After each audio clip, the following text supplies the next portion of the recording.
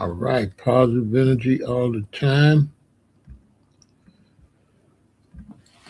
Good to see you all tonight. Rep your city, rep your city. Hit the like button. Share, subscribe, hit the notification bell. Like, share, subscribe.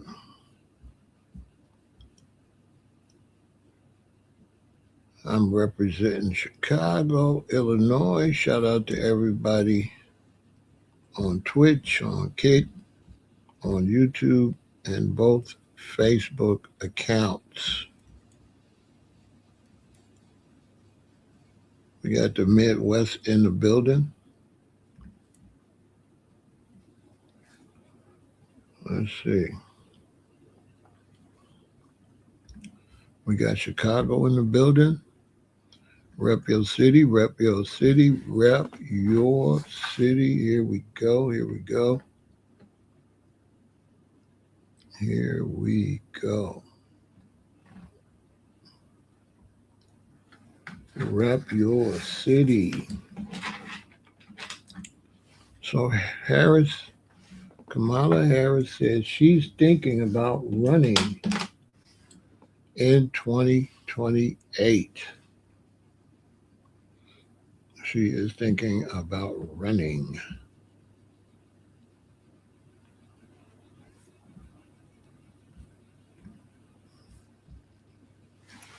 For president.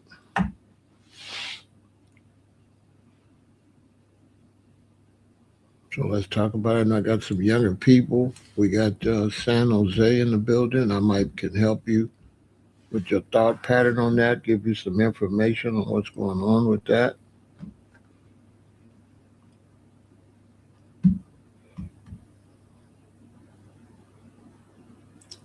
It would be nice for some of you younger people to become politically active.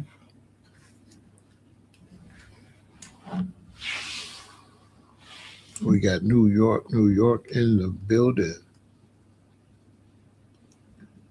Rep you all city. Yeah, it'd be good for some of you young people. You should watch the process.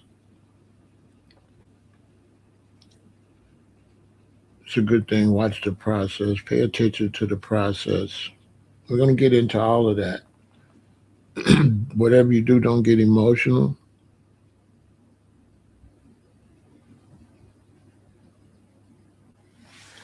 She's talking about running in 2028, and already we got the speculation. I don't know. I'm not into all of that. I'm not really entertaining all that stuff. Good luck with that. We got California in the building. Yeah, I'm not.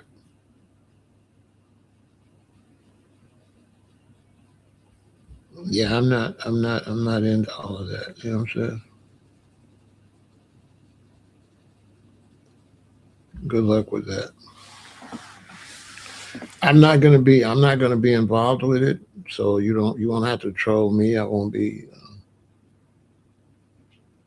You don't have to troll me. I'm not really into internet, fake internet political jargon. I'm not really into that.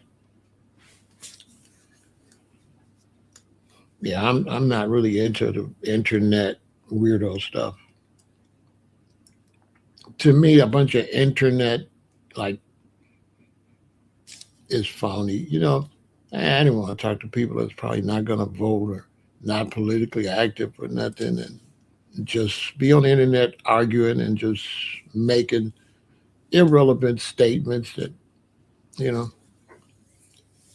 And so tonight, I'm not going to be paying too much attention to that. You all have a go at it, but I'm not. I'm not going to be responding to political. I'm not going to be responding to political internet people because when it's an election, you just go, you vote, and that's the end of it. And typing on the internet, you know what I'm saying?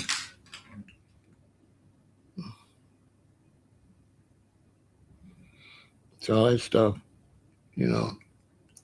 unless you're able to show some of your internet hype where you're doing something about it in real life, if you're going to be a content creator, one thing you don't do, though, you don't pay a lot of attention to a whole lot of internet comments because they're phony. Those are people that's just like venting based on the subject matter. They're not really invested in what they're saying. You know what I'm saying? So you could be wasting your time talking to somebody that's not going to think about this 2 seconds after you end a live. You know what I'm saying? I'm not doing all that weirdo. One thing about me, I never been on the internet doing weirdo stuff. I ain't really doing a whole bunch of weirdo commenting. But you can go ahead. I'm just comment on your own. Don't expect me to. That's all. I don't have no problem with your weirdo comments or your emotionally political comments. Just don't expect me or don't troll. Get it off your chest, but don't troll because I'm not really interested. Last time she ran, I was campaigning, so that was different. And campaigning is the same way. If uh, if I'm campaigning for a politician, that's it. I'm going to come and say, vote for them, vote for them, vote for them. There's not going to be any emotions involved in it. That's when you're professionally campaigning. For the young people that are intelligent, want to learn something. Campaigning is you working for the campaign to help to try to sway people to vote for the candidate. Now, on your own without campaigning, I can't see the benefit of doing that. So I'm not going to be campaigning. So I won't see the benefit in trying to tell somebody who to vote for unless I'm campaigning. So my campaigning, I hope I helped some people last time I campaigned for her understand campaigning. But there were a lot of men that didn't understand the difference between campaigning and personal. So they didn't understand I was campaigning. So some people didn't know the difference. There's a difference between campaigning and your personal uh, opinion. And campaigning is hard. That was hard. Campaigning was hard. Every day I had to post, vote for Harris. Campaigning was hard, boy. I campaigned for Harris last time. Boy, that's a lot of work. I had to go on all the social media and at least put up something to tell people to vote for her like every day. That was crazy. And I had to find different campaign slogans and different pictures and stuff. That was a lot of work. I think some people learned, but I think a lot of the men didn't learn. Well, I ain't gonna say that, but there were not a lot of the men, but there were a lot of men that it was amazing how feminine they were. I can't see myself as a man trolling around for a politician. You know, I can't see myself. Yeah, campaigning is real hard, extremely hard. So I can't see myself.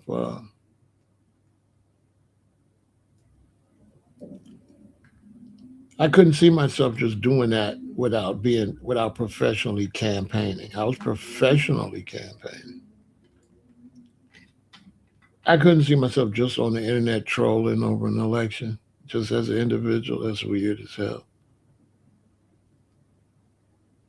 There's no way. There's no way I'm doing that. Like I'm not doing that. I mean, good luck with that. If you do that, if you got the time, if you like wasting your time, that's fine with me. I don't feel me going on people's accounts, typing like that type of stuff, I don't see where it would benefit me too much. It seems to me it'd be a waste of time.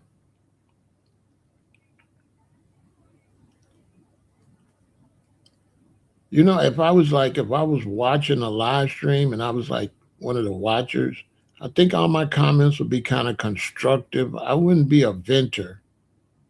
I wouldn't be an internet venter. To me, that I just can't see where I could waste my time doing that.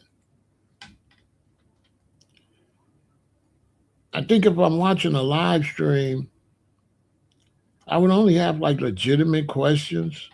I can't see myself going on a live stream just typing back to back with no legitimacy, not trying to ask the person that's doing a live stream like an intelligent question. You know, I couldn't see myself just venting my ideas like that. That's a little weird, but I mean, to each his own. I don't think that's mentally healthy. I don't think that's healthy. Me just on somebody's stuff. Just ranting off, ranting off my mental emotions. And you got time for that? I don't got time for that. I'd rather be a content creator than just a weirdo commenter. Because those of us that do live streams, we appreciate comments that create conversations, but we don't like argumentative type comments that don't create any conversation. You're just blurting stuff out. We're not here to argue.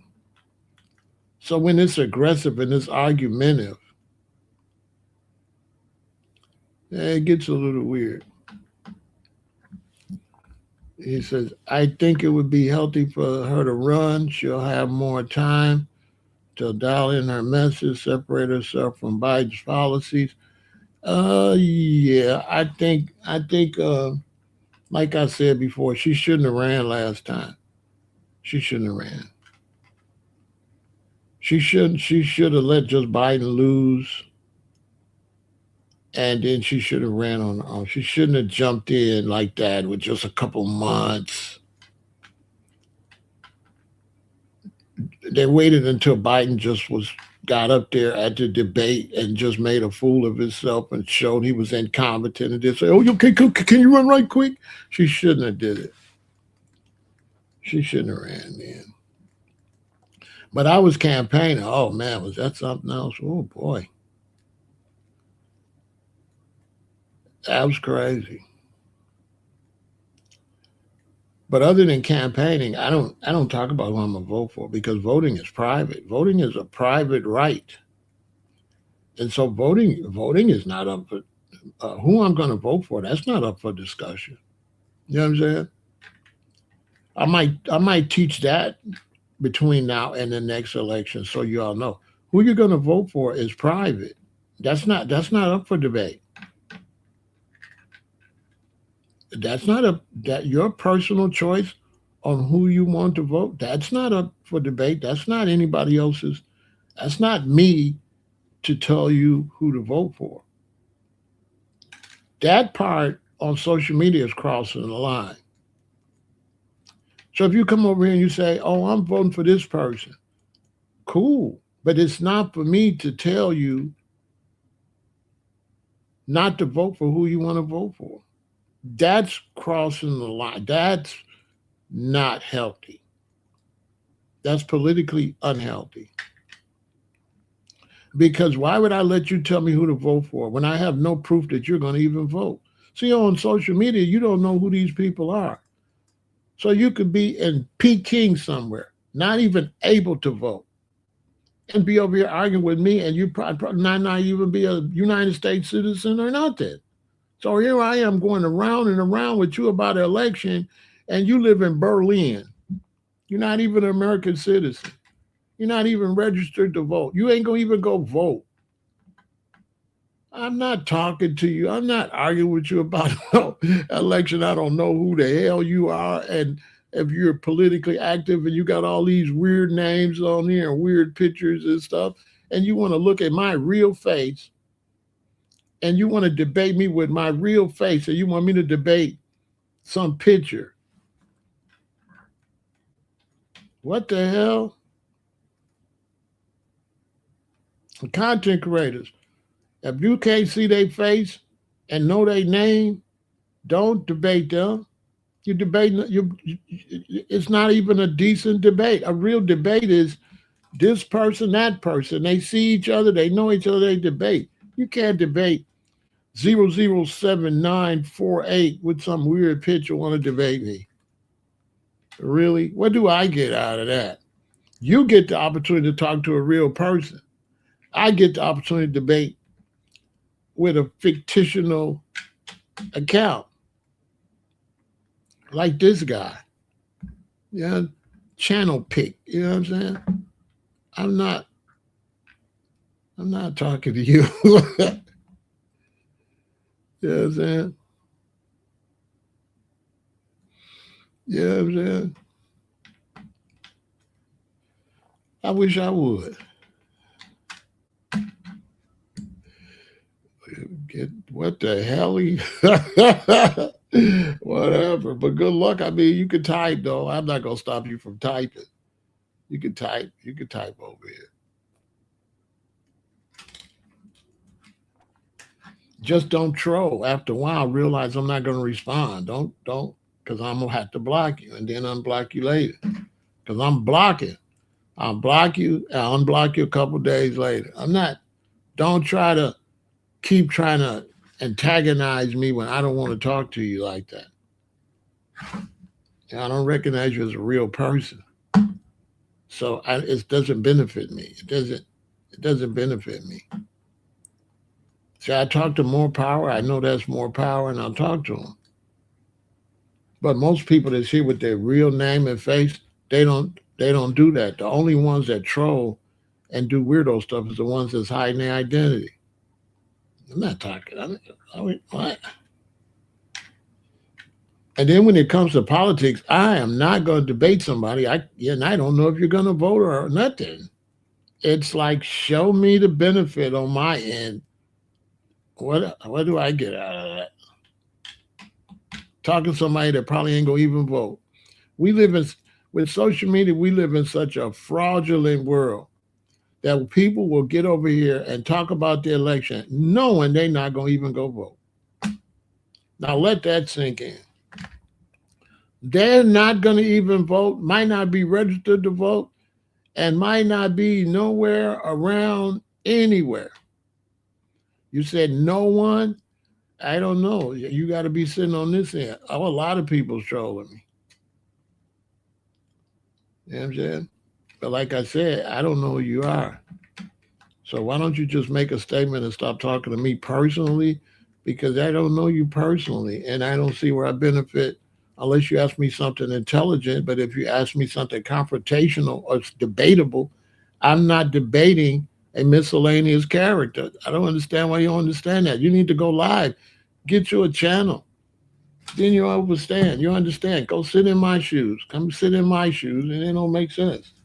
Let me ask you something. If you was going live like me, would you just talk to anybody with a weird picture you don't know what it is that want to ask you a billion questions and want to debate you? Would you do that? They're not asking you nothing intelligent. They don't want to know nothing. Everything is a standoff. I'm not even reading that stuff. Once I see that, I'm not even going to read. I'm not reading nothing you posting. I'm just going to let you know I'm not even going to read it. I'm not reading that. I'm not reading whatever you just said. I'm not reading that. You think I'm going to read that? Let's just keep it a billion. I'm not going to read it because I already see it's a waste of my time and it's nothing going to help the chat and it's not going to help the discussion. It's a bunch of nonsense opinions. Show your opinion. And you know where you can stick your opinion, right? Let's just keep it like that. You know what I think about your opinion, right? Look at my face. What do I think about your opinion? You understand? There's no such thing as facts from a miscellaneous character. Okay? A fact has to come from a factual person. Keep it real. If your name is not a fact, if your identity is not a fact, there ain't nothing you saying a fact. Come on, what are we doing? But if somebody got something intelligent to say, to discuss, I will respond. But all of you all that's just trolling and venting, I mean, go tell it to your mother. You know what I'm saying? Maybe she'll argue with you. Big Pharaoh don't care. It's a long time, and I'm not involved in the election. I'm not campaigning this year, so I'm not going to be discussing certain aspects of the election. I don't have emotions in elections like that, basically.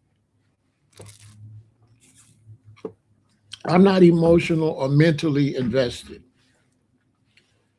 especially somebody that said they might run in 2028. What's today's date? It's April 18th, 2026. Bro, I'm not finna go back and forth about nobody to say they might run in 2028. Really? Whatever. Hell no. But yeah, she said she might run. I think that's interesting as far as her thinking about getting in the race. I think that's interesting. I'm not gonna be interested. It's 2028. They ain't had no primaries or nothing. She might not even win the primary. You know what I'm saying? So you can tell some of these people ain't even really politically intelligent like that. Man, you know how far she gotta go? Why would I start talking like she gonna win? She gotta win a primary. We don't know which other candidates she's running against. They haven't had the primary debates yet. What the hell? What? This is a live stream about her announcing she might run. She said she's thinking about it. That's all she said. So she said she's thinking about running, which for me, that means she's going to run. Now, for the young people watching me, the reason she says she's thinking about running is because she has to start getting the supporters and the donators lined up. So by saying that, she's letting the corporations or anybody that's going to be donating to campaigns let them know, hey, I'm thinking about needing some donations. So this is what she said when she came out for the young people want to learn what's going on with politics on some intellectual level. When she makes that statement this early that she's thinking about running, this is gathering the donors, right? She's signaling to the donors. That's a way of saying I might need donors. I'm thinking about needing supporters. Okay? Because in the real election, that comes first. Her policies, what she's going to do, all that's down there. First is raise the money. First is raise the money. And then certain political things would be said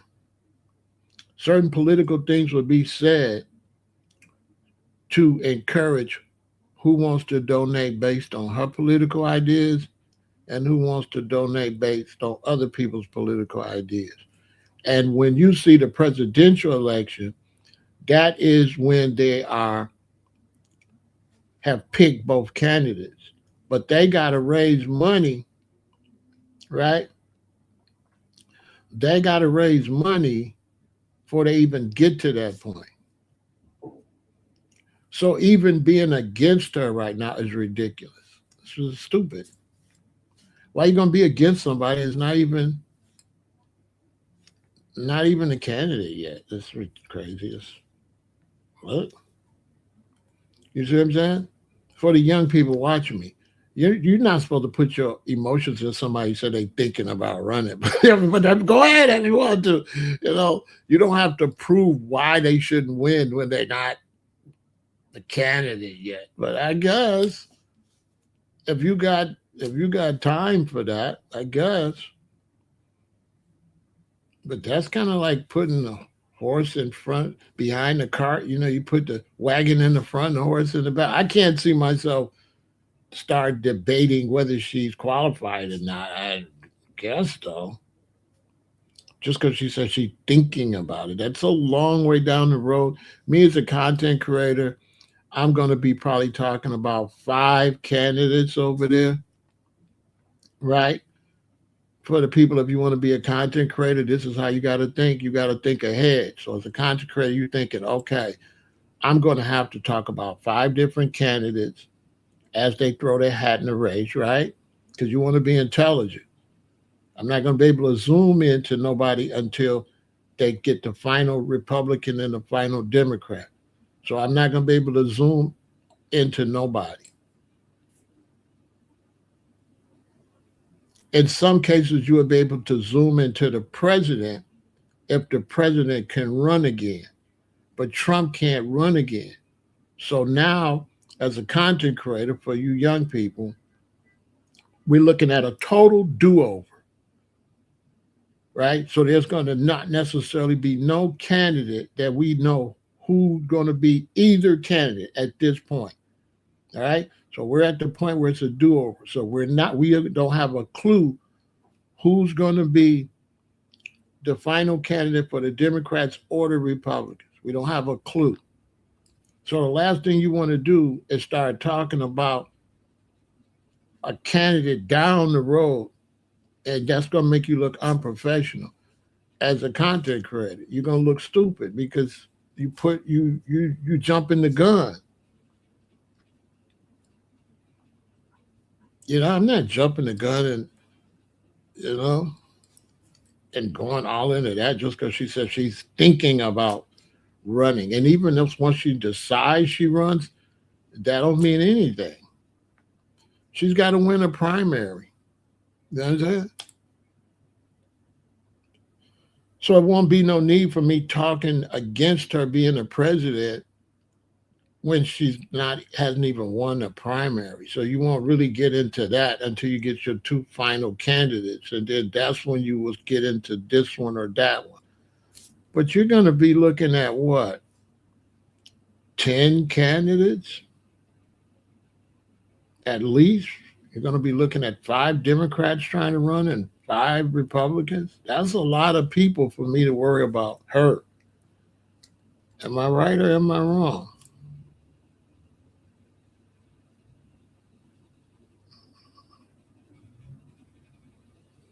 He said he going against somebody. You're going against somebody that's not even running yet. So yeah, good night. Bye.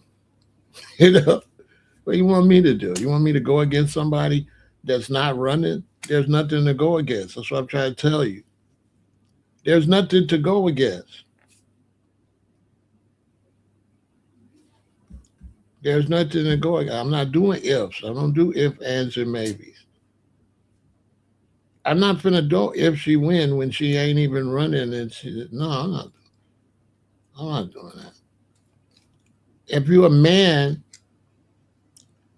you know, put some pants on. If you hear that she says she might run, and you get all, put some pants on. Because I can't see no real man that really got knowledge, really putting any emotions into somebody said they might run, But I guess I don't see why I would speak against somebody that might run. There's no primary. We're talking 2028. I guess.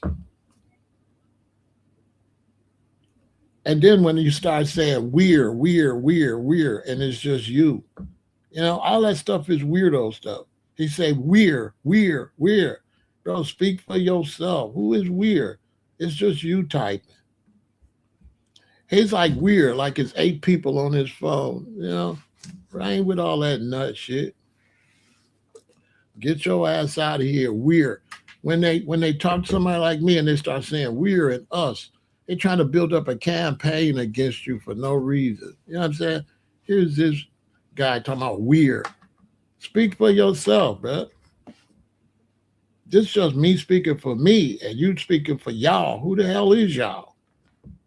All y'all could go to hell. How about that? You know, he said we're. You ever been talking to somebody and they try to gather up, instead of talking for themselves? And now it's weird. We. He say them, and it's just him. He's typing. He's saying this. We're.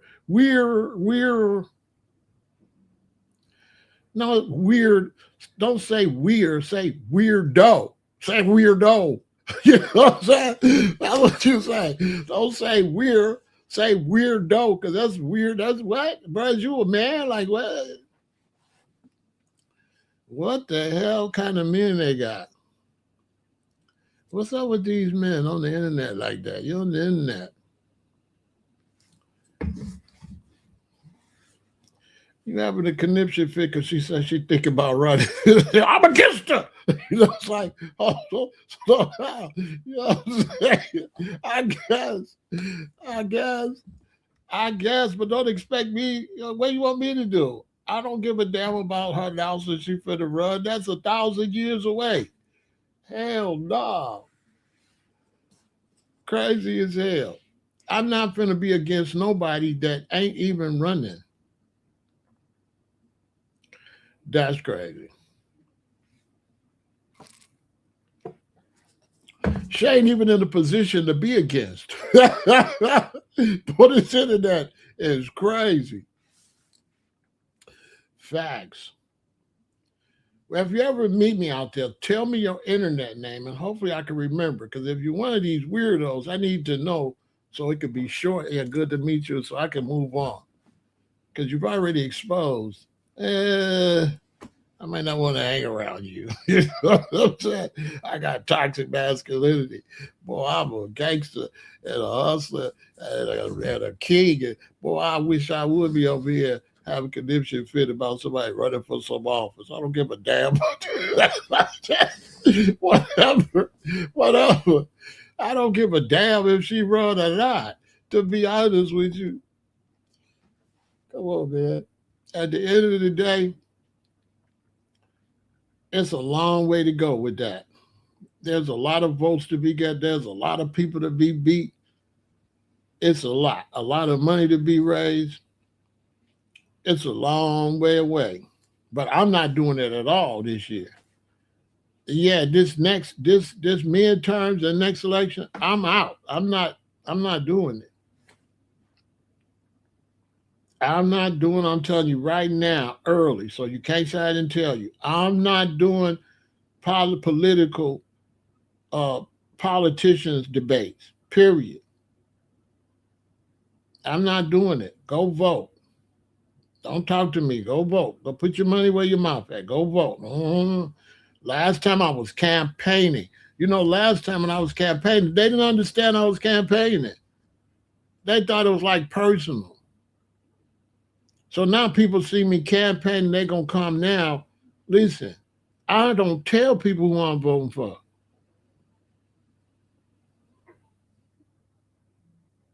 I don't tell people. No, they're not gonna give me no hard time. They just typing. They just typing. I'm a master at content create. I'm a master at this, G. They're not gonna give me no. I'm not gonna read that shit. How somebody typing? But I'm not gonna read it. I'm not. I read everybody comment, and once I see you're a political hack, I'm not gonna read no more of your comments. I already know. I'm gonna read my subscribers that's gonna ask me something intelligent. Once I see you stuck on stupid, I'm not reading that. Come on, keep it gangster, dog. Keep it gangster. Once you don't understand, oh, he was campaigning last time. Dude not campaigning this time. If you don't understand that, I don't know what to tell you. I'm not campaigning like that. At the end of the day, the person got to run. They got to win and be the nominee for their party, and they got to get the votes from the public. It ain't nothing I could do about it. At the end of the day, it's an election. I don't have no emotions in nothing where it's got to go through all these processes and they got to get the votes. You know what I'm saying? I don't got no emotions. Ask me a full question, Renee. You got to ask me a full question because I'm 68 years old. I've been through more elections than y'all been to birthdays. And I'm not putting my emotions in something that I don't have no control over. As an individual, you got no control over who gonna win the election. And I don't really care. I got toxic masculinity and I'm a realist. I care about what my children doing, what my grandchildren doing, what's going on with my bills, what's going on with my health, stuff like that. I don't be putting my emotions into irrelevant stuff. Okay, she said she might run for president. All right, so is ComEd gonna not charge me because of that? I think ComEd's still gonna charge me a light bill. I think my car insurance still due. I think my phone bill gonna still be due. I did. That's what I'm focused on, paying my bills, taking care of my health. I ain't focused on nobody talking about they finna run for no office and all that. I'll come over here and report it. I report, but I don't got no emotions in it like that. Not like that. I don't got no emotion in that. You know what I'm saying? I don't got no emotions in it, in the stuff like that. I don't. Mm-mm. And I'm smart. I knew that was gonna happen. I thought, watch. As soon as I announced she might win, I already knew. I said, watch this. When I announced that she might run, they're gonna have a conniption fit. Just on might. They don't even know that might also mean might not.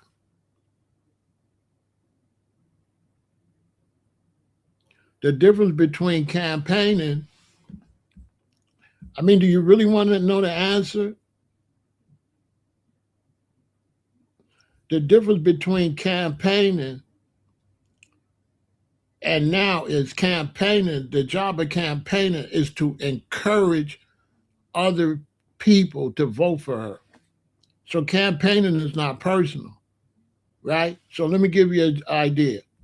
Let me give you campaigning is like this. They find out you're part of the campaign committee, they bring you signs. You got to go drop the signs off, or you got to go drop the flyers off, right? So as a campaign is a job. A campaign is not political. Campaigning is a job. You work for this politician to help them get the message out to vote for them. So it's not emotional and it's not political. So if you campaigning for them, that's your job. And then voting for them is political. But voting for them had nothing to do with campaigning. Campaigning is trying to encourage you to vote for them. So if I'm campaigning and it's a person running, right, Renee? If it's a person running, they got some faults. I can't say the faults. See what I'm saying? Because I work for them. Okay, like if you work for ComEd and there's something wrong with ComEd, you can't say nothing because you work for ComEd and your job is just to work for ComEd. So if you're campaigning, your job is to try to show the person that you're campaigning for, you're trying to show people the reason to vote for this person. So I did that last time. I'm not doing that no more. A lot of people going to have to find out the hard way. I'm not campaigning this year. I'm not. Other than campaigning, I'm from the old school and you don't discuss your, right?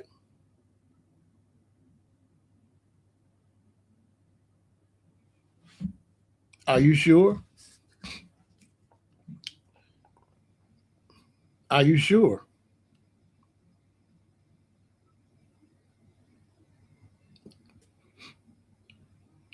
Are you sure? How would you know? You been you know where I live. You watch. Are you sure? You said I wasn't dropping off signs. I, what are you talking about?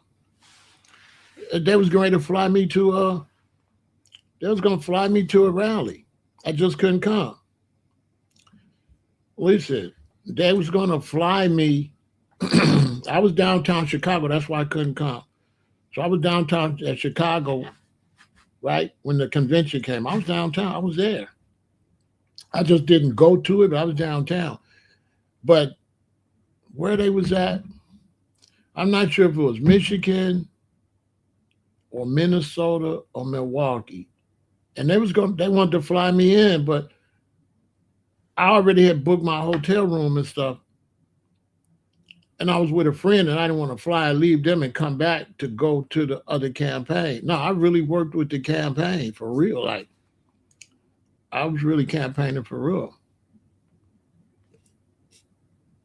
But as far as what I did, for you to try to say what I did and you don't know me and you don't live in Chicago and you don't know what I do when I get off live, that's a little weird because you don't even know me. So what did I do all day today, Renee? I'm confused. What did I do today? Because that's a little weird. What did I do today and yesterday? What's up?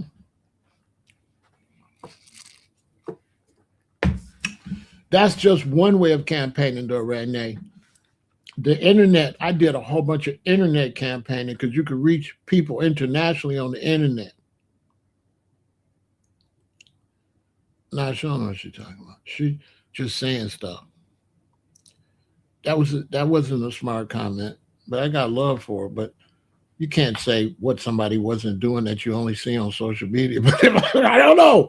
I don't know. Social media is a little weird because I don't know how you could say what somebody did and what they didn't do based on what they allow you to see on social media. I allow you to see what I want you to see. So I don't know how you would know if I gave out signs when you don't know, even watching me, this is all you see. This is all you know, these records and stuff. You don't know nothing about, you don't even know what's right over there. But I guess, okay, what's right there in front of me right now? What's over here? What's over here? Because if you know I didn't give out signs, you should know. So what's right there? I guess. In other words, I'm not showing you shit, right? I'm showing you what I want you to see, and that's all you see. But for Nate, I don't advertise myself outside. When I go outside, I don't advertise that. I don't advertise any movements outside in the world. If y'all young and you're content creator and stuff, do not give away your location and do not advertise yourself outside because you got crazy people.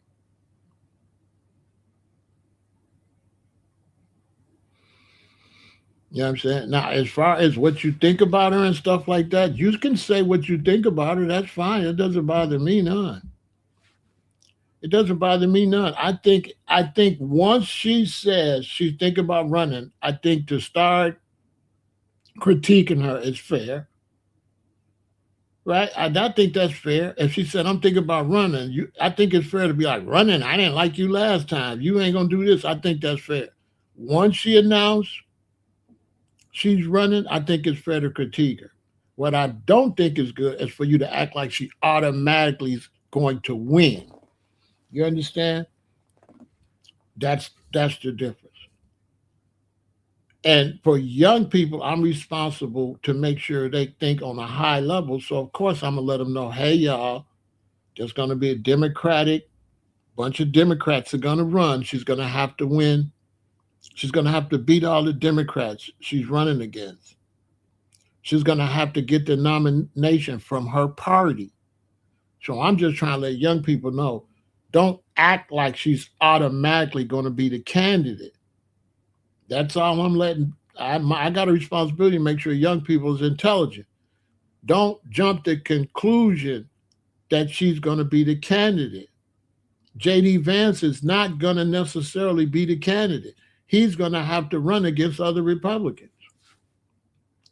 So there's going to be long debates. The Democrats are going to be debating, and the Republicans are going to be debating to find out who's going to be the two people to run. So that's a long process. So you could, if she says she's going to run, you could say reasons why you don't think she should run, but don't jump to conclusions and get too emotional as if she's going to necessarily be the president. She's not going to necessarily be the president just because she got a long way to go. Listen, for the young people watching me, you know why she made the announcement now? That's how long it takes to run. That's how long it takes. That everybody that's want to be president got to throw their hat in the ring right now. Between now and November, everybody's got to start throwing their hat in the ring. That includes Republicans. So everybody that's thinking about running, it's time to throw your hat in the ring. That's what's going on for people that want to understand politics professionally. Now, the emotional part I can't really do right now because I'm not emotionally invested like that. I'm emotionally invested in reparations. This go round, I'm just doing reparations. I'm not doing politics. I'm just doing reparations. That's all I'm doing. And so if you ain't talking about reparations, ain't nothing to talk about. So this go round, I'm not campaigning this go round. But I enjoyed it though. I thought it was I guess it was all right. I was doing it for the audience, and I think some people learned, but not as many people learned as I thought, because I thought I was going to be showing people what it takes to campaign. And a lot of people didn't pick up on that. They was just emotionally into the fact that I was campaigning, but I wasn't trying to teach them who I was campaigning for. I was trying to show them what it takes to campaign. And I think I overshot. I don't think people a lot of people didn't pick up on that. They were so emotional over the election that a lot of people didn't pick up and didn't really pay attention on how much work that was. So I said, damn, they ain't really learning what I'm trying to teach them. So a lot of people didn't pick up on the fact that I campaign for her every day. Every day, every day, every day. Okay, you getting silly. Come back. I'll unban you later. You getting silly. You're no good for the chat. I'll go unban you later. I keep banning that person, unban. I might not unban them no more because they just got mental issues. They're not going to never do better. I might not never bring you back because it don't look like you're going to ever get no better. And you're no benefit. I think you're going to be the only person banned because I've banned that person about 9 times and they still just, and I got to realize he probably just got mental issues. Not going to never get no better. So I'm wrong with them. So yeah, channel pick, I can't bring you back no more. I wanted to bring you back, but you're just too negative, you know? You're not good for the channel.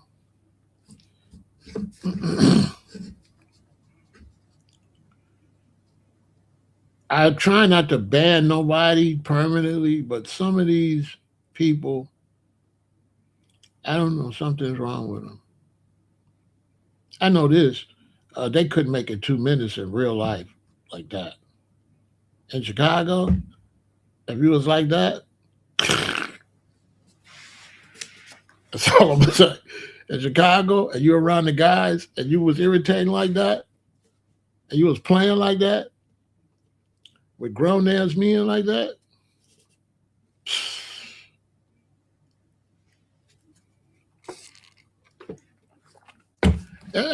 It make my work hard if he's around me. I got to get the guys off of him all the time. They gonna always want me to give them the green light on him. You know what I mean? I be like, no, man, leave him alone, man. Leave him. I got to keep saying, leave him alone, leave him alone. Yeah, I'd have to pull him to the side and say, man, don't come back no more because I can't keep protecting you like this. We dudes, we wolves, we lions and stuff, tigers and bears, and we don't really play like that, man. I don't know what men you've been around. And some of you men, I don't know what men you be around. But you gotta man up a little more. Don't be known for just being like a weirdo, feminine weirdo like that. Be a stand-up dude. Don't be known for trolling around doing weirdo stuff on social media. I mean, that's on you. I couldn't see you ain't gonna never see Pharaoh. You ain't gonna never see me trolling around on nobody's account doing no weirdo stuff. I got a reputation of you're not gonna see me making comments all on your TikTok and all on your Instagram, weirdo, irritating comments. Man, what? But you'll never see me do nothing. Got no time for that. If I come on your stuff, I'm gonna be saying uplifting stuff. I'm gonna add to the, you know what I mean? I'm gonna add to the conversation. I ain't gonna come and be no weirdo. Be irritant. My thing is, if I don't like you, I just don't watch you. I can't see myself constantly watching somebody and you don't like them. I got dudes over here watch me. They don't like me and they watch me every day. Like, where that come from? You know what I'm saying?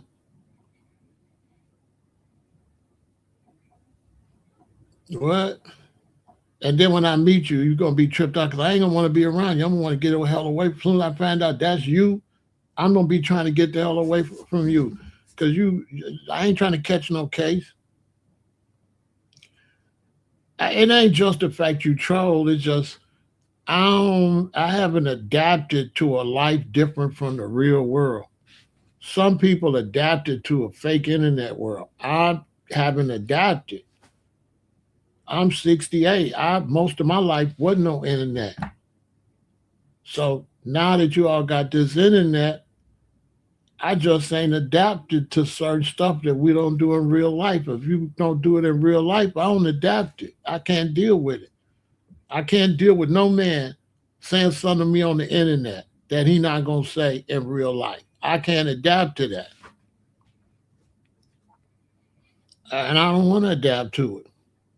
You saying some shit you can't say outside. Come on, bro. You know you can't play with brothers like that. Why you on the internet playing? You know what I'm saying? And I know what I'm talking about because here in Chicago, it's a lot of young brothers getting unalived and hurt playing on this internet. Oh, they the big GD, they the big this, they woo woo. And when them dudes catch them out there, guess what happened? Then the same one of y'all turn around and say, stop the violence. Part of the violence is dude that ain't built like that on the internet playing. And when the guys catch them outside, what do you think happened? When you get on here stunned with the wrong dude. So I'm against it 100% because we losing lives here from some of this stuff some of these dudes doing. You understand? Some of this stuff these dudes doing, I take it real personal. I'm in Chicago. Go to Chirac homicide and look what I've been posted just the last 3 days. People, our youngest We trying to get the shorties to stop doing that. Bro, get off the internet playing and get off the internet antagonizing people. Now they riding around, they looking for you. And you're not even built like that. You're on there playing with these people, and then you forget, and then you end up showing your location and all that. And they watching, they looking for your location. They trolling you, looking for where you at, and you done forgot. And they hop out on you. Crazy. And so we fighting against that. So of course I don't like it. I don't like it. You know, some of these dudes be trolling me over here. If they was in Chicago doing that, they'd be gone already. They'd be gone. They be gone because these shorties be doing real private investigative type stuff. They're going to go find out all your social media. They're going to look at every picture. They're going to try to see if, man, that's too much. I don't understand it, but I don't like it. We're trying to stop that. We're trying to get these shorties to stop trolling on this internet. Everybody not playing with you like that. People will hurt you over that. Facts in Chicago, for real. What you think is just funny and just playing, it's not funny in the rack. I know people like, damn, bro, why you get upset at it? Because that shit here, I don't do that. You just can, but to us, like to me, no, it's not that. You're going to really be an op. For real. You just playing. So I fight against that. So for y'all to be watching me wondering why I be so serious. I keep telling you, I live in Iraq. We have a problem. I can't tell the shorties not to do nothing and not tell my subscribers. I'm telling y'all the same thing we got to tell these shorties all day. They keep playing on this internet. They keep antagonizing us. We said, leave each other alone on this internet. Stop saying feminine stuff to a man for no reason. You can respond without adding the negative part to the response. Why can't you just respond like a man? Why it's got to be an insult at the end of it? The man didn't insult you. Here you go with the insults. Here you go playing on this internet. One of you trolls that be playing with me, when you meet me, tell me who you are.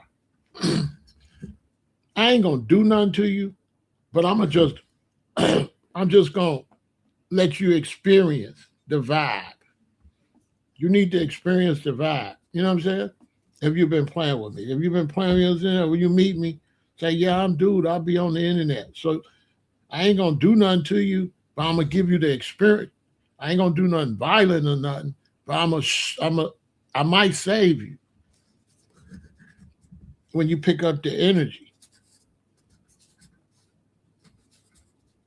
Yeah, you're going to see the difference. You got to see the difference from the real goony goons that be outside from people playing on the internet. It's real outside like that. So y'all don't do that. Young brothers don't do that. Stop playing on this internet. And what's crazy, the women don't do it.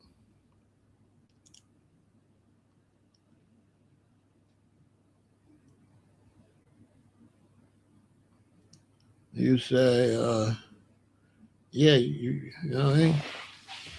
So she announced she running, and so she is just trying to get her donors in line. But she got a long way to go. And once Harris started the campaign, if she not talking about reparations, she's not going to go nowhere. She's not going to go nowhere because the voter turnout is going to be really low because the people aren't satisfied with what the candidates are doing once they get in office. They're just not satisfied. Look at your gas bill right now. All you Trump supporters. How that worked out. It ain't funny no more. Where you put somebody in there that went bankrupt 1 billion times and let them control the U.S. economy. But what I couldn't believe they voted for that loser.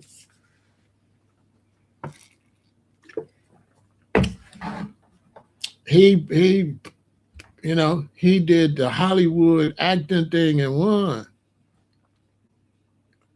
But that's all Biden's fault because Biden shouldn't have ran. They basically gave him the office because you had Biden in there, he falling down everywhere and everything. It was easy for him to win against Biden.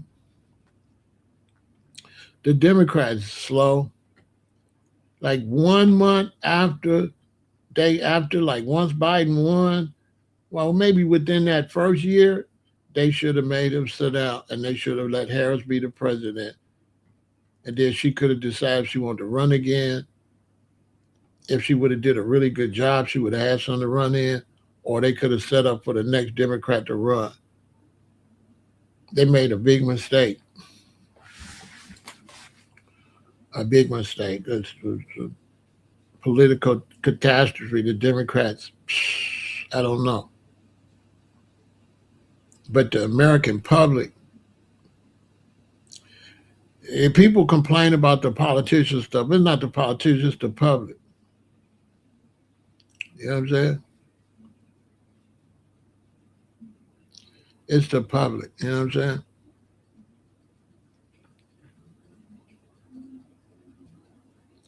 The public is, you can't take a bunch of people that ain't on nothing, that don't pay no attention to politics, and all of a sudden it's election time, and then they just become political. Because in America, when it comes to politics, is done because males in America is cheerleaders. So the men is fanboys. So once the men become feminine and become fanboys, you ain't gonna be able to get no good candidate because they fans. The men is feminine and they fans. So you don't have to have no good political. All you got to do is make them a fan, make them like you as a fan, and they gonna vote.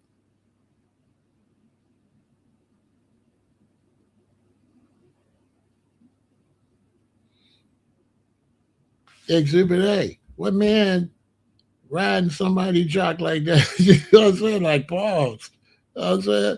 He loved dude. He want to kiss Trump in the mouth. You know what I'm saying? Bro, is you a man? I guess so. You're going a little too far, ain't you? He want to kiss Trump in the mouth. See, I ain't going that far for no candidate. I ain't going like that. Even the candidate I vote for, I ain't going like that. I ain't going like that. Not for no dude. I don't care who the hell he is. I'm not cheerleading for no dude. But I'm not cheerleading for no dude. Like, I'll vote for you and you win, and that's the end of it. But I'm not going to be like, oh, Obama, I want to kiss Obama. You know what I'm saying? I had people talking to me about Obama like Obama my girlfriend or something. I didn't give a fuck about Obama. Not like that.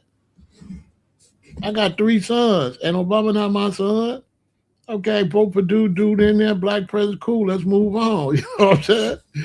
Let's move on. Okay, that's over with. That's what I think. Once, okay, you vote, somebody won, okay, that's over with. I'm just saying, you love them, you dream about him, you know? I'm just saying. You got the pom-pom. Trump is a winner. Trump is not a loser. That's all I'm saying. I just say how it looked to me. You got dude all on your tonsils. That's all I'm saying. It's like, damn, okay. What you dream about, dude? Like, ain't nobody even mentioned dude. Like, nobody mentioned dude like that. Like, nobody care about dude like that. You're going a little hard. You got sons? You know, you need to be think about your sons, your daddy, your uncle, not some dudes you don't know. Don't know you from a can of paint. Talking about he not a loser. Dude been a loser. His daddy was the winner. And his daughter's a winner, but Trump and the sons is bum losers. They just got rich people paying for them.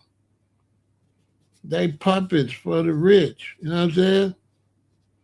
He got money. He just in there because of money. Trump is a dumbass. Money. He don't run nothing. The people behind him run everything. Oh, okay. You ain't got no sons. Okay, well, you need to be knocking something back, having some sons instead of pom poms for Trump. And you ain't got no babies. See? Exactly. You ain't got no sons. See? You got work to do. Trump, you love Trump. Trump got two sons. He doing better than you. Hey, you love Trump. Trump got two sons. He ain't got none. Trump got somebody to pass inheritance down. Got some kings to take over legacy. He don't. But he love Trump. Unbelievable. You can't make this up. Whatever. You know what I'm saying? Whatever you believe, bro. That's on you. I hope you get to tell him how much you love him when you see him. You know what I mean? I don't know why you telling me because I don't really care, bro. I'm not anti-Trump or pro-Trump. I'm not thinking about none of them. That's what you don't understand. Let's take a break.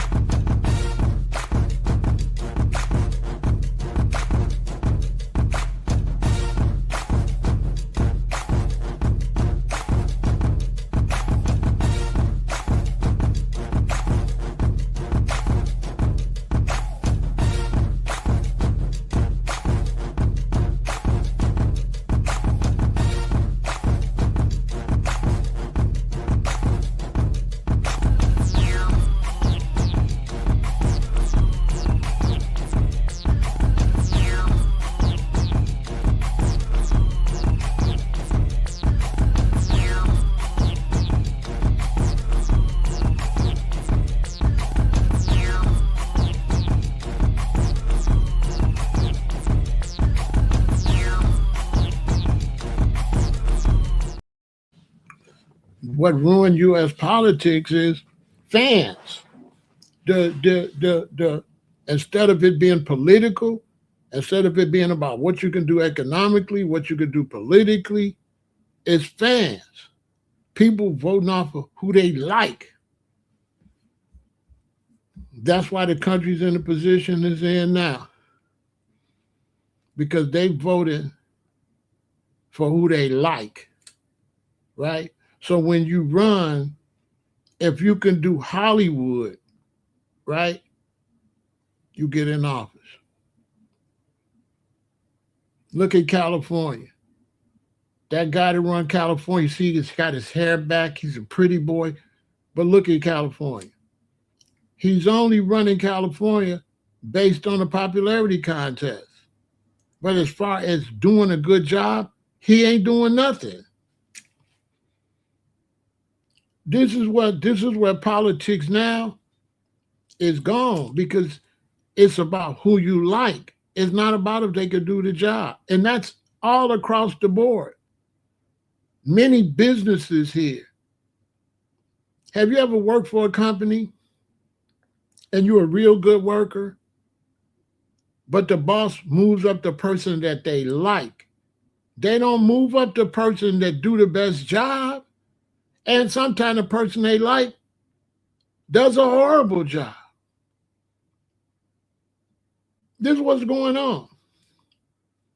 Did you not judge based on if you can do the job no more? It's a popularity contest. All across this country it's like that. I'm telling you right now. It's a popularity contest, racially too. If they feel like they don't like black people, they'll hire any Mexican. They're not hiring the Mexican because they're going to do a good job. They're hiring them because you don't like blacks. Look how many black people get passed over just because we black. Don't matter if we do the better job or not. These are facts. If you can go out there and you could be liked, you could be president, and you don't got to know nothing. I'm telling you, all you got to do is make them like you. You don't have to have no policy, nothing. All you got to do is go out there and sell yourself and make them like you, and you the president, you the mayor. We got a dumbass mayor now in Chicago. He in there because he made people like him. Then when he got in there, we found out he was dumb as a rock. Facts.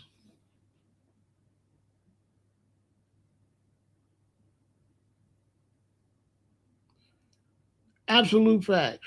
It's a popularity contest. You ain't got no skills. All you got to do is just make them like you. It's the craziest thing ever.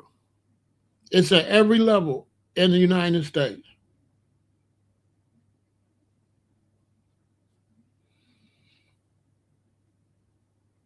I mean,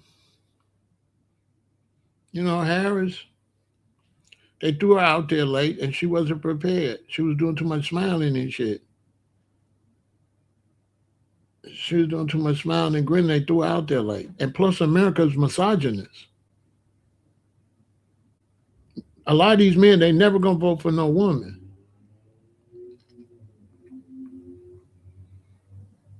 America's highly misogynist to the point where, a lot of gay men hate women, They don't like women. They call them fish. I don't like no fish. And so just being a woman, a lot of men hate women. They don't like women.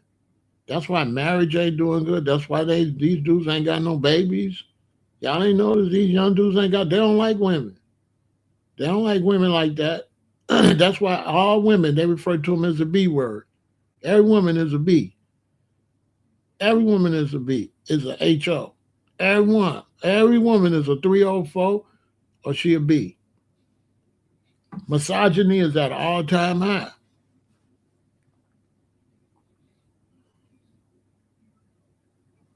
These are facts.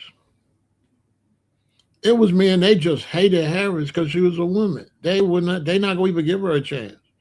They're not gonna give her no chance. A lot of men are not gonna vote for her. I'm telling you the facts. A lot of men not gonna vote for her because these men, they don't like women. Especially this younger generation of men, 40 and down. They like dudes. They don't like women. They might not like dudes sexually, but they love standing around a bunch of men. They hang out with men. They stand around men. You go to the club now, it's a bunch of men standing over here, the women over there. The women's over there and the men's bunched up. Go look at any black club on the video, you're going to see a bunch of men. They throwing money, the women on the ground. It's a bunch of men standing around throwing money. They got on all this shiny stuff like girls used to wear. And it's just all men.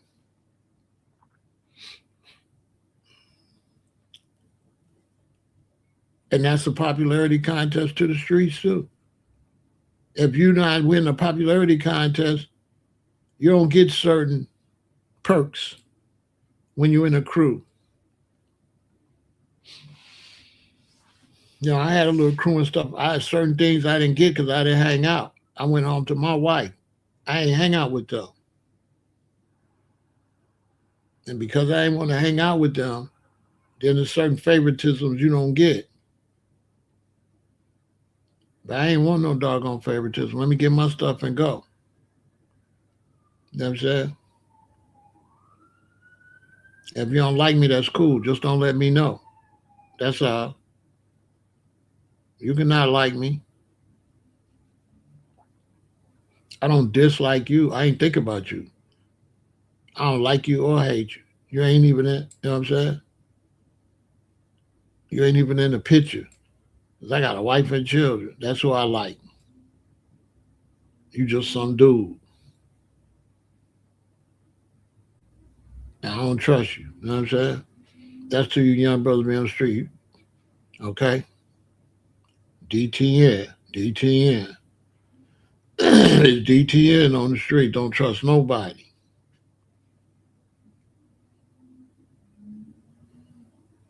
Unless you really, really know your wife, you can't trust her either. Because she'll get you set up by playing with some dude. You don't know she playing with some dude. Now he hates you. And she don't know the dude she cheating on you with, he planning to unalive you and she don't even know it. So now you get set up, but you didn't know she messing with this dude. So you have no idea this dude trying to do something to you. Yeah, snakes out here. You know what I'm saying? And so yeah, she announced she running for office, but this just an announcement for to start to gather donors and to start to let her team know. That announcement is for her team. Yeah, I'm thinking about running. She gonna run. She not just thinking about running. She gonna run, and they get to keep a lot of the campaign money. So how they gonna lose? It ain't their money they running with, and they get to keep some of it. So it's a win anyway. So I don't know. I don't have my. I'm not gonna have my emotions involved in that too much, and I'm not gonna really be trying to. I'm gonna be ignoring all the political stuff on my social media. So I'm gonna be ignoring that because that's what's getting ready to come. And it's mostly men. You only gonna see women doing. It's gonna be these men. So these men, I don't know, some weird men. So as soon as the campaign start, all these men are gonna be like, I don't know, it's weird. All of a sudden they're gonna be political, like fake internet political. You gonna see so many people that ain't political at all. When you go to when you go and they be all on your Instagram and you go to their page, you ain't gonna see nothing that shows them to have no type of political responsibility.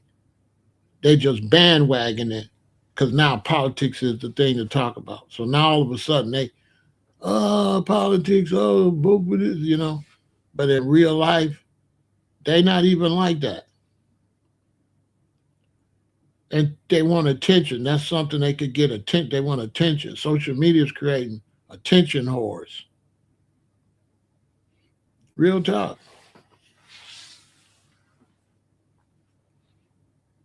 When you see these people come over here and they just try to post back to back political conversations, they just want somebody to see them. They don't really believe that stuff they posting. They just try to get somebody to see them, and they just using politics to be seen. When you see men trolling, they feminine. They doing that for attention.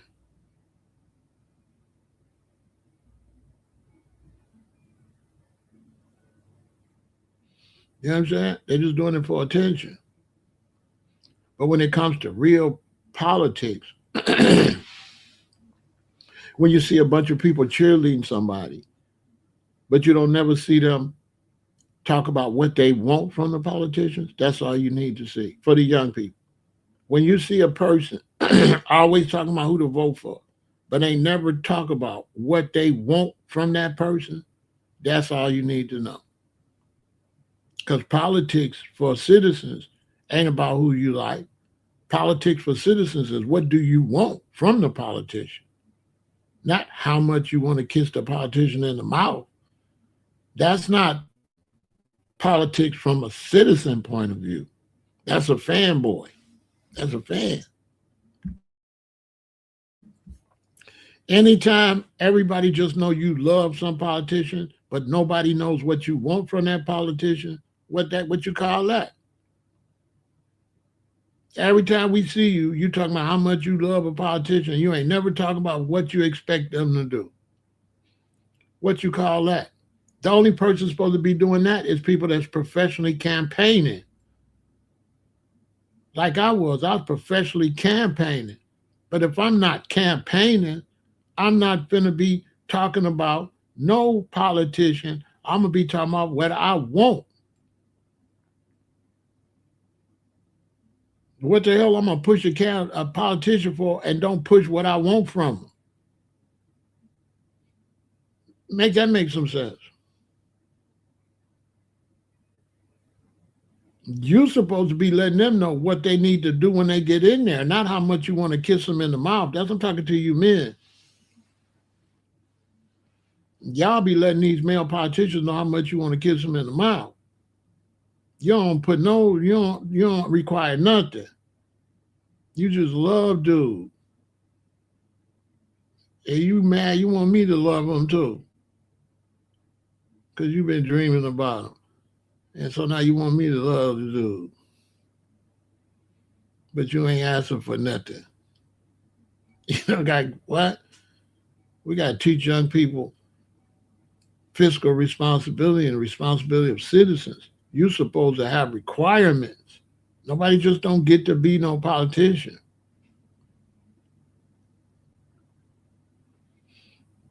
I was campaigning last time, but I wasn't happy with the Harris supporters because they wasn't asking for nothing. I wasn't a supporter. I was campaign committee. That's different. That's a job. When you campaigning, that's not personal. A lot of people don't understand that either. Like if you're campaigning for a politician, that's not personal. It's got nothing to do with your personal feelings. That's you decided that you're going to work with people to push them to get people to vote for them. There's no expectations or nothing in that. That's a whole. I'll be talking about that all the way through the election so young people can understand the difference. There's no emotions in politics. Politics is political, economical, social. It's not emotional. It's not about liking. So when I campaigned for Harris, I didn't like Harris. I was campaigning for Harris. Those are two different things. I don't even know her, so how can I like her?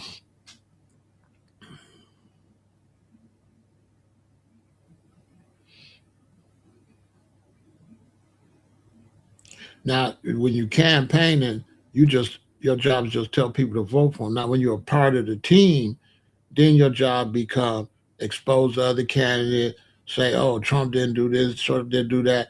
Her side's supposed to say she ain't this, she ain't that. That's not campaigning. Campaigning is you decide you're gonna campaign for somebody, and all you do is tell everybody to vote for them.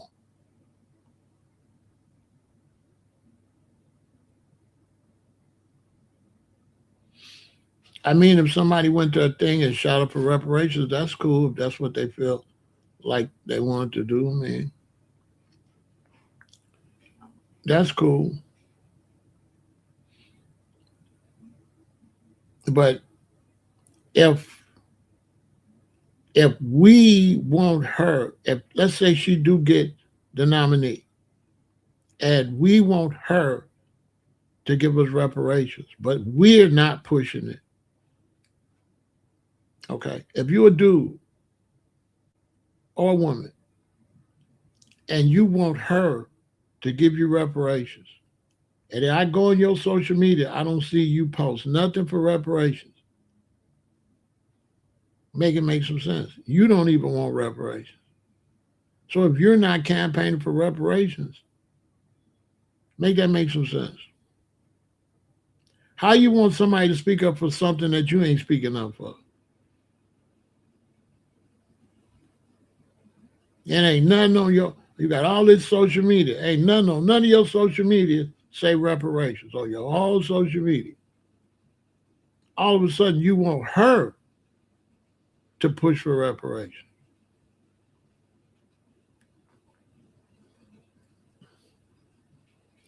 You don't have no reparations rallies in your city. You don't put together no parades, no reparations picnics. You don't do no footwork in your city with no other people in your city to promote reparations. And then when somebody runs for president, you want them to do something you ain't doing. Okay. That's what's going on. You got a bunch of phony ass people with reparations too, especially men. The men ain't standing on no business with nothing. They don't push nothing for the black community. I mean nothing. They just think they can go on the internet and say something and magically it's happened. But ain't no boots on the ground. You know what I'm saying? Make that make some sense. No boots on the ground.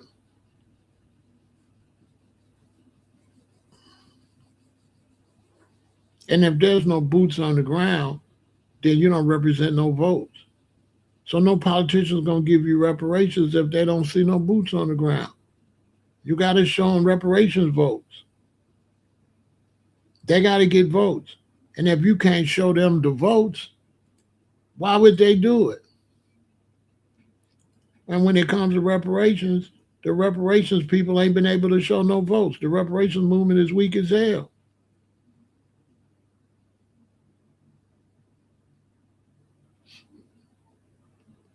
The tether is bigger than reparations. The word tether is bigger on social media than the word reparations. If I'm lying, tell me I'm lying. Tell me I'm lying. What's the biggest word? What's the word we teaching everybody that everybody learned? Everybody learned tether. They learned tether more than they learned the word reparations. If I'm lying, tell me I'm lying. If I'm lying, I'm flying. Because when it got to beefing with Africans and stuff, oh, that's what you like. You love beefing. You like that. Now, when it's about responsibility, you don't like that. You don't like no responsibility. You stand up to get reparations, to build your community, stand up for slavery, stand up for redlining, stand up for everything they did to your ancestors. You ain't with that. The black man, you not want that. You not with that. Black woman either. Oh, but if it's dissing and it's like gang banging, because that's all the tether thing is international gang banging. That's banging. That's GD versus BD. That's Crip versus Blood Bank. That's what that is. That's what that is. That's banging.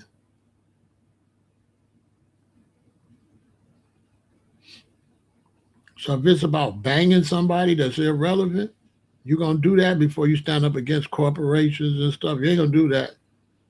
Yeah. The black man ain't going to stand up against no corporation like that, but he'll stand up against another black man, just another.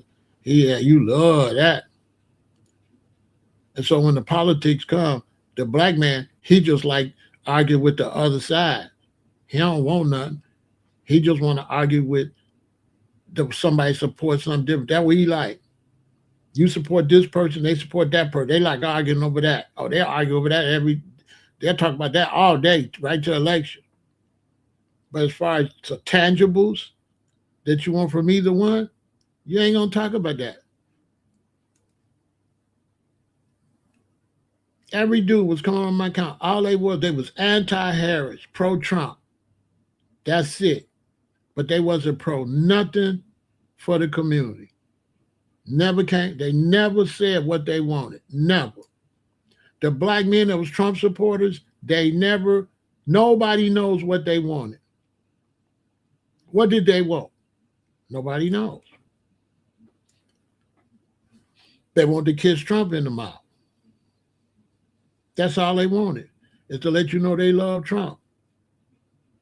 There was nothing else tied with they supported Trump. Name me what was politically tied from black men that supported Trump.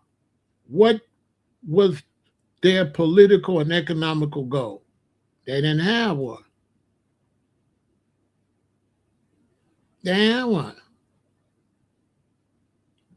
The only thing was famous was their support for Trump. But what they wanted, what you want is supposed to be famous.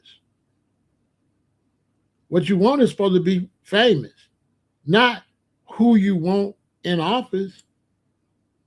You want them in there for what? Well, what you want, if that's not famous, then when they get in there, they can do whatever the hell they want to do. Because you just want them in office. You didn't make it clear what you wanted them in office for.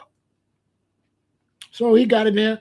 Okay, get rid of all these black people. Get rid of your jobs. No more DEI. Tear down the black museum. Close the black museum.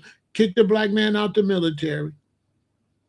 Fire all these black executives. All these black executives lost their jobs. Many of Trump supporters lost their jobs. He got them birthday ass, they black asses. Told black people to the curb. And you don't see, and all the black dudes, they all got quiet. They ain't saying nothing no more. They try to figure out they can't support him no more because he can't run no more. If he even live, because he's sick. It's crazy. They didn't ask for nothing. He got in there and dumped and did them dirty. You know, the black man, if he shaved too much, he got to bit the bad razor bumps. So in the military, they used to not make the black man shave. He got in there and say, you got to shave, knowing he knew what he was doing, knowing that would hurt the black soldiers. You got to be shaved all the way down. He knew that would hurt the black soldiers because we got nappy hair, so it makes bumps. It's not going to go through the skin like their hair. Our hair is thicker, so it's going to cause these bad razor bumps. Bad. Some dudes got to go to the hospital, get medical treatment if they shave. They knew that. Now they got rid of all the black men in the military, all the high-ranking ones. They didn't move none of them up. And now all the black male Trump supporters, now they quiet. And I'm like, why you ain't making the same amount of noise? You know what I'm saying? Now, I understand they probably thought he was better economical, but most of it was misogyny. You know what I'm saying? They don't like women.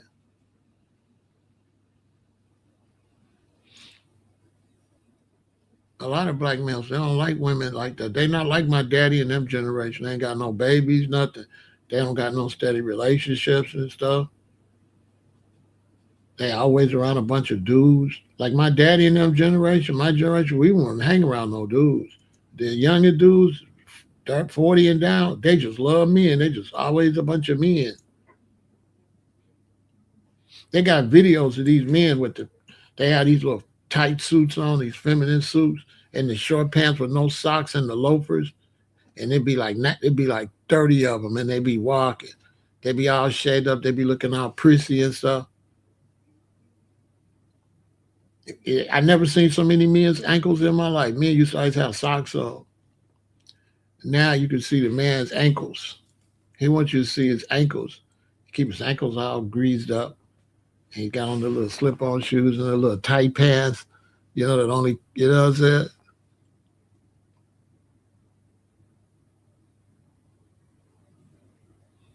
Mm-hmm. Yeah. And they know that.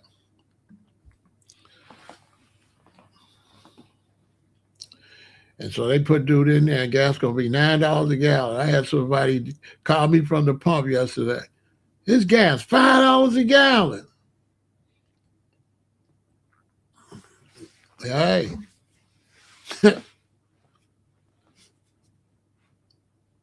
We'd be lucky we don't end up in a nuclear war.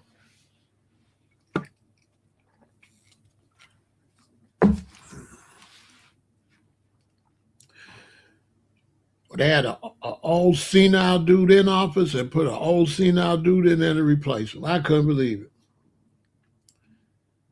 And then some of these younger brothers, they'll call me old. Some of the same ones voted for Trump. Trump 80. I'm 68, right? These same brothers, when they look at me, they'll categorize me by my age.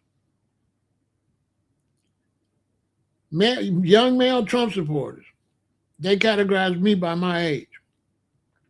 But they love Trump.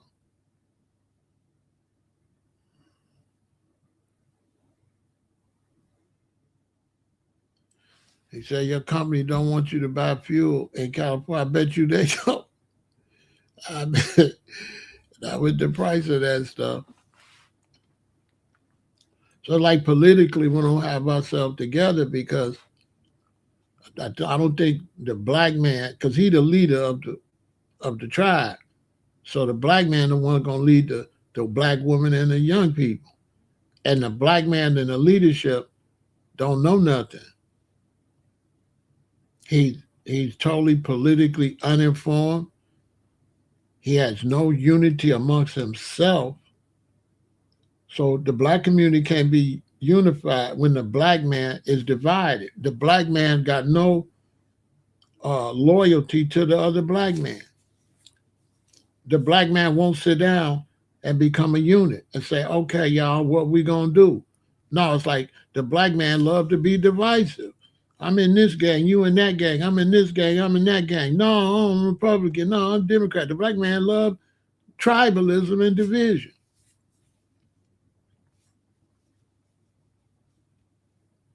And you'll say, well, the whites are divided too. Yeah, but in America, it's 250 million of them. It's only 50 million of y'all.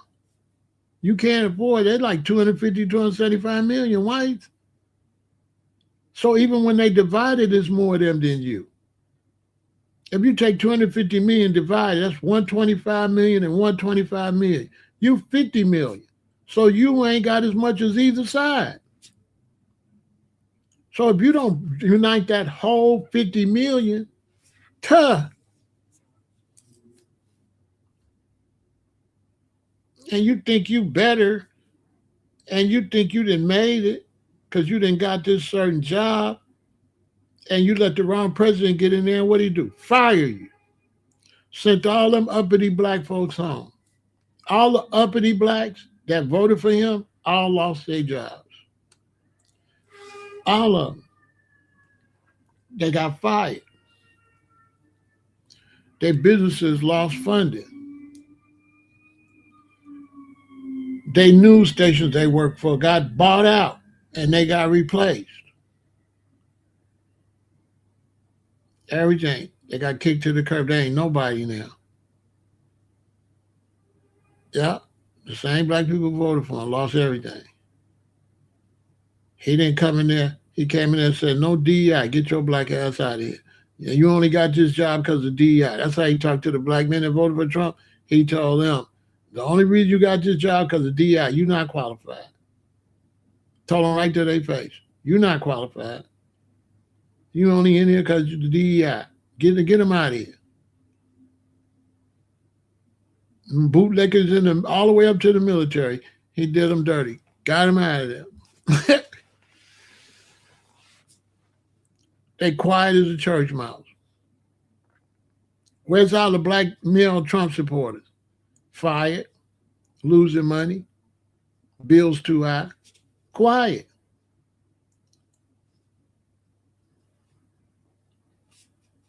Quiet as it used to be a time they'd be over here like crazy.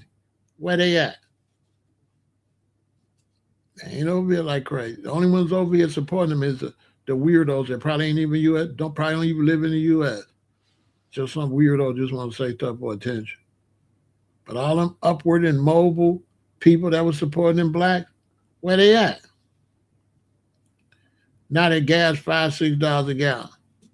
Where's all his supporters? Where's all the black, uppity black men? He was going to put so much money in your pocket.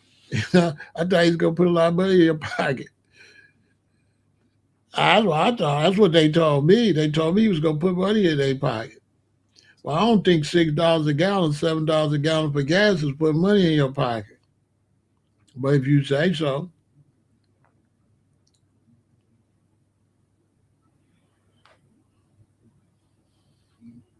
All the big black corporations going broke. They're taking all the funding from them. Taking all their funding. The only black men that support them is the broke ones.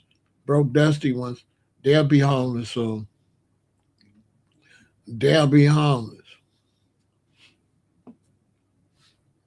They won't even have no internet to tell us they don't like them no more. They be someone sleeping in a tent. And, you know what I'm saying? They building these big giant $100,000 people detention centers, and it ain't for illegals. And that's where your black ass finna be.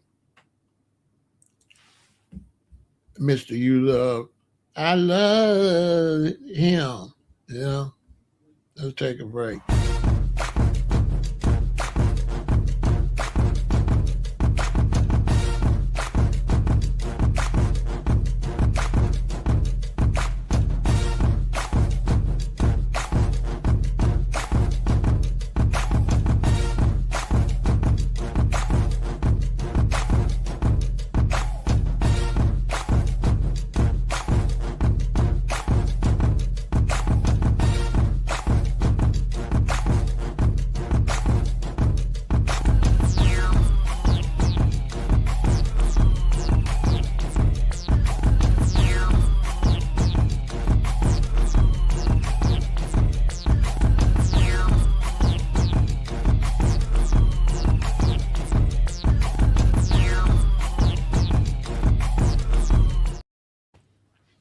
It never made sense to me to vote for somebody off of a TV show for no political office. I said they're gonna take a dude off of TV, off The Apprentice, and make him the president.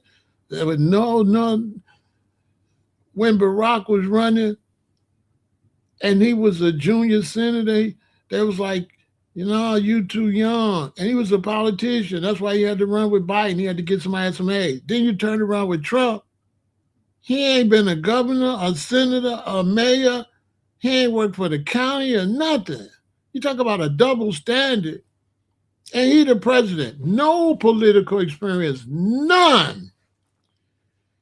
He had nothing to support him as president. He had no credentials. He had no credentials to support him as president.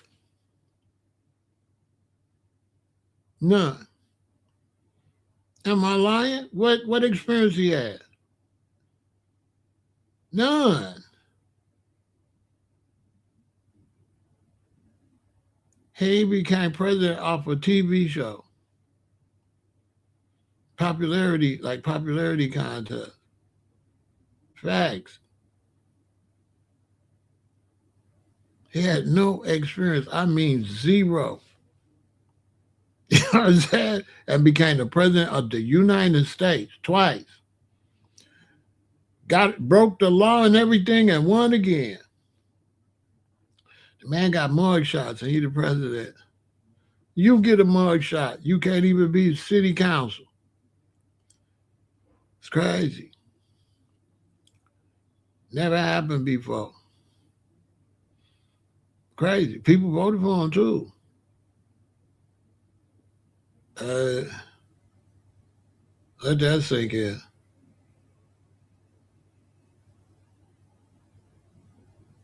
And now look. Like I said, we'd be lucky if we don't have a nuclear war.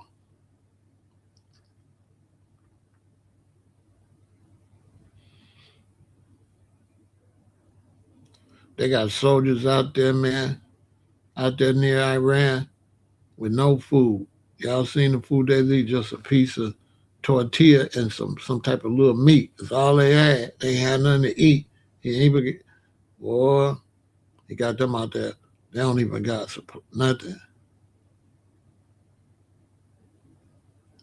And he done fired all the missiles and ain't got no more missiles. Talking about we gonna start making missiles. Because you didn't shot all of them.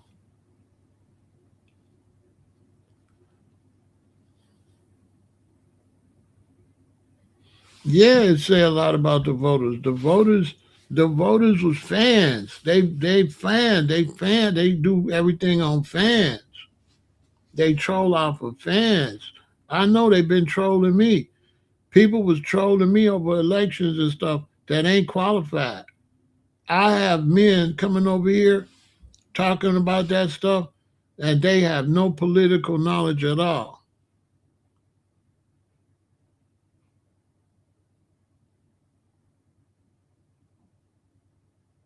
You understand?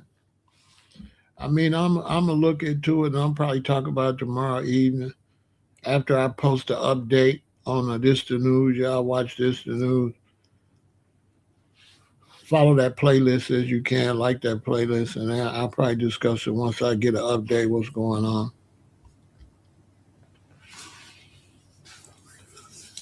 And so Harris just announcing that she running. Watch the conniption fit from some of these black men that's been quiet. It's just it's really done got ridiculous. That's why I'm not doing politics at all. I'm not doing it. I'll talk about what I see, but I'm not doing it because it's fake. I'm not doing internet politics. Politics on the internet is fake. And then you don't know if you got Chinese over here with fake accounts. You don't know who over here political hacks. I'm not getting involved with the election this time. I did campaigning last time because I just wanted to see what that's like and do that. I did want to see a woman get in there for women, had nothing to do with race. I wanted to see a woman get in there. I got daughters. But other than that, I'm not. And even that, people didn't even understand that. I kept saying, I'm pushing for women. I got two daughters. I'm going to use Harris for a role model for my daughters and granddaughters. You know how many black dudes didn't didn't understand that? You know how many slow dudes out here that just flew right over their head? And I explained it time and time again. I'm just wanting to get in there to use it for a role model for my daughters. I'm gonna make it work for the women in my family, encourage them to go somewhere in life over their head. And want to debate me. Why would I debate you when you dumb? You want to debate me? You don't even understand what I just said. You don't know the power of role models. You don't know what something like that could do for your daughters and granddaughters. Okay, I'm too big. I'm way up here. I'm too elevated with knowledge for you. You like this. Just come and say you don't understand. They were still asking me why I was supporting her, although I said that 50 times. Now, what you want me to say to you? Are you too slow? And I done already broke it down, and you don't understand the breakdown. I broke it down every way possible. I used Barack the same way. I hung pictures up in their room to encourage them. Sometime in life, sometime in life, you got to take something and find out how you can use it best for your family. You understand? No, not necessarily. Not necessarily. That's false. That's not necessary because we don't know who the other Democrats going to run. That's based on if you think it's going to be her against a Republican. You understand? But she's not going to necessarily win the primary. She's not the only Democratic candidate. So you can't jump to conclusion and say Roland's going to support her for president because we don't know who the other candidates are. What if that light-skinned governor run or whatever he is? What if he run? There's other blacks that could get in there. She ain't the only one. So that's teaching wrong because that's making people think that she's automatically going to be the candidate for the Democrats. Not, no. She's not necessarily going to be, she's not going to win the primaries necessarily. That's wrong. So he's not going to necessarily support her. That's wrong. That's too early to say until we see who all the Democrat candidates are going to be. Then you might be able to kind of maybe say that. But I don't see where you get, I don't see how you could say that. Based on what? He going to support her over who? Who's the other people he's supporting over? He going to support her over who? What's the other Democratic candidates he going to support her over? I think that's a fair question. If he going to support her, which Democratic candidates he not going to support? Oh, there ain't none yet.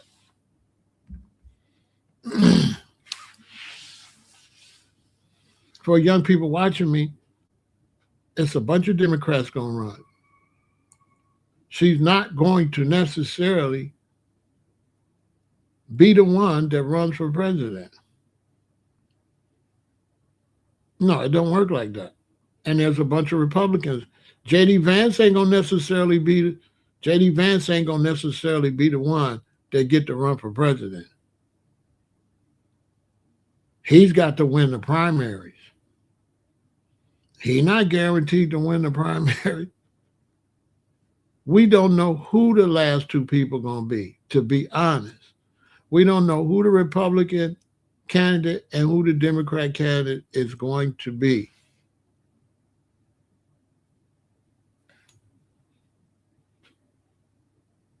Yeah, she said she's thinking about running in 2028. She just made that announcement. And thinking about running means first going against the primaries.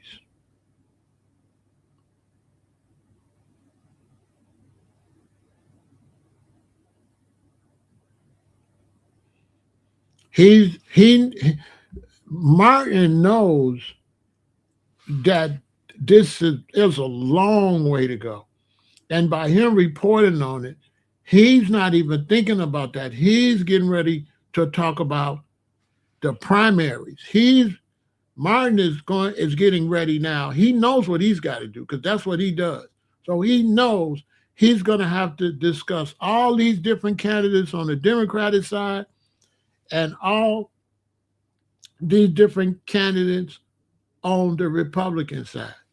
So he already knows that, right? So he's what you're saying, you're jumping the gun.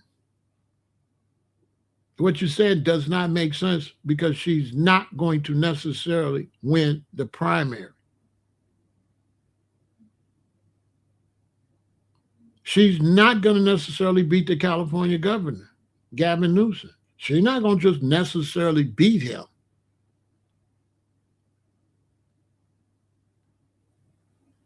She's not going to necessarily beat Gavin Newsom and a couple others. So all I'm saying is what you said when you said he going to support her is wrong. Saying he's going to support her is wrong. I'm not going to let you say that to my audience. My job is to make sure my audience know the facts. Now, Danielle, I'm not going to let you tell these young people something wrong. And what you're telling them is wrong.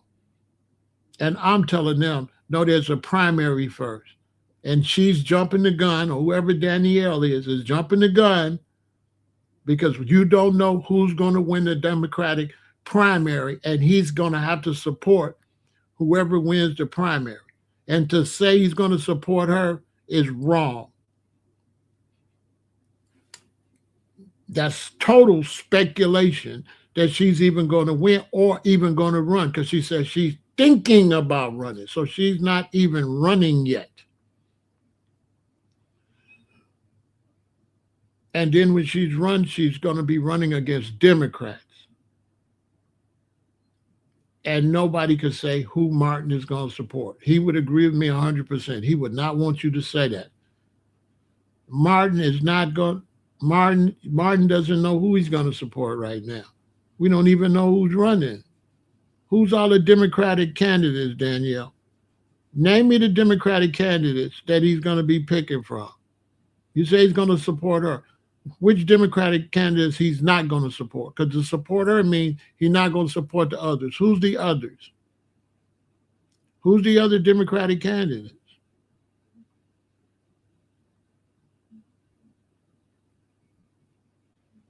And yes, Gavin Newsom is the Democratic frontliner that they want to run.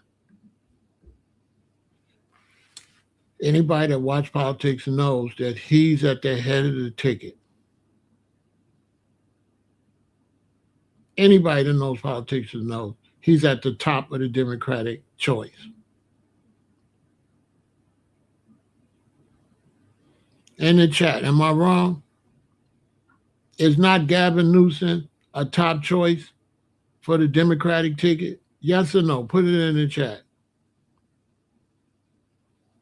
Put it in the chat. Is not Gavin Newsom, the Democrats, one of their top choices to run? Put it in the chat because she's trying to act like. Put it in the chat. So Gavin Newsom, they ain't talk about Gavin Newsom running for president? Is it just me? Am I tripping? I'm just making that up?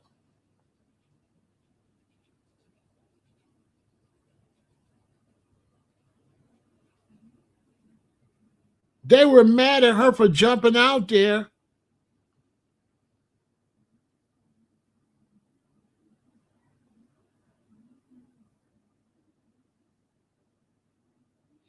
They were mad at her for even jumping out there.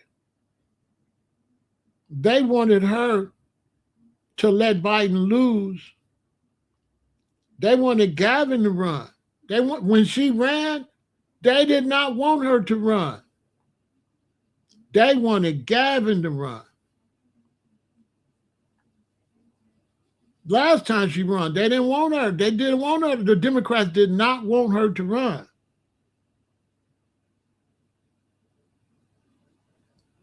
They wanted Gavin. They've been getting Gavin ready for the presidency.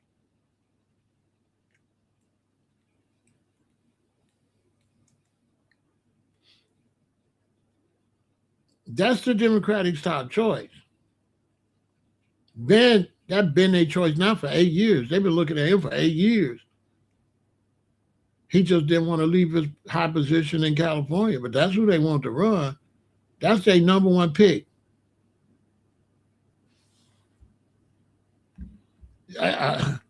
Gavin Newsom been touring the key states to build alliances for the. I know he posturing this up, and that's why he got to try to get California together. He got to try to figure out what he's going to do with all them illegal immigrants and all that.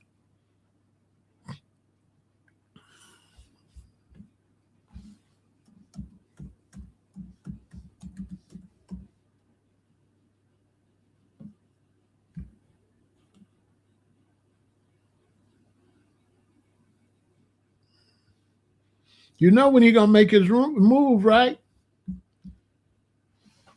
Y'all know when he's going to make his move, right?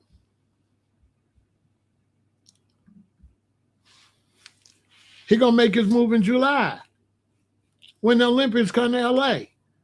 Hey, when the Olympics come to L.A., that's when he's going to make his move. The whole world going to be in his state.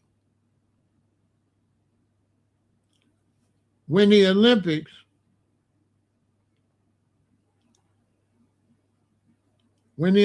come to California, right?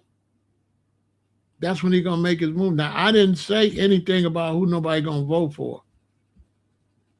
So you're moving the goalpost.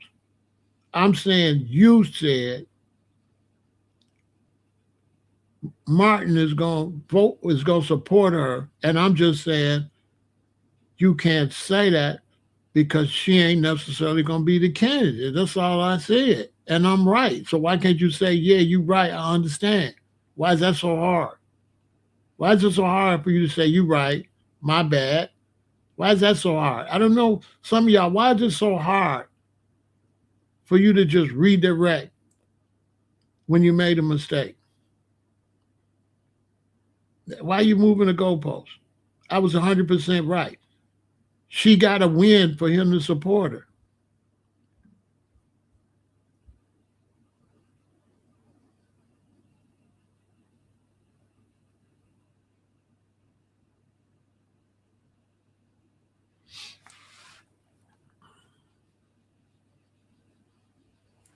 I don't know how you don't understand that when somebody off a TV show is the president.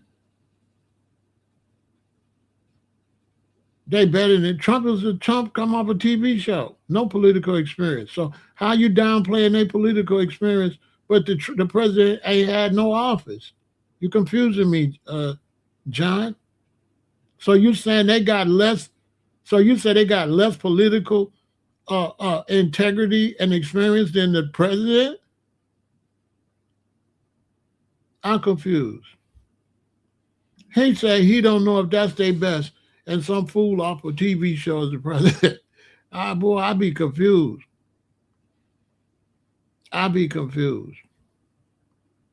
Harris is a very experienced candidate, so what you're saying don't make no sense. I don't know why you shunning her political experience.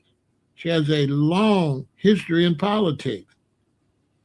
So I don't understand what you're saying. I don't understand why you blowing her and Newsom off. They have political experience. Or do you not understand political experience? You run based on political experience and popularity.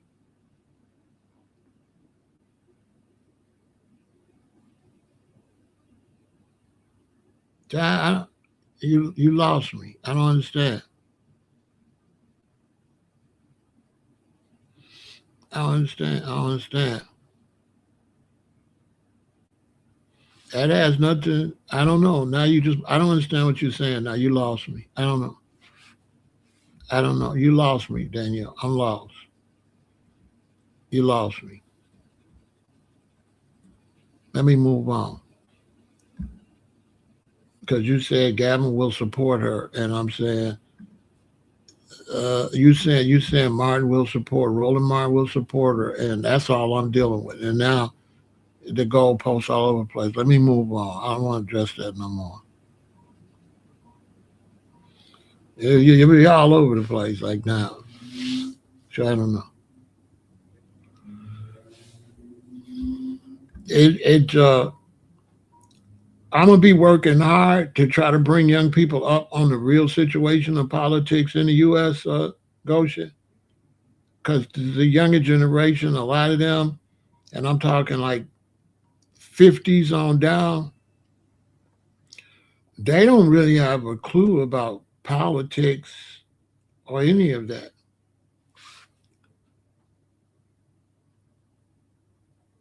One of the biggest things is politics is popularity. That's why Trump won. If you don't have popularity, you can't get no votes. That's why he came off a TV show and won. He used his TV popularity. Now, somebody like Newsom, that's the governor of a big state like that, that's got the big, probably one of the biggest state populations in America. Let me see which state in America got the biggest population. That's automatically so many votes.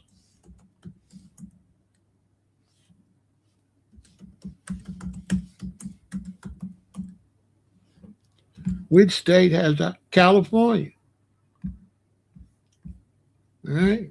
This is for the young people want to learn. If you don't want to learn, I don't know. It's not for you. For those of y'all want to learn why Gavin Newsom would be a great choice, top three populace. California comes with almost 40 million people. Texas at 30 million. Florida at 23 million. So when you got somebody coming from a state that off the top got 40 million people, that's a lot of automatic votes right off the top for those of y'all that want to learn. He comes with a large support system. Even if only 2/3 of the people support him, how many millions is that? If half the people support him, that's 20 million people. So he could, if it's 40 million people, he could easily get 30 million. 30 million. That's a whole different discussion over who's going to run. So he's not for America. That's a different discussion. Yeah, that's a different discussion. I didn't say none of that. I'm just telling you, she ain't necessarily going to be the candidate. I really doubt in the primary that she'll beat Newsom. I doubt it. I think the way she ran, I don't know. And then with the misogyny, it's a lot of men just ain't gonna vote for no woman. In a primary, um,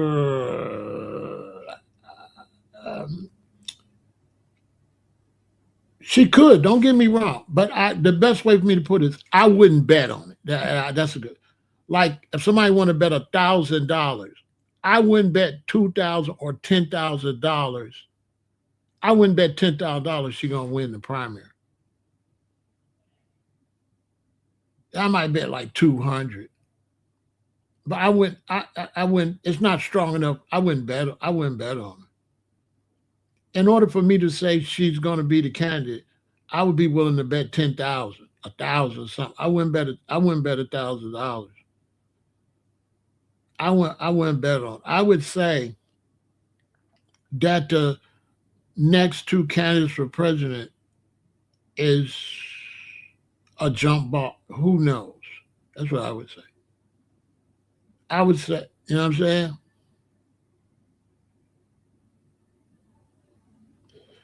I would say it's a jump ball.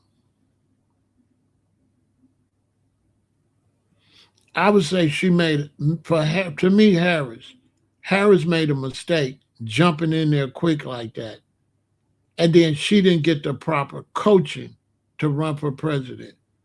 And now the image that she had last time, she ain't gonna be able to shake that image. That's why I said she made a mistake. She made a big mistake jumping out there and letting Biden throw her out there when Biden should have made him, if he stepped down and she was president, yeah. But if he wasn't gonna step down and let her be president, she should have let it in and she should have ran on her own. She shouldn't have she shouldn't have ran at the last minute like that. She shouldn't have ran. She should have stepped down. That was a mistake. And now she got out there and made a bunch of mistakes and giggling and stuff all the time. And now that's her reputation. With me, her reputation to giggle too much. I wouldn't vote for her like that with all that giggling and all that. I can't say I absolutely wouldn't vote for her because I still got to wait to see if she get the nomination. I got to wait to see what she say. It's not impossible for her to get in there and say something to make me support her. That's not impossible. But I think she just really messed up last time. She messed up. They threw her out there. I can't say she can't beat Trump, but she can't beat Trump in 2 months. She can't go out there and beat him in 2 months like that. To go out there in 2 months, she couldn't beat him at no last minute. You got so long where you prepare to run against the president, so you got this much time to run. Trump got this much time, Biden got too much time. Biden used up all this time and only got this much time, and she tried to get out there and win with only this much time when it takes this much time. Biden had ate up all of that time, right? I don't know. That's just an opinion. I don't know. I don't listen. That's just your opinion. That that's just your opinion. You said it once. Let it go. That's not my opinion. So as long as that's your opinion, I respect that. But if you try to sell it to me, then we're gonna have a problem. Because that's your opinion. But that's not facts though. So once you try to sell it as your opinion as facts, that's what me and you're gonna have a problem. Because that's not facts. That's your opinion. I can't trust your opinion because you might not like her. So if you don't like her, then your statement is going to be tainted. It's going to be biased. And say, I can't listen to a biased statement. I don't know where your heart is at. So your statement, I got to take it with a grain of salt. I can't take your statement thoroughly because you might not like her. And then you're going to say that. You might be a Trump supporter. I can't, your statement is just, it's not factual. That's hypothetical.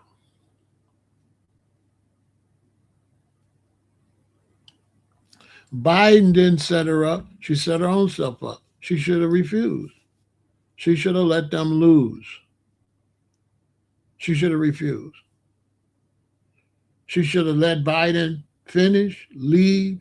She should have left as the vice president. She should have went home and been prepared for now. She had bad advisors. She took bad advice.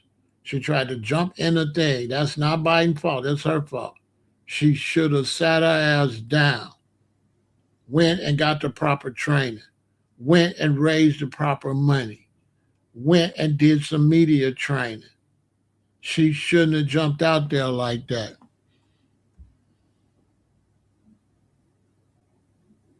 Now, I don't know. Like I said, you made your point. Let it go. What part that you don't understand?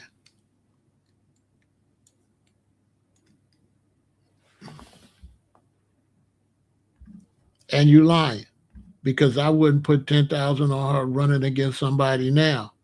You trying to play games with me. But your conversation was about Trump, who can't run. Checkmate. You see this dude? I said I wouldn't bet 10,000 on her now against Gavin Newsom, right? He trying to say my statement against Gavin Newsom would be the same against Trump. You see how he trying to deal with a really sharp man? Do you see what this dude's doing? He said I wouldn't bet 10,000. Did I say I wouldn't bet the 10,000 against her and Trump? No. I said against her and Gavin Newsom. Now, right? He said that's equal to she can't beat Trump. Bro, get your ass out of here. Y'all see the stuff I got? Look, he said that's based off me saying I wouldn't put $10,000 on her against Trump. I mean, against Newsom. So he's saying his conversation about Trump, right? Bro, listen, I don't want to talk to you no more. You've already shown yourself to be phony and a fake. You're fraudulent, bro. Shut up talking to me. You know what I'm saying? You're fraudulent. Shut up talking to me, bro. You've already been busted. You're trying to move the goalposts. I said if she ran against Newsom, I wouldn't put up 10,000. You talk about Trump that can't run no more. All hypothetical. She can't beat Trump. No, she can't beat Trump because Trump not going to run no more. And now you're moving the goalposts. And you the Lone Ranger with a fake name. I don't know who the hell I'm talking to. Bro, shut up talking to me, okay? Shut up talking to me, bro. Let me put you on timeout. Come back later. But shut up talking to me. You're fraudulent. You never can say, yeah, you're right. See, this is the problem with a lot of dudes. Instead of saying, you're right. You was talking about her against Gavin Newsom. You wasn't talking about her against Trump. Instead of being a man, you on some high-ho silver. You on some high-ho silver. You know what I'm saying? Spreading disinformation, find out he wrong, ain't standing on man time and say, yeah, you're right. I can't compare what you said against Newsom against Trump. No, he just hell-bent. You know what I'm saying? With a fake name, trying to talk to a real big Pharaoh with a real face, and he think I'm going to argue with the Lone Ranger, some bootleg. There's some man that ain't got the balls to even be his real self, show his real face. Bro, you ain't even got the balls to show who you is. You not me. Look, this really me. You the Lone Ranger. The Lone Ranger didn't even let nobody know who he was either. So you got the right name. Lone Ranger had a mask on. You know what I'm saying? I mean, over here with the weirdo stuff. Bro, I don't want to talk to you no more. You mess up my conversation. People like you ruin the conversation. Talk about some make-believe stuff. She can't beat Trump. They can't even run no more, bro. You know what I'm saying? He want to argue about Trump, and Trump is finished. And that's over. And we talk about the future. Crazy as hell. He want to argue about Harris versus Trump.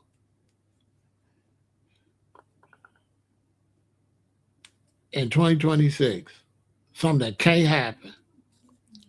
Unbelievable. That's why you the Lone Ranger. You some old make-believe shit too.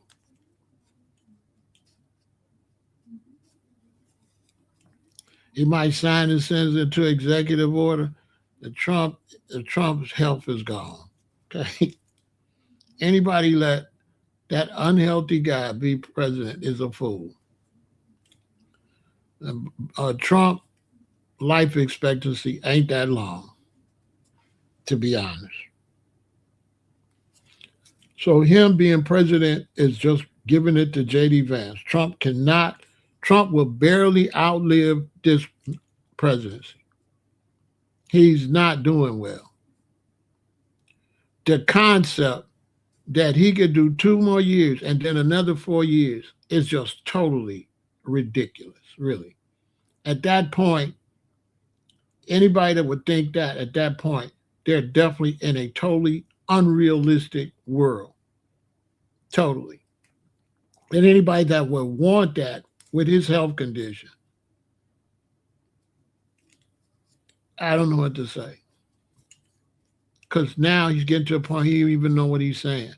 And I ain't been dissing him because I don't want to diss his health condition. So I ain't been speaking on it because I feel like it's in bad taste. You know what I'm saying? Just because I might not like him politically. I feel like it would be in bad taste while he's in office to constantly keep talking about his mental state. But anybody see him can see his mental state is gone. What, a few months ago, remember he started, I like baseball, and I used to go play baseball. Then the other day, he just was all over the place. Y'all didn't see the speech the other day where he just started rambling? He's been just up there rambling. He been all night on Truth Social, typing all night. You know what I'm saying? But I got some class, so I ain't gonna really kick him like that when he down. I don't mention it because I mentioned it about Biden, but I ain't willing to go in on Trump like I did Biden because Trump is worse than Trump is in bad shape. So I don't want to, you know what I'm saying? I got some class. I don't be wanting to say what I think was going on with him. I think it's too morbid. You know what I mean? But I can't tell my audience, yeah, he not doing that well. Yeah, Trump's not doing well at all. He's worse than how Biden was. Biden had some issues, and now we found out he got cancer, I think. But Trump is really in bad shape. Like seriously, he's in bad shape. One thing I can say though, one thing I've learned about Trump, he's strong as an ox though. He's strong because anybody else would be gone. If they was in that condition, anybody else would be gone. One thing I can say about Trump, he is strong as an ox. He didn't have all of them dark marks on his hands, all type of shot up with all type of stuff, and he's still moving. You know me, I keep it real. What I like. What I don't like, I like his energy. I don't like him like that, but I kind of do. Politically, no, but just him, man, dude is a beast. He's very impressive. Trump is strong as an ox. Anybody else would have been unalived already. Anybody had all that stuff wrong with him they'd be gone. Now I was campaigning for Kamala last time, Stuart. That's why you little. No, I was campaigning. Right? I was campaigning for Harris last time. And just, you ain't got to say all. Just say you don't like me. And just stop watching me. That's all. I'm going to help you out. Just stay on your business. Just say you don't like me. Last time, this and that. No, last time I was professionally campaigning for Harris. This time I'm not. I don't have to campaign for this time because I campaigned for it last time. See, on this social media, people teaching y'all wrong.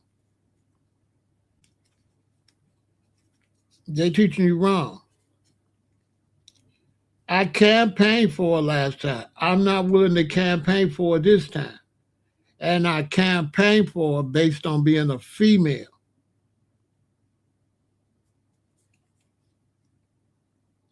And as far as following Tariq, I fuck with Tariq. And I definitely follow him on terms of FBA and that type of stuff. But he younger than me. So I can't follow him. I'm born 1958. But I support him. But Stuart, just say you don't like me. You don't got to say all that other weirdo stuff because it amounts to you don't like me and you're trying to find something wrong with me and your name's Stuart Little. And so you little should stay in little Stewart's place. You know what I'm saying? You little. The fact you call yourself little, that's all I need to know, bro. I don't got to prove nothing to you. I don't need your love or adoration. I don't need you to like me or nothing. You could have kept that to yourself and just unfollow. No, you don't like me. Duh. Until you meet me and tell me you don't like me in my face in person, I don't need it. Kamala needed our support and we failed her. No, Kamala jumped out there and tried to run at the last minute and lost. She shouldn't have let Biden throw her out there at the last minute. You cannot win the presidency where you let Biden take up all of the campaign time, then get in a debate and mess up, and then they throw you out there in the fourth quarter of the game. She shouldn't have went out there. It's 4 quarters in a basketball game. She let Biden play 3 quarters, waited until he messed up in the debate, and they seen he couldn't do it, and they threw her out there at the last minute. She shouldn't have took it. Her advisors messed up. She should have sat it out. They should have told her, Kamala, sit it out. Sit it out. Kamala, sit it out. Because 2 years is going to be time to run again. Let that 2 years go by. And I'm right, because now 2 years, and guess what? Now she's running. She should have waited till now. It ain't been that long. Why she do that 2 years ago? She could have waited till now. She was set out 24 months. That's all. Sometime candidates, and I'm glad you brought that up, where she made a mistake at, right? It's 2026, so that was 2024, right? What she thinking is 2024. She want to be president 2028. Where she made a mistake is, but you can run in 2026. So she was looking at 4 years of waiting, but she didn't have to wait 4 years. She only had to wait 2 years, and she could have been ready to run now.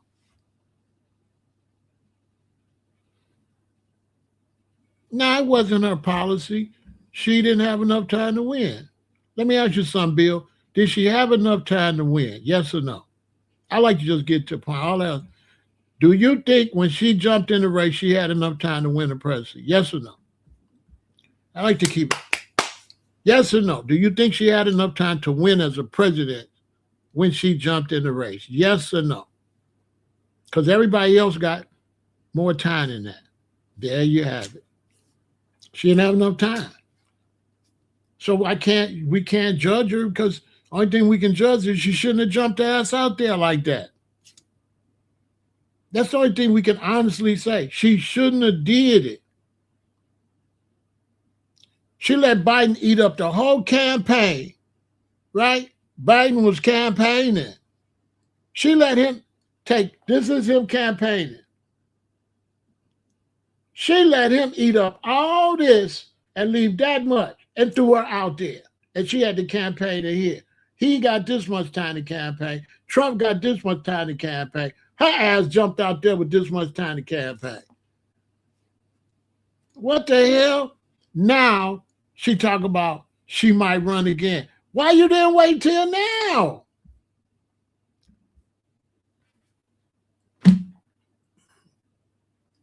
What the hell? Why you didn't wait till now? That's irrelevant. You know, that's irrelevant. You just saying any old thing. I don't know. I don't know you. I don't know you. I don't know who you is. I don't know you. Come back tomorrow. Come back tomorrow. I'll unban you tomorrow. I don't know you. I don't want to talk to you. I don't know you. You say you can't tell me I'm right. I don't know you. I don't know you. I don't know you. He said he can't tell me I'm right. Listen, bro. As Kanye would say, You can't tell me nothing. Really? You can't not only tell, hold on. Bro say he can't tell me I'm right. Bruh, you can't, bruh, you can't tell me nothing. That's where you messing up at. That's where you mess up, where you say you can't tell me I'm wrong. Your name the Lone Ranger, you bootleg, you're not a real person. There's nobody with a fake name on the internet could tell me nothing, bro. You got a fake name. You're the Lone Ranger. Okay? What the hell? I listen to good information, but I haven't lived all this time at 68 to just listen to anybody. Boy, I'm 68. I'm not just listening to anybody. Most likely your daddy dumber than me. I'm just saying. Most likely your daddy don't know nothing. I mean, typically in the world we live in, people really don't know that much. People don't really study that much. People don't really be informative that much. And then when you talk about something, they like to jump in, but they don't study, or they don't know nothing what you're talking about. They jump in and be opinionated. But they don't study what you're talking about. So you could study something for 10 years and talk about it. And somebody that didn't study it at all will jump in. No information, no background experience, nothing. And because especially men, because a lot of men, their conversation is not an intellectual conversation. It's based off of being competitive. And somebody like me, I could tell when you come to me trying to talk some knowledge and when you're trying to compete, there's a different way you're going to present yourself. So when you present yourself in a competitive way, I can't honor what you're saying because you're doing it out of competition. You're not doing it from the heart. I could tell who's saying stuff from the heart over here. And I could tell Buster just want to be competitive. It's a difference, the way they present it. Somebody from the heart make a mistake or say something from the heart. And I'll be like, no, I don't know. Then you got other dudes, when they talk to you, it's all competitive. So then when you talk to me competitive, that's when I got to let you know, this is my real face. You bootleg, you got a bootleg name. Don't nobody know you. You fraudulent on social media. You ain't standing on shit. You make-believe character. I'm really Pharaoh. So there ain't no competition, punk. Move around. Because you try to compete with me. But I'm live. This is my real face. I'm really standing on business. And your name like the Lone Ranger. Bro, I'm not arguing with the Lone Ranger. Hi-ho, silver. You know what I'm saying? Hi-ho, silver. Hi-ho, silver. Away. So I'm not competing with you, bro, like that, because you ain't coming to me with no conversation. You coming to argue. You got to know the difference when somebody trying to have a conversation with you and they trying to argue. If somebody trying to argue with you, there's nothing you could say. Somebody having a conversation like a real debate, you can go back and forth with them because they're going to drop something like, but what about this? And then you're going to be, what about that? But somebody want to argue with you, they ain't going to never agree with nothing you say. You're just wasting your time because they hell bent on having an argument. See me, if I say go right and you say go left and I say go right and you say go left because this and that, it makes sense. I'll be like, yeah, I see what you're saying. I'm not going to overlook when you say something makes some sense. I'll be like, yeah, you're right. I don't got to be right. As soon as you say something makes some sense, I'm going to acknowledge that. I'll be like, I see what you're saying. I'm not going to see what you're saying and pretend. Some people will see what you're saying and pretend they don't see what you're saying. I'm never going to pretend like I don't see what you're saying. Any of my subscribers. Once you say something makes some sense, I'm with it. Period. Because it might be something I overlook, right? See, a debate, you could just be overlooking something. A debate or a discussion is more than right and wrong. Sometimes a discussion is about this person sees something that you overlooked. That's it. I might overlook a certain thing about this. At that point, I got to be like, oh, yeah, I didn't think about that. I didn't think about that. You're right. Yeah, you're right. I didn't think about that. I didn't think about that. Well, that's not so hard.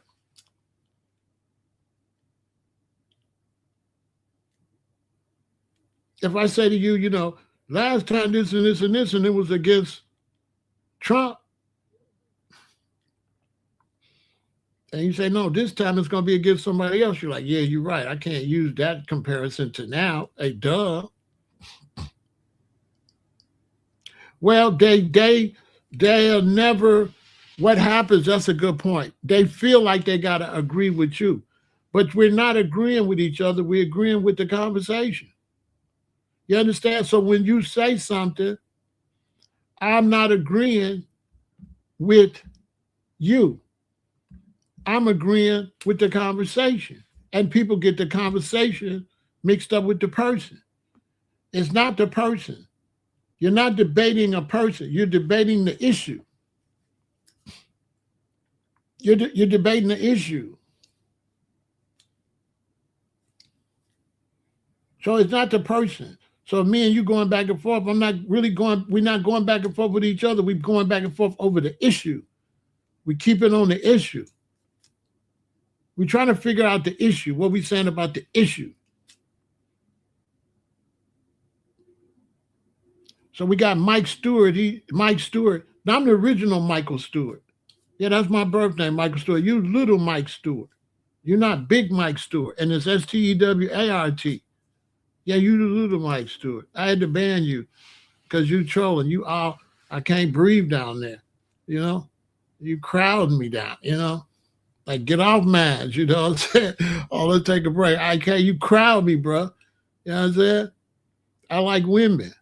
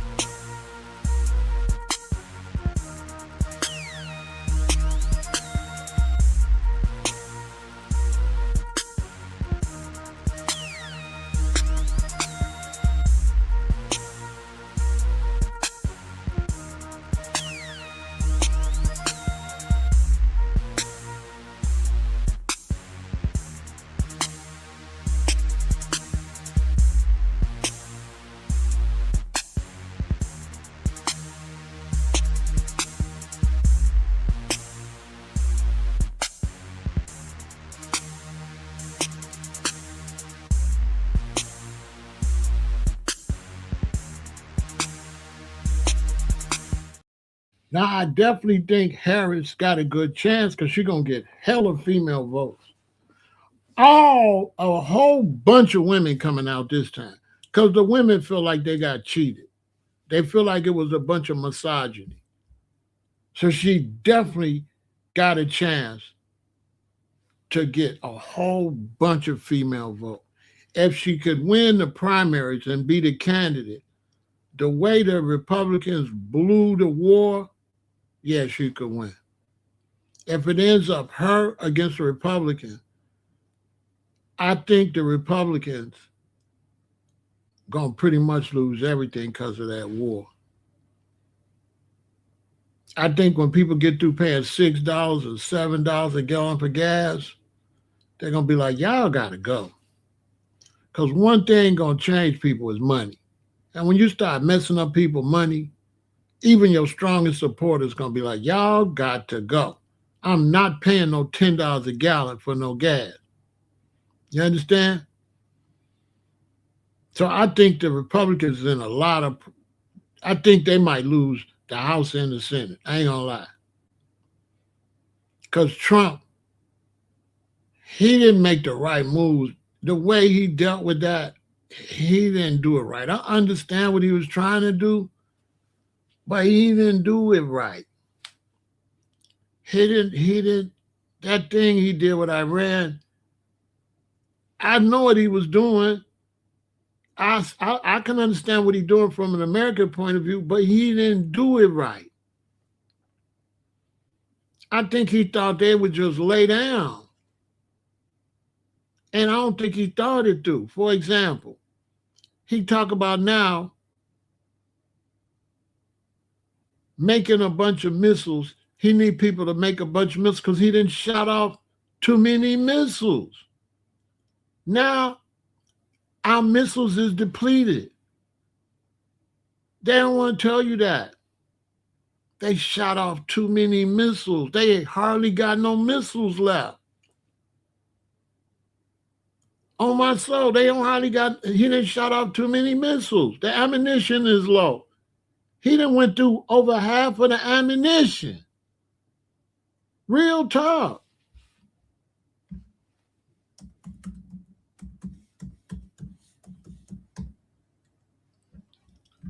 Listen, man. Look at this here. You rocking with the real. Support the channel. I ain't getting no super chats or nothing. Look, the U.S. is facing a critical munitions shortage exacerbated by high-intensity conflicts in Ukraine and in the Middle East, with stockpiles of key weapons like Patriot missiles and 155 mm shells depleted. So what they did was they had sent so much stuff to the Ukraine that when they popped off with Russia, they forgot how much weapons was gone already. So the U.S. then blew all these weapons to the Ukraine and then jumped in this and then realized, uh-oh, we don't got enough. Bruh.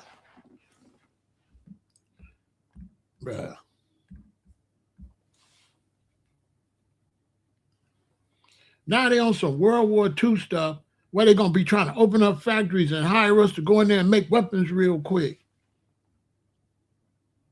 You can't make this up. I swear to God.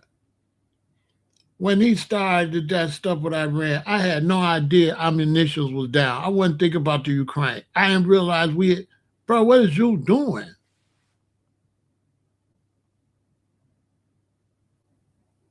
If that was the case, he could have postponed the Iran situation, got more munitions, and then, bruh, you started fighting and ain't got enough missiles? Are you serious? Oh, no wonder you want to cease fire, because you can't keep firing. You know why he wanted to cease fire? Because he can't keep shooting like that. Come on, man. Come on. Are you serious? Come on, man. Come on, you kidding me? I'm not supposed to be monitoring the military. We don't know. We just citizens. We don't know y'all done gave the Ukraine all them missiles and stuff and then try to fight somebody. Come on, man. Y'all running out of missiles?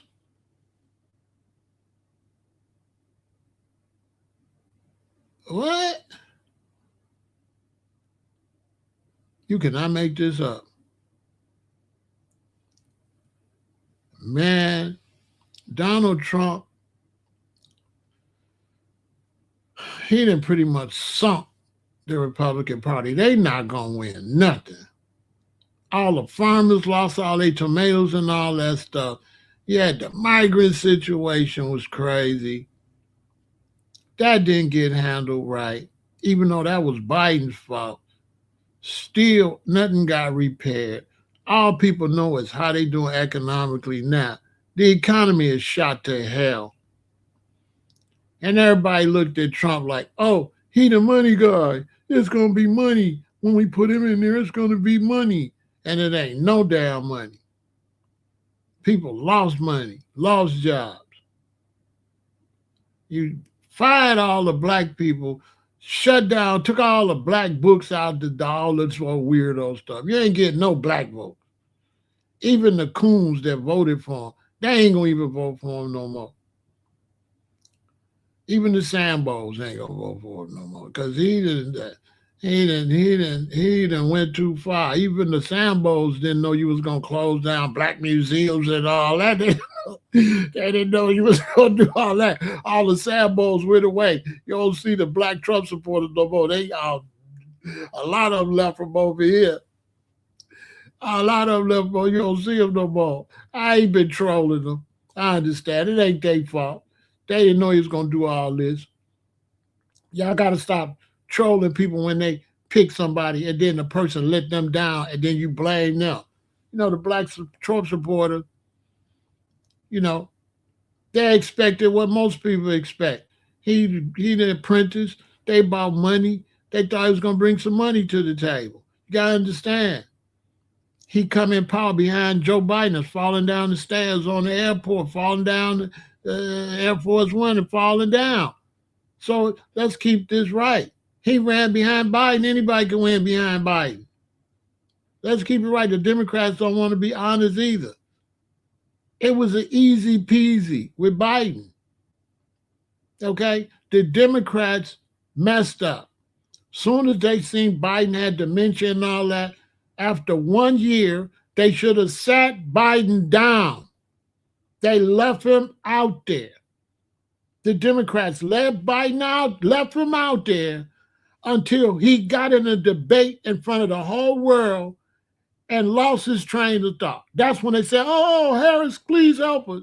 Y'all know that's the truth. They kept him out there until I watched the debate. Did y'all watch the debate? Y'all seen when Biden in front of the whole world didn't know where he was at? Now, he been not knowing where he's at because I've been reporting it. He been falling down. He been walking the wrong direction, walking off the stage, forgetting what he gonna say. Been doing that. They let him go. He only was being shown, he was only shown publicly from 10 in the morning to 2 in the evening. That's the only time he could show up. The rest of the time he had to be asleep.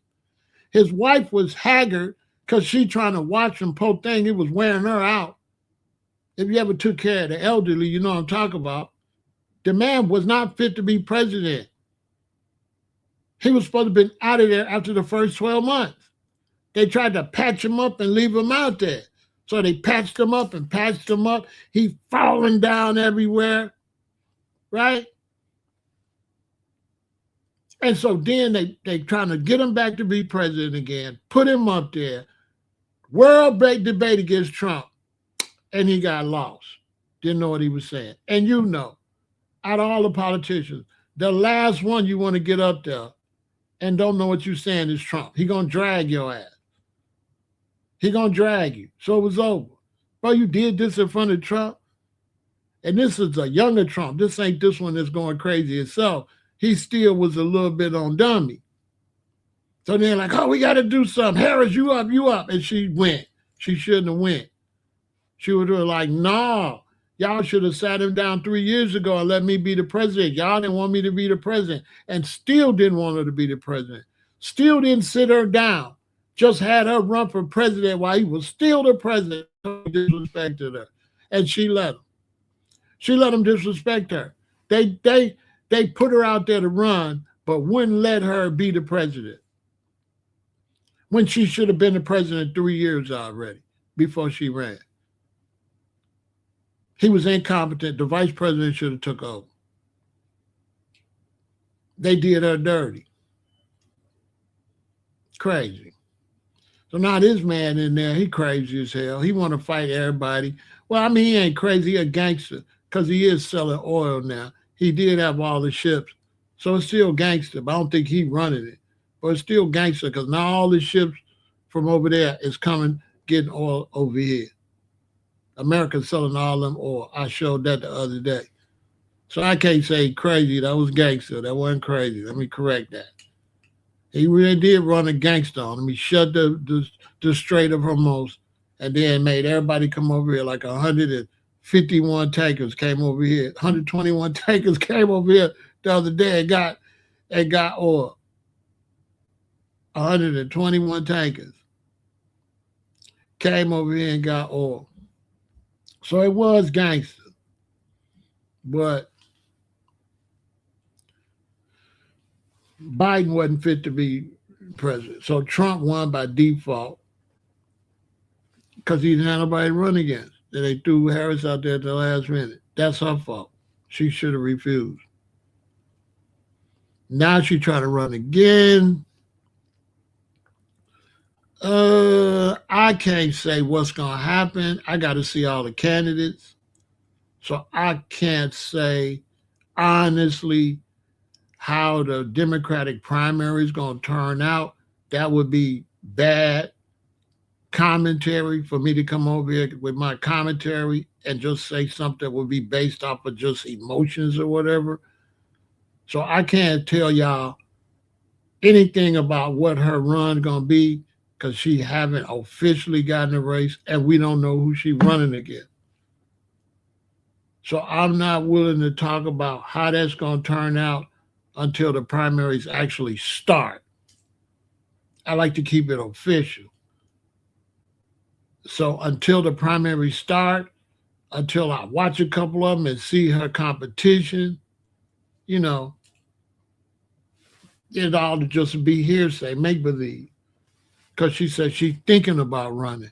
So she ain't even running. You know what I'm saying?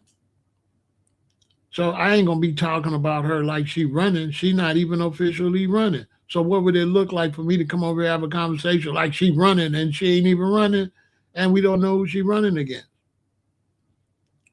I can't teach young people nothing if I don't show them the steps. It's going to be a primary. She got to beat a Democrat. So I'm not going to put her up against Republicans. No.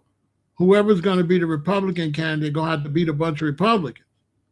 And whoever's going to be the Democratic candidate going to have to beat a bunch of Democrats. Let's start there before we put the Republican and the Democrat against each other. How are we going to do that? We got to see who's finna run, which is going to be interesting.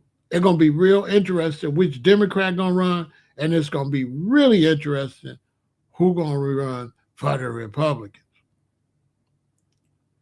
Because I don't believe J.D. Vance can win. He's just uninterested, and I don't think nobody will vote for him. He like Agnew. He like all the other vice presidents. Ain't got a chance in hell. You know what I mean? Y'all think J.D. Vance can run as president? I don't. Most times the vice president can't. We have very few vice presidents that could do that. Most vice presidents is like backup singers. They ain't stars. I don't see J.D. Vance as no damn president for sure.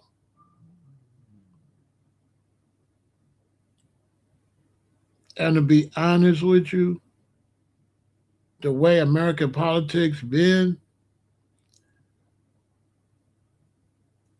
I don't believe America have any good politicians anymore. I don't believe America got them 1960, 1970, 1980, 1990, 2000, 2010 presidents, candidates no more. I think America got a whole bunch of bootleg weirdos running these states. I just don't think America got that type of personality and prestige to run anymore. That's why they had to run Trump. What y'all think? I don't think America got the type of politicians they used to have. They don't have the personality. They don't have the swag. They don't have the political. They don't have that ruler vibe.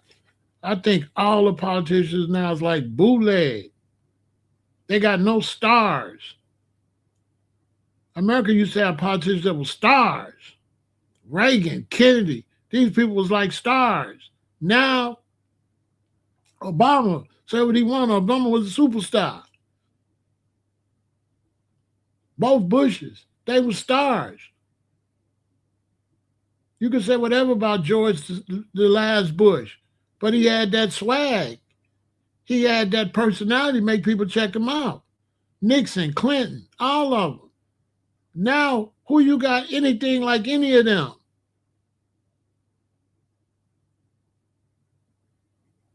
Look at the mayors. This is the worst mayors in American history. I know the Chicago mayor is the worst mayor we've ever had in the history of Chicago. Dude's a total dweeb.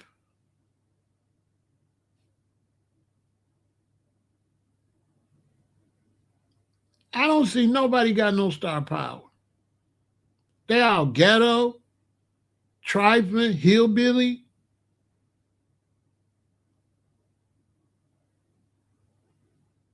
They all like poor blacks and poor whites with no class. To me. A whole bunch of foreigners. Ain't nobody voting for no Arabian president like that. Look at the mayor of New York. What is he? What is he? What is that? He don't even look American like that. I ain't trying to be racist or biased or nothing, but where y'all get dude from?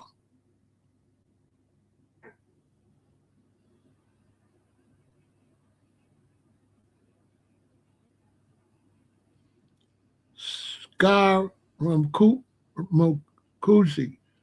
Anthony. Okay, let me see.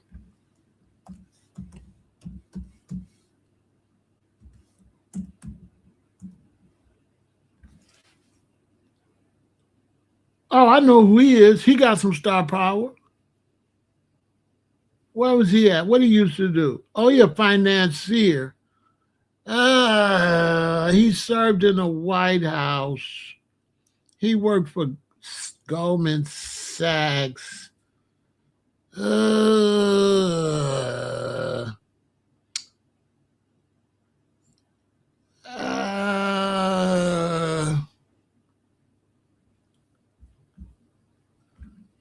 lot of dudes like that, they be running so they could keep the campaign contributions when it's over. You can't trust some of these people that run because you get to keep the money. Like the weird black guy. Who's the weird black guy with the gray hair that know everything, that run all the time knowing he ain't gonna never win? I think he just be running to keep the money. Y'all know what I'm talking about. Who's the black guy that look like the nutty professor, the old black guy with the hair? What's his name? I ain't trying to remember, dude. He ran, remember how he always running? And he, Cornel West. You ever notice how he always running and he raised that money and he know he gonna lose? You ever notice, dude know he not gonna win. So why he keep running? Why do Cornel West keep running? He know he not gonna win. Because he scamming. I ain't saying he's scamming. I'm saying it's a possibility he's scamming, keeping them campaign contributions. Because you get to keep that money, some of that money, from what I understand. So it's a hustle. Then you know they ain't reporting all of it. You know they're not reporting all that campaign contribution money. Some of them running just for that. Think about it. Where's all the campaign contribution money? Where is it at for real? Huh. Who knows? Who knows? How much campaign contribution money did Biden get? And when he stepped down, did he give it to Harris? Or did she go have to raise her own?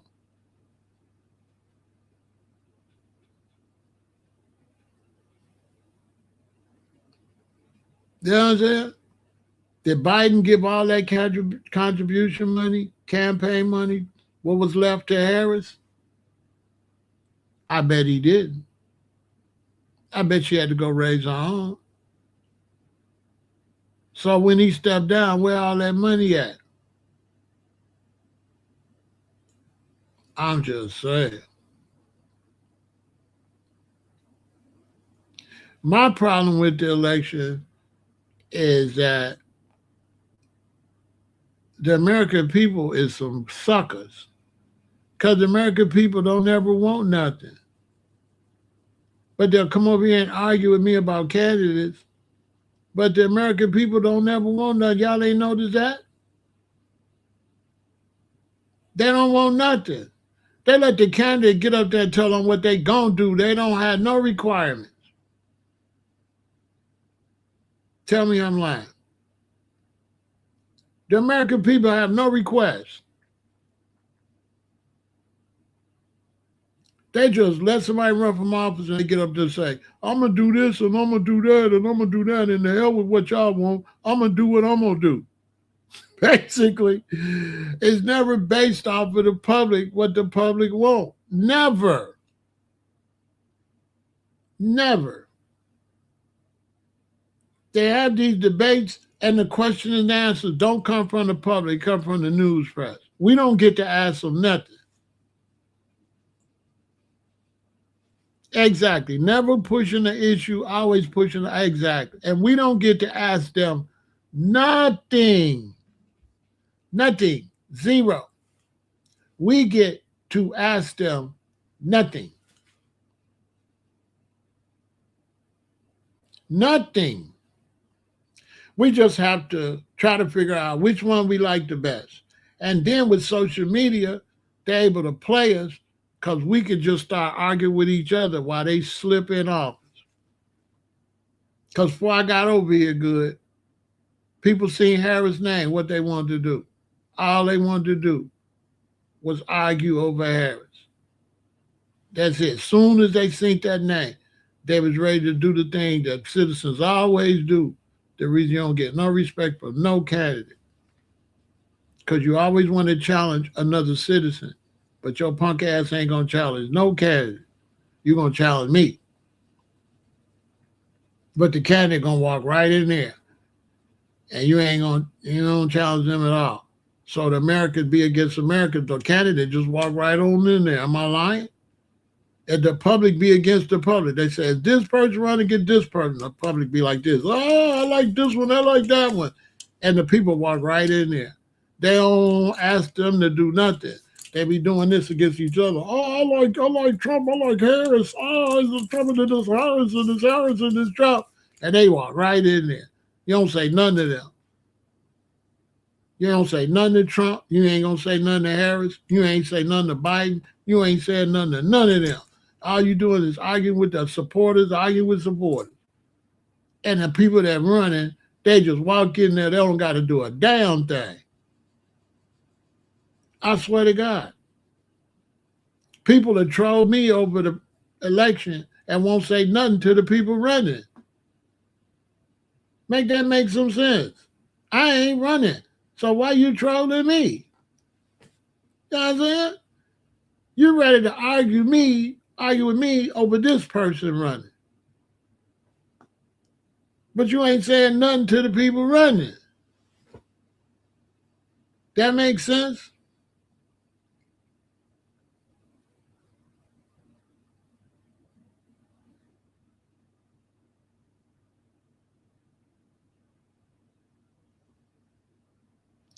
I don't be arguing online. I'm over here kicking bubbles. I ain't arguing. You coming over here trying to make an argument. You coming over here name calling. I'll be over here with subject matter. The title of this is Harris running for president? The title of this ain't argue. I don't argue with losers like you. I get rid of losers like you. I don't argue with you. I don't argue with you. I'll be over here kicking shit. I don't be arguing. You call it arguing because you want to argue. And then when I don't want to argue with you, then you get mad at me when I block you. I do block. I block. I don't argue. I be blocking people. I be deleting people. I don't be arguing. Nah, that's one of the people I already banned. Y'all know that somebody already came back with a new title and shit that don't like me on the internet. Because a lot of people don't like me on the internet and say stuff on the internet that they ain't going to, some of these men, they be on the internet. They get to say stuff on the internet they can't say in real life out in the world like that. They get emotional when you don't agree with them. And they get emotional. A lot of these dudes, they get emotional when you don't let them make presentations on your YouTube page. So they want to come on my YouTube account and make presentations. And I'm like, go on your own account and make presentations. It's called Pharaoh said that. It ain't called you said a goddamn thing. This ain't called you said nothing. You know what I'm saying? This ain't called, it's self-explanatory what this channel's about. It's what Pharaoh said. It's not what nobody else said. I mean, the name of the channel is self-explanatory. It's called Pharaoh Said That. It's not called Everybody Said Something. Like, that ain't the name of the channel. Everybody said something.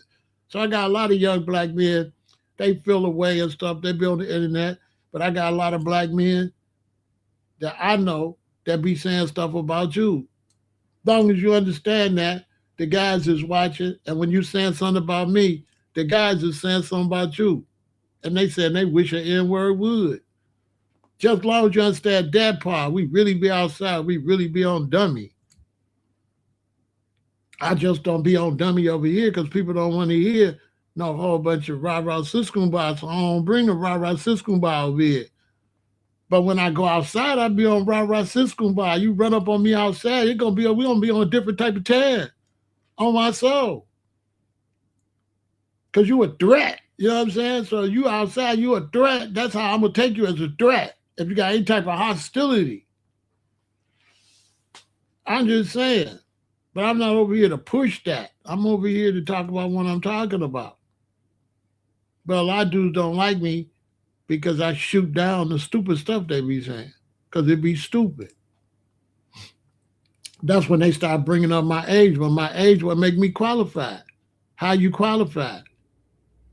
If you ain't seen the 60s, if you ain't seen the 70s, if you ain't seen the 80s, if you ain't seen the 90s, if you ain't seen 2000, 2010, 2020, and now most of 2020 something. We're going into 2030.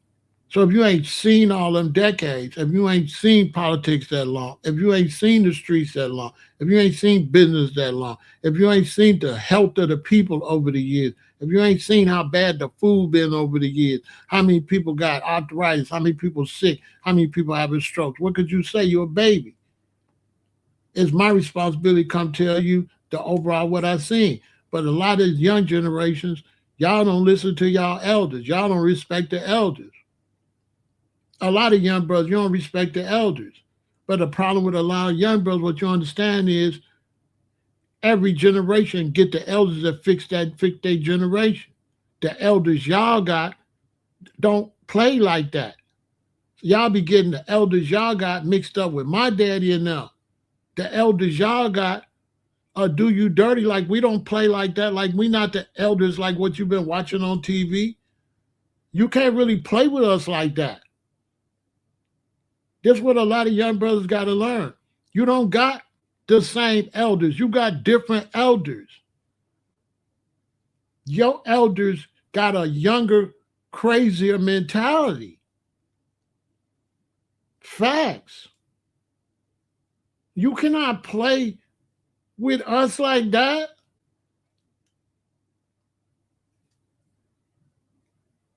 The older elders was on the porch. We was outside. We outside. It's different. And it's gonna stay like that. Every generation of elders now is gonna be different. Not just my group, the next group. They're not gonna be cornballs and shit like they're gonna be dangerous. Y'all gonna have elders that did 20 years in the penitentiary. Facts. Y'all gonna have elders that did 5 in the pen, 10 in the pen. They was Crips. They was Bloods, BDs, G. Y'all ain't, what kind of elders y'all think you gonna have? You gotta change with the times, young brothers. I'm not your granddaddy, unless he my age. If your granddaddy my age, he ain't nobody to play with. My daddy wasn't nobody to play with. The only difference between my daddy and me, my daddy would never talk to you.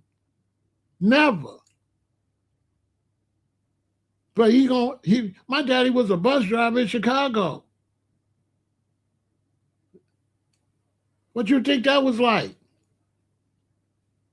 My daddy had trolls getting on his bus.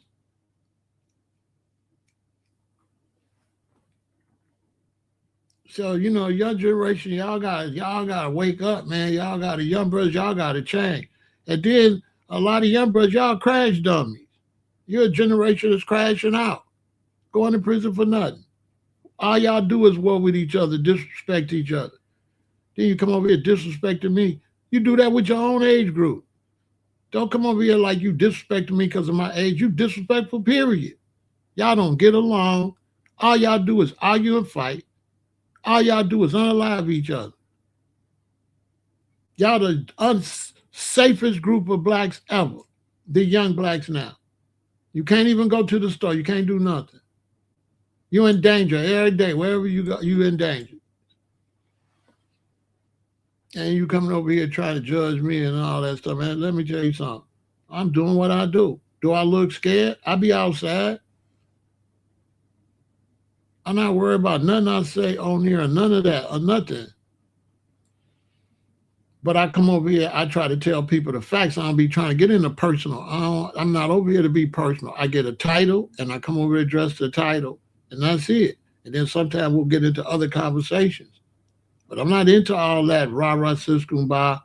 I'm not into arguing with you in front of the audience and all that.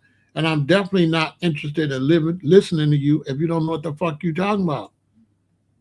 And you trying to troll. And you try to say something and you don't know what you're talking about. You wet behind the ears. You don't know what you're talking about. Probably don't know how to read.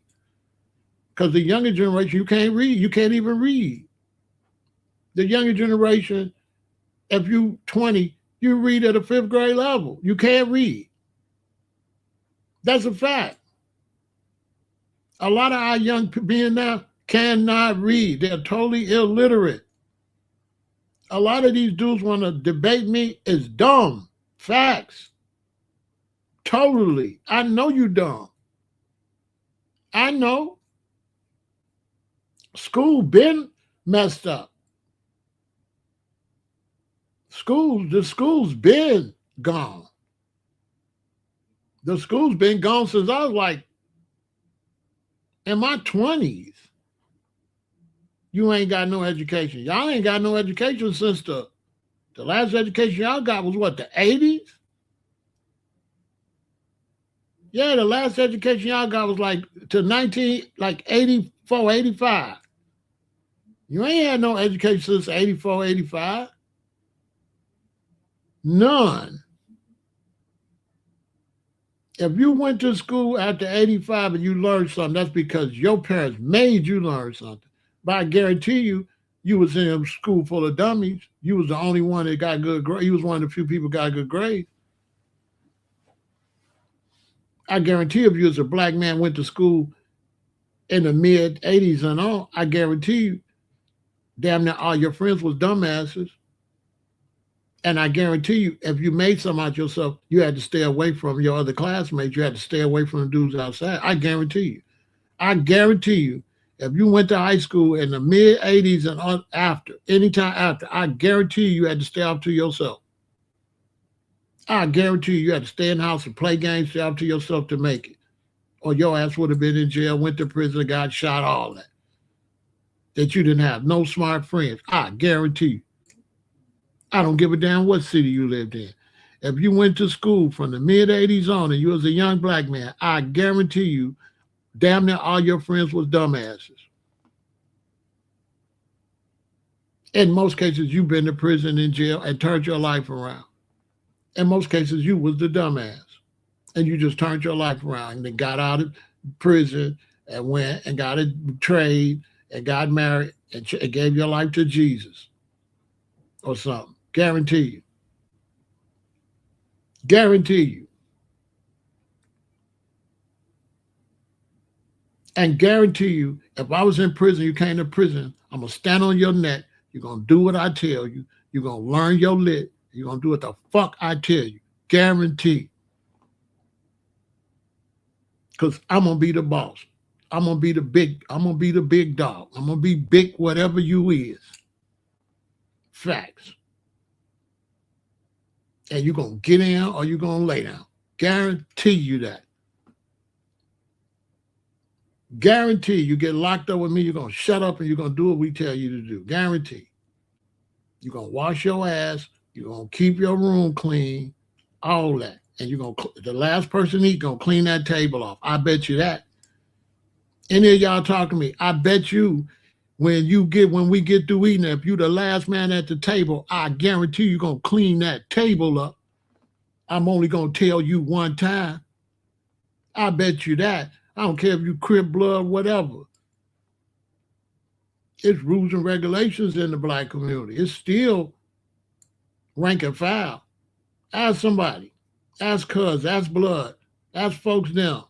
Ask the most. Ask anybody. It's rank and file. Period. You ain't never gonna get away from that. So you might as well do right and go to school and make something out yourself. Because anywhere you go, you're gonna have to follow the rules. Yeah, if Pooh Shiesty go to prison, he gonna have to get out later. He got to follow rules. He gonna be a nobody. Yeah, he gonna be a nobody. He gonna be a low-ranking member. he ain't gonna be Pooh and he ain't gonna be Shiesty. He gonna be a low-ranking member if he get in that penitentiary, as my grandmama and them used to call it. So you young brothers need to get education and learn something. Talk about something like this, politics, something positive. Leave that old stupid stuff at home. All that internet, calling me names and all that stuff, you know you ain't coming outside doing it. Stop doing something that you can't do outside. You cannot do that outside. People don't talk outside. They're not gonna be talking out there. Nobody gonna talk out there outside like that. Y'all stop. We're not here to promote violence and stupid stuff. You cannot walk up to me talking crazy in the real world. Where you could do that at? Ask anybody in Chicago if you could walk up to me and talk crazy.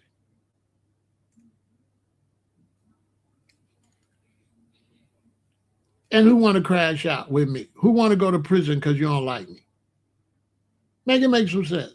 So that's what we're gonna do. We're going to prison. So when I see you, we supposed to go to prison. We supposed to go to jail. Because that's all the negativity gets you. Jail, prison, on the line.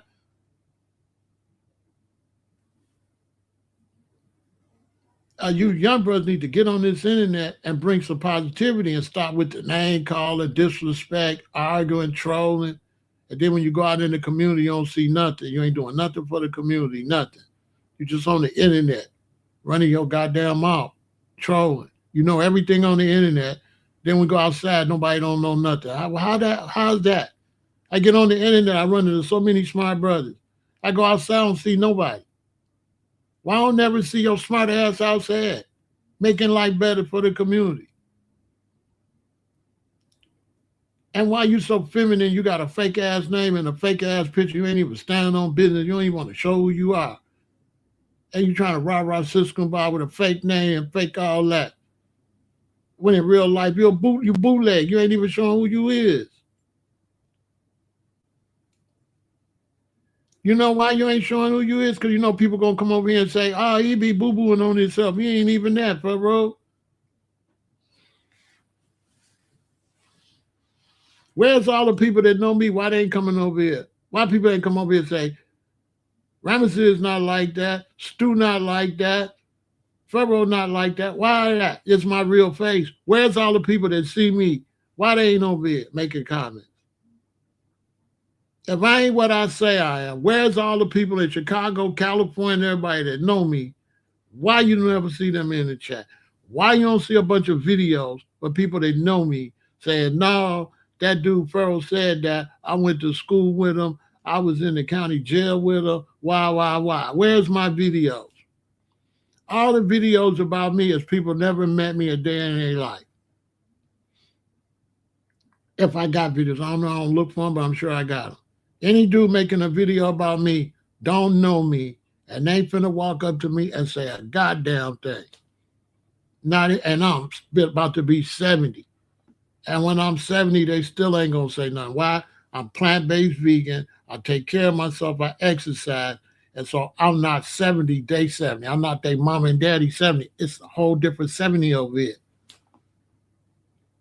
I'm not. It's a lot of things, and that's a whole nother subject. As young, older black people start eating better, these women gonna be finer. A 65, 70-year-old woman gonna be fine as hell. It ain't gonna be the way y'all think. And these older black people eating right, they're gonna be able to fight. They're gonna be martial experts. They're gonna be weapon experts and all that. It ain't. It's different now. It's a different young generation. That's just on the side note. We could get back to the other conversation with Harris running for president. She definitely announced she finna run for president, and I mean, I'm gonna be interested to see what's gonna happen. I'm gonna try to see how she gonna finagle it. What she gonna say? You know what I'm saying? I'm very much interested in her running because I'm trying to see what she gonna say. She gonna have to come with it. I see some people saying, "Why she talking like she FBA? Why she saying like FBA talking points?" Well, in all fairness, they didn't give her enough time to figure out what she was gonna say when she jumped out there.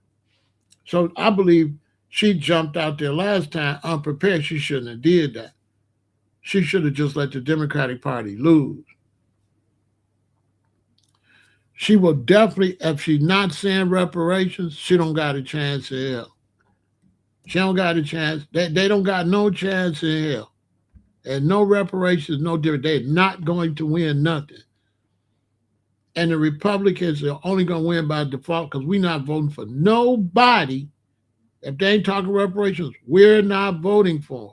And if we see you out here, black man, and you promoting somebody that ain't pushing reparations, you're going to be out here too. We're going to unfollow you on social media too. You're going to be an outcast. Anybody black that's going to be pushing for any candidate without reparations, you're going to be blackballed by those of us that read. You ain't going to be blackballed by the other suckers. But those of us that want reparations, we unfollowing all y'all. If you ain't standing on reparations, your reputation going to be dirt. If you talk against reparations, you're going to be banished. Period. If you a black man or a woman, and you use your real face and stuff, and you get on social media and say, we don't need reparations, when I meet you, I'm not going to like you. I ain't going to say we're going to fight. I ain't going to say nothing to you, really. I'm going to be like, oh, that's the chick, or that's the dude, that's the sellout. I ain't going to say nothing to you. I ain't going to want to talk to you. I ain't going to want to talk to you. Period. Now, if you push the issue and you walk up to me and say, hey, Brother Pharaoh, I'll be watching you, I'm going to say, I've been watching you too. You the dude that ain't for reparations. You're disgusting. You disgusting. That's what I'm going to tell you. Bro, you're not even for reparations for your own people. I had a young rapper that I know, and I was pushing reparations. And he came my DMA and my DMs on Instagram. And he said, you talking about reparations, you sound stupid. Talking about asking these people to give us money. And I told him, you watching me, I'm not watching you. I gave him a pass because he's a rapper I work with, kind of like one of my youngins. So I gave him a pass, and I just dissed him a little bit because I didn't think it's right to diss my own. Even though he was dissing me, I'm supposed to be his own, but he a little nigga. So I just said, you watching me, I'm not watching you. I didn't get into it because I know him. And so in that type of world, I'm going to wait till I bump into him. I ain't bumped into him. Now, when I bump into him, I'll be like, dude, why was you all in my DMs with that disrespect? Because I was pushing reparations. But only when I see him. When I see him, then I'm going to give him that opportunity. You know what I'm saying? And I'm going to remind him, first off, you forgot who the fuck you was talking to in the DM. You must have forgot. So when I see him, that's when I'm going to ask him, you must have forgot. I sent you in my DM. You must have fucking forgot. But I'm a G, so I don't want to do it on the DM. I don't wait till I see him. I'm going to test him, see if he's going to keep that same energy. No, keep that same energy. What you was saying? You must have forgot. You must have forgot who was the monster. You must have, you must have forgot. You didn't got all internety. Bro, this ain't the internet. But I wasn't gonna say it in the DMs. That's soft. We ain't doing all that. I just told him, nigga, you watching me, I ain't watching you. Basically, shut the fuck up, I told him. And moved on. Cause with that, I know you. So we are hollering when I see you. That's when I'm gonna let him know. I noticed you ain't pushing reparations. Oh, but you was bragging you went to the Million Man March. You like Khalid Muhammad. I'm gonna ask him, would Khalid be for reparations? Yes or no? That's your man. That's who you say you claim. Oh, you didn't sold out. You didn't win soft. So you ain't for reparations. And you a little boy. Stay in a little boy place. Bro, don't ever talk to me like that on no damn social media. And we supposed to be like from the same crew. And you a little boy. So why is you talking to me like that when you know this me, this you anyway? This what I know. Nigga, this what you know. I can't wait till I see him. But I wasn't gonna do that on the DMs like that. I just, you watching me, I ain't watching you. Click God. Whatever. Little boy, listen. Because one thing for sure, when I fight for reparations, we get it, he gonna be the first one in line to get it. You know, these brothers is phony. All you brothers that's Black Americans that ain't for reparations, y'all the phoniest people in the whole world.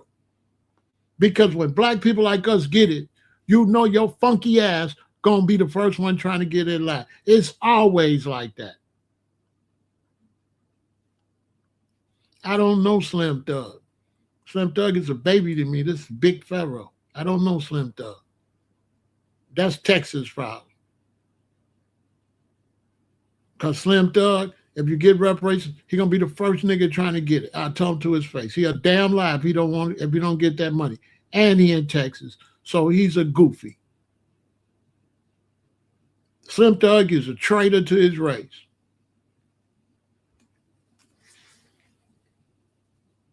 Period. I thought Texas is where Black people found out they was free. I don't know. And he ain't standing on that. He in Texas, he ain't standing on reparations.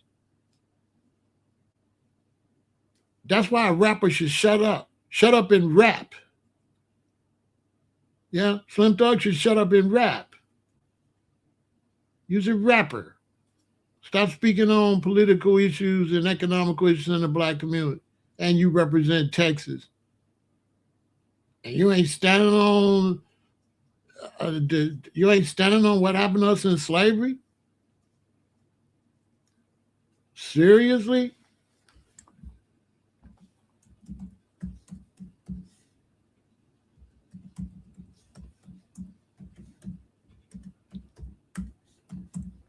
He's a dumbass. Bro, you in Texas, you wear Juneteenth? That's just like that. Bro, ain't Texas Juneteenth? And you ain't standing on reparations?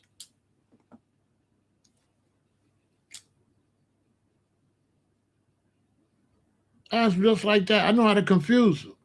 He'll be like, he'll be tongue-tied. Bro, you in Texas, the home of Juneteenth, where Black folks found out they were slaves. You can't listen to no rapper. He's a rapper. All he's about is making money and buying a bunch of junk and buying a bunch of cars and buying a bunch of stuff. That's all he is into. He's not no spokesperson. That's why I would tell him, bro, stop trying to be your name's Slim Thug. Stop trying to be a spokesperson for Black people. Stay in your Slim Thug lane. And you're lying. Because as soon as Black people get a check, you're going to go and get it. That's what's phony about Black Americans that's against reparations. Soon as you get it, they the first one, they're going to try to beat you to get it. I've been around Black people all my life. The same ones that say they not with something and you go do it and you make it a success, they beat you there. He'll be the first one trying to get it. Slim Thug is a liar. We know black folks. Soon as it get a bill and it start looking like it can happen, he start, I'm changing my man on that. I thought about it and da da da da. You know what I'm saying? Let me have yours then.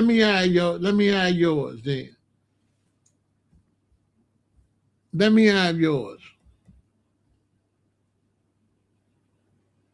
Yeah, he in the way.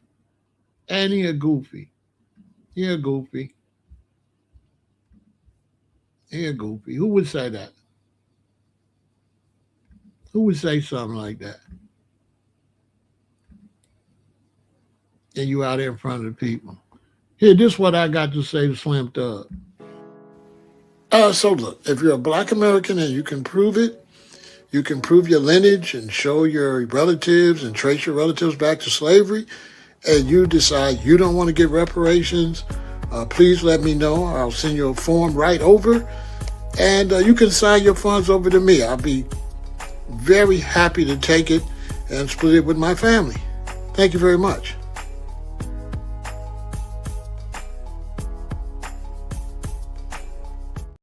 That's why I got to say Slim Thug. That's why I got to say that. That's why I got to say to Slim Thug. We're going to get our reparations as soon as you stand up and help us fight for it. As soon as you help us fight for it, you'll know and I know. Get up and help us fight for it and you'll know. What you mean what day we're going to get our reparations? You fighting for them? Because if you was fighting for them, you would know when it's going to happen just like me. Why you asking me? You fighting for reparations? Well, if you fight for reparations, ain't you going to get a notification? So what you asking? What you ask? You know what I'm saying?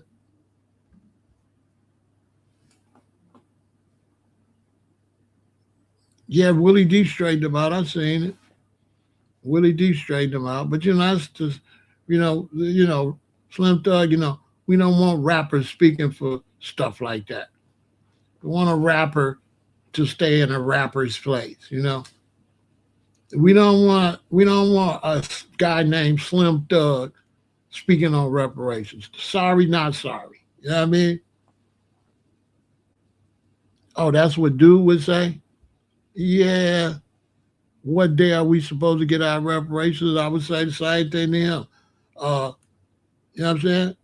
I got you, Ricky, but I would say the same thing to him. So it's the same answer. If Slim Thug would say to me, what day are we going to get our reparations? I would say, you ain't getting shit because you don't want it. I'm getting yours. That's what I would tell Slim Thug. Haters like you not getting nothing if it's up to me. What we? How could he say we? We is we. We is those that's together to get reparations.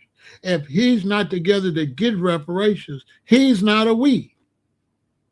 Right? So if I say we going to the movies, that means all of us going to the movies. If you say you don't want to go to the movies, how could you ask me when we going to the movies? You said you don't want to go. That's Slim Thug. If he was to say that. But you Slim Thug.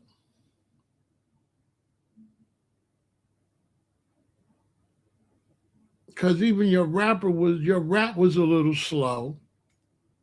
Your rap style was a little slow. Your rap style wasn't like intelligent. It was a little droll, you know. And I'm going to the thing is the saying so your rap was a little primitive. He wasn't really looked at as no intellectual rapper, you know. You was like a sip and lean rapper. What it sound like. You know what I mean? Slim Thug sound like a sip and lean rapper, didn't he? I'm running on four fours and those, you know. That wasn't. We wouldn't have considered you no intellectual rapper. You know what I'm saying? I'm just saying. You know what I mean? Slim Thug wasn't. We wasn't looking to you for information. You wasn't Chuck D or nothing. You know what I'm saying? That's a Slim Thug. You know what I'm saying? You wasn't. You know what I'm saying? You was, you was like you was on that drink. That's how you used to rap. It was a little slow.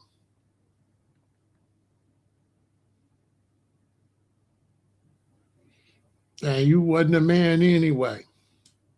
Mike Jones was the man put y'all on. Mike Jones put on Texas. Now, yeah, we got the ghetto boys. We talking about in the modern time. The ghetto boys put on really, but Mike Jones the one made them hot. Mike Jones the one made Paul Wall, Slim Thug, and all them hot.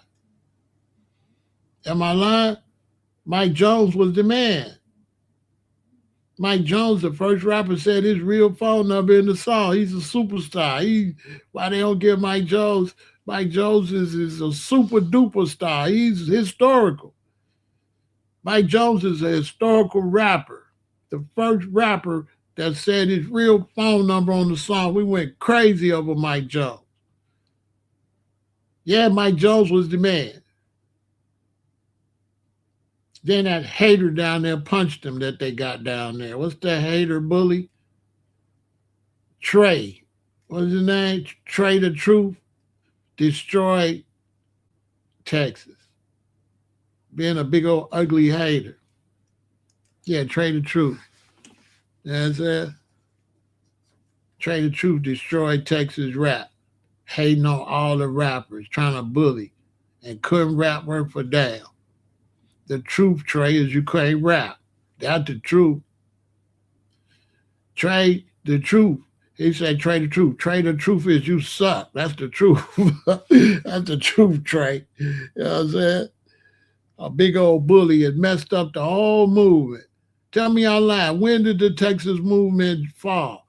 Trey, the truth killed it. He hate on everybody. Zero, everybody. Trey the Truth killed it. He was trying to bully. He destroyed Texas. That was the era where there was unity. They was pushing unity. It's unity. Florida got unity, right? Boom. Atlanta, welcome to the city, right? Texas, unity. Everybody was pushing state unity. Here come Trey the Truth, hating in his own state. He had no beef with no rappers nowhere but in his own state. What a disgusting piece of shit. That's fine. They was against each other, but once you go national, why would you keep doing that? Why would you do that?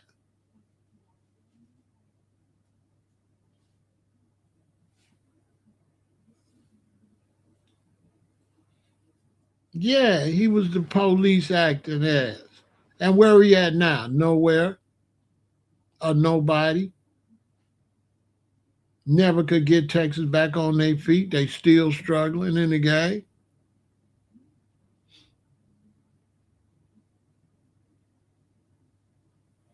The T.I. little Flip stuff didn't happen. Flip was hot. Here come T.I. with his bogus police ass. No, damn well, Scarface was the king of the South. T.I. ain't the king of nothing but snitching. T.I. ain't never been no king of nothing, okay? Get your goofy ass out of here.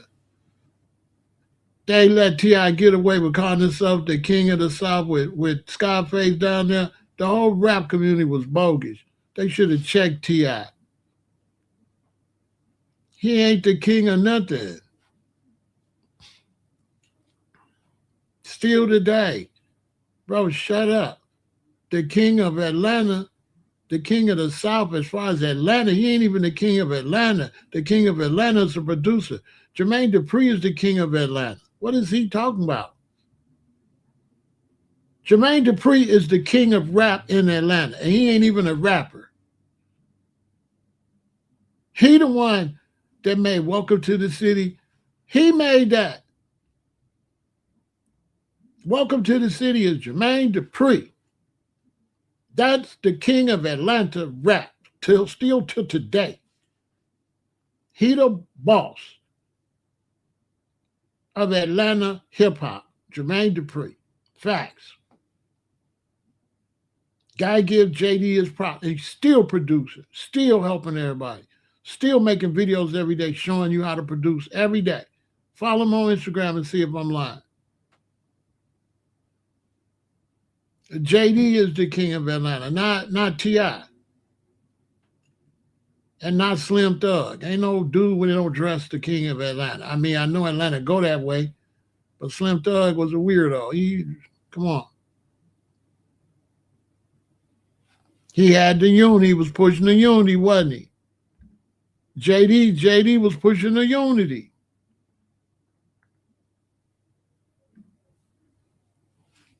JD had to separate himself because all of them weird stuff they started doing, beefing. Messed up, almost ruined Atlanta. That's a whole nother video, how the black man keep ruining their city. Chicago, same thing. They started the GDBD shit, ruined it. That's a whole nother video, how the black man keep on beefing and messing up the money. Every time you look up, Slim Thug and the other dude he was beefing with, together, they're going through the roof. Look what happened. Memphis, look what happened.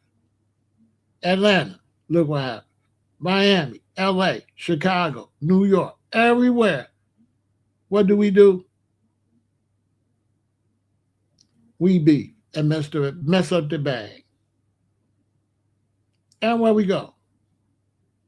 Chief Keef and Dirk don't get along. This one, that's a whole nother video of the black man being a hater and messing up the bag. The black man be messing up the bag. That's what he be doing. The black man be messing up the bag. All the time. Bang 'em Smurf and G Unit. Now, look at the game. The game get in the hottest thing going. What do? He's get out, start hate. Totally destroyed G Unit. The game. And now the game is a bomb. Think about it. Look at the game. When the gang got with 50 Cent, they was on their way to the top. They fit together perfect. You got this big old dude from New York keeping the gas. You got this big old dude from LA, perfect. Could have the whole country on lock. Right? This is what we do. With him and the gang, come on, bro. They got it. Then they got Young Buck from the South. Tony Yayo, Lloyd Banks, they got it. They even brought in brother from New Orleans. They got it. They got the whole country on lock. Now look.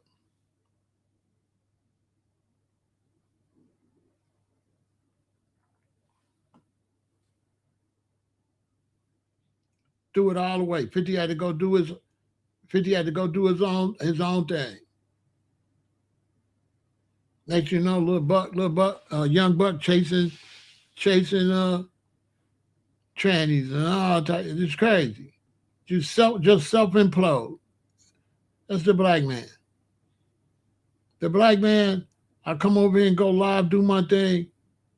You don't see no white people coming over here. You don't see no women coming over here. You see a lot of cool brothers come over here. But every hater, it'd be a black dude. I have a whole chat full of people, and I have 3 haters, which ain't bad. Don't get me wrong. It's not no disrespect to the black man, because most brothers is cool. But y'all tell me, who come over here hating in a black crowd? Black dudes. Every hater come over here. Y'all notice it'd be a black man.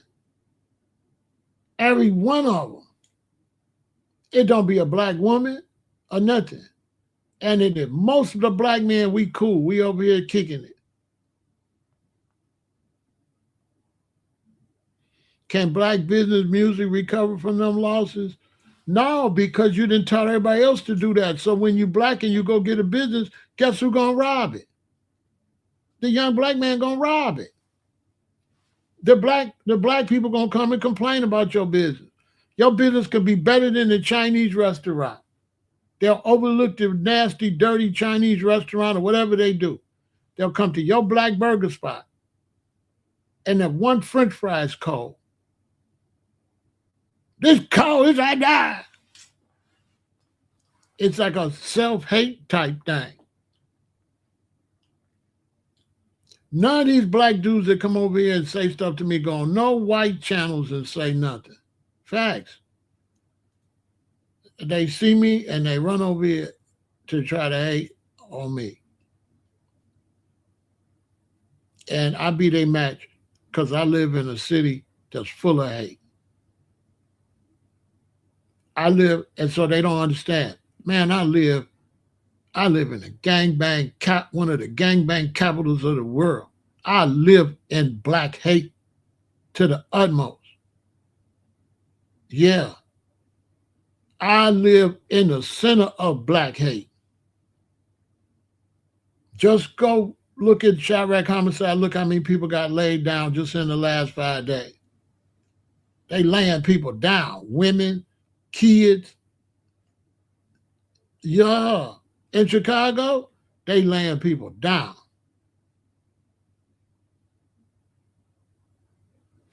Hold on. Watch this.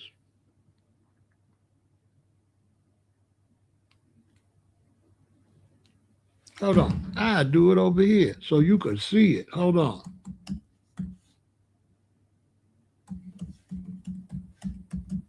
If you think I'm lying, hold on.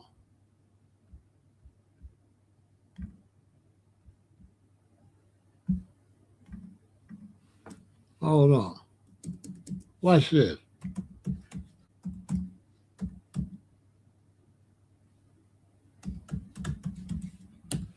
Hold on.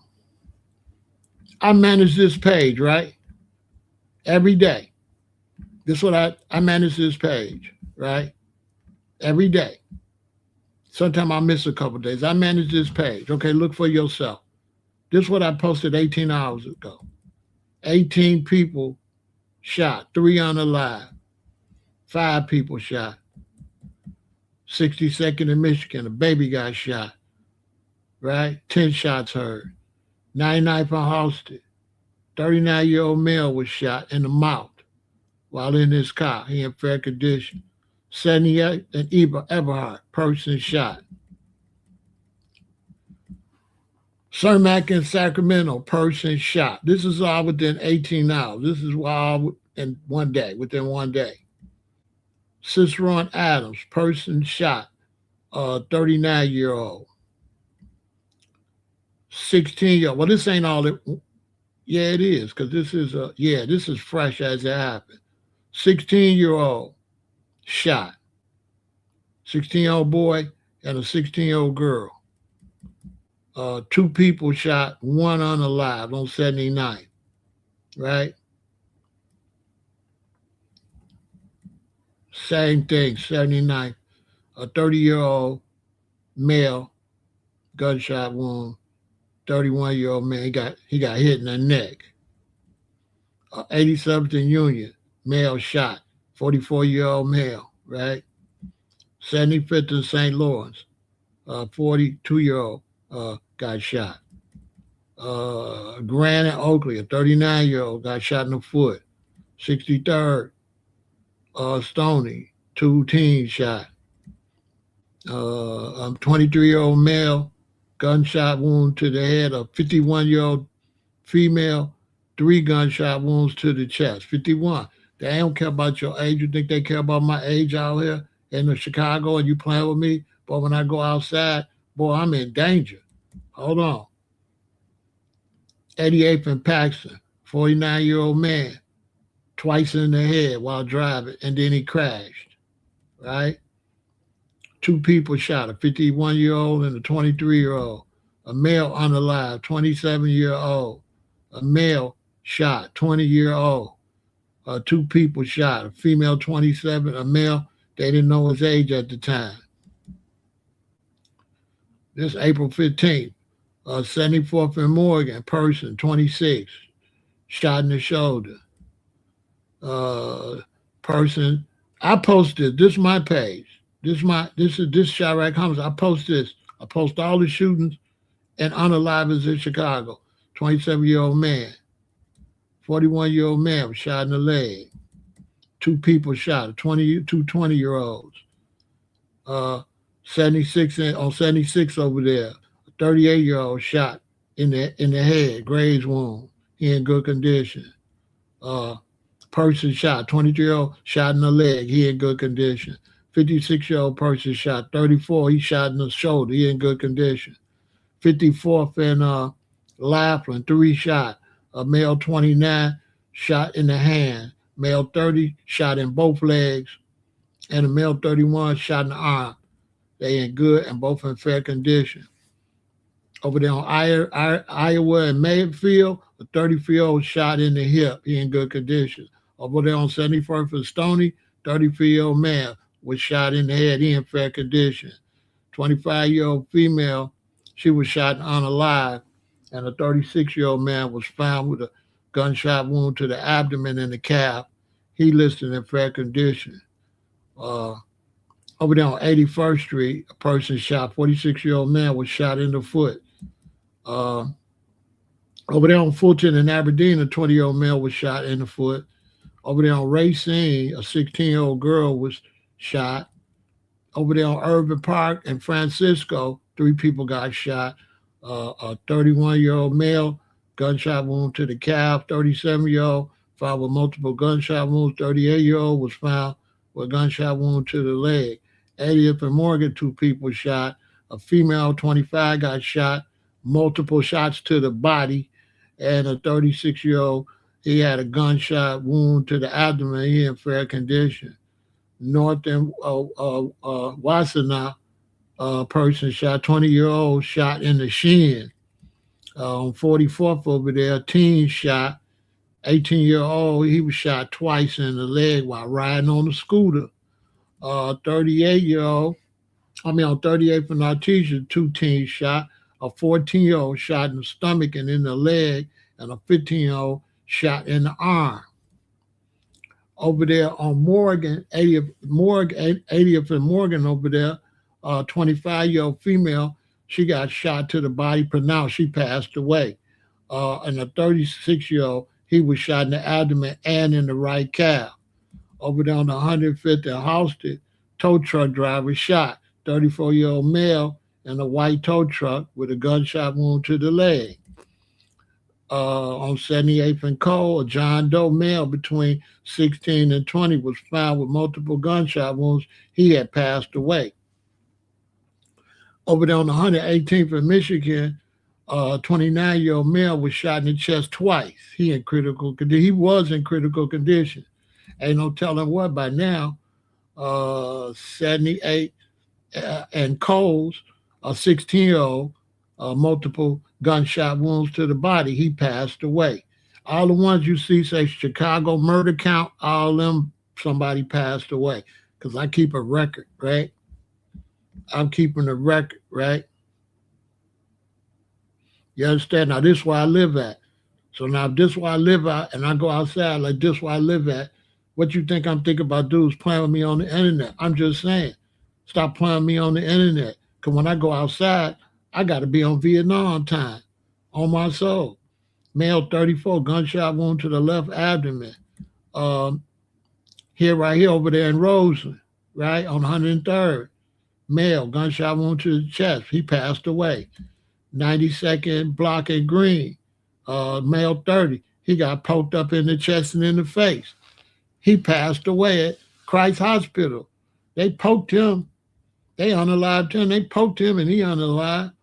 Over there on the 111th in Peoria, right? A male 28. He had a gunshot wound to the leg. Over there on 45th in Drexel, male 42. Gunshot wound to the left hand, right shoulder, and the chest.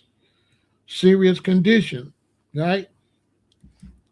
34th and King Drive, female, shot in the foot. Another female, shot in the knee. A male, shot in the chest and the groin. Over there on 80th block and 122nd Street, male 26, passed away, fatally shot, gone. Over there on 84th, male 17, shot in the shoulder. Over there on Wood, 16th and Wood, on the Lower West Side, female, shot in the left leg and the left arm. Over there on 59th Street, male 31, a gunshot wound to the head. Over there on 47th block in West Monroe,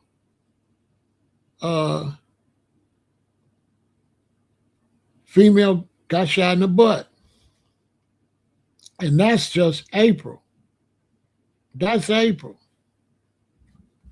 That's just April. That's just April. Yeah, that's just April. And it's only April the 19th. I'm just saying. That's just April. The 3 grown, I think I said them. I think I said them. I got to go back and check again. That just happened. So I got to go check again to see if I posted it. I thought I posted it, though. Hold on. Let me see. Let me look again. I thought I posted that. Let me look again. I'm glad you said something. Hold on.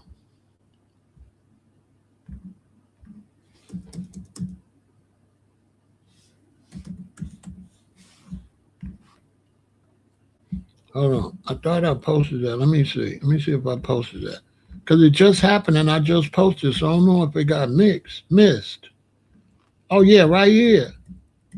They said 4. Yeah. Okay, here it is right here. Yeah, I posted that.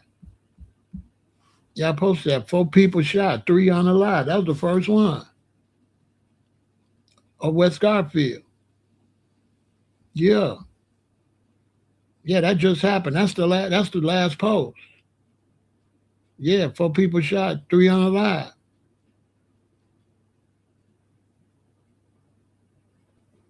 It might be the same one that said 5 people shot before they found out what happened to them.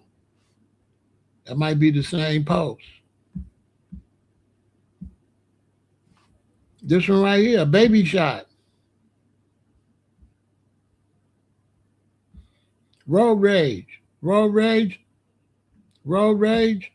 They started shooting, the baby got hit, shooting up the car. You know what I'm saying? Like in Chicago, you can't be hollering in nobody's car. You can't be doing none of that. Yeah. Listen, you see how dudes come over here playing with me on the internet? That's why I be so pissed. So I'm glad I brought this up, because you know what happens in Chicago over that behavior? Like these shorties is laying each other down over the internet. Listen, shorties laying each other down. Oh, the stuff people be saying to me on this internet, it don't be that serious, do it? In Chicago, they get laid down for that. Would you tell them so? Some of the stuff that dudes be saying to me in Chicago, if they was in Chicago and said that to one of them shorties, that would be the result. I'm glad I'm showing y'all this. This why I be against that. I'm totally against that trolling. This generation, they ain't gonna take that like that. And these shorties is detectives. They will find you. Hey, so would you tell them the type of detective work these shorties do? So if I talk crazy to these shorties in Chicago, YG, won't they find me? Hey, YG 53. If I talk crazy to these shorties in Chicago, won't they find me? They will find me. They will look at everything I've ever posted for any clues. I'm telling you. And if I make a mistake and got my phone outside and they see a Dunkin' Donuts, they're going to find that Dunkin' Donuts. And they will, listen, they will stalk that area until I come outside. Would y'all tell them? Hey, listen, would y'all tell them?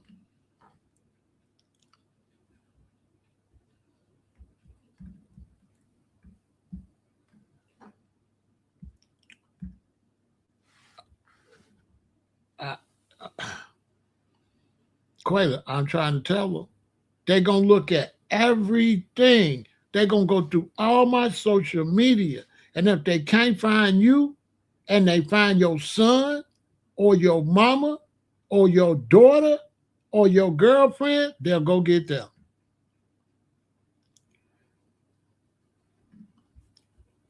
Quayla, won't they? Hey, Esau, if they can't find you and they find out where any relative at, what they'll do? What they'll do, Esau?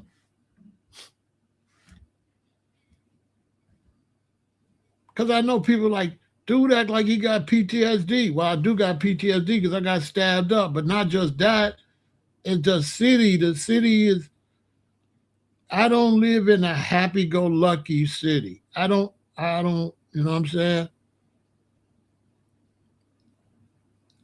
So when y'all be seeing me getting on people like that for saying stuff on the internet, I don't just be getting on them. I be trying to help y'all. I be letting y'all know, don't do that. Not me. I'm not going to do nothing to nobody. I don't promote violence and I don't crash out. I'm not going to do nothing to you because you talk crazy on the internet. But I got to teach the other people, when you come over here and you start talking crazy to me and you start trolling, you a bad example for the community. The people that watch you, if they do what you're doing, they could get hurt.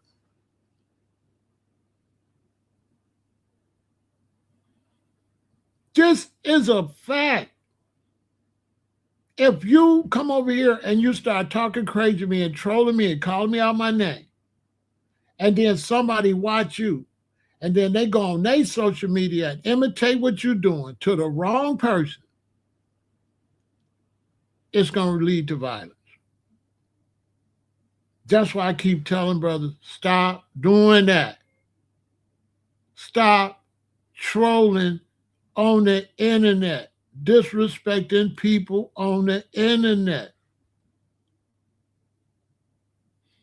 Stop. So it irritates me because on the streets, you see how hard we working to get them to stop doing that?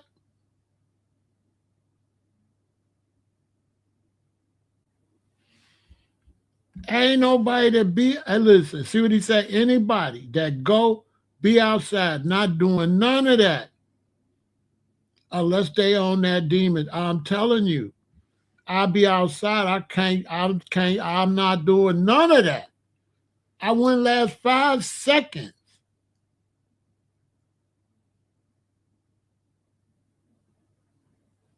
I would have to be on demon time. I would have to be willing to go to penitentiary for life or 20 years, 5 years. But I got to be willing.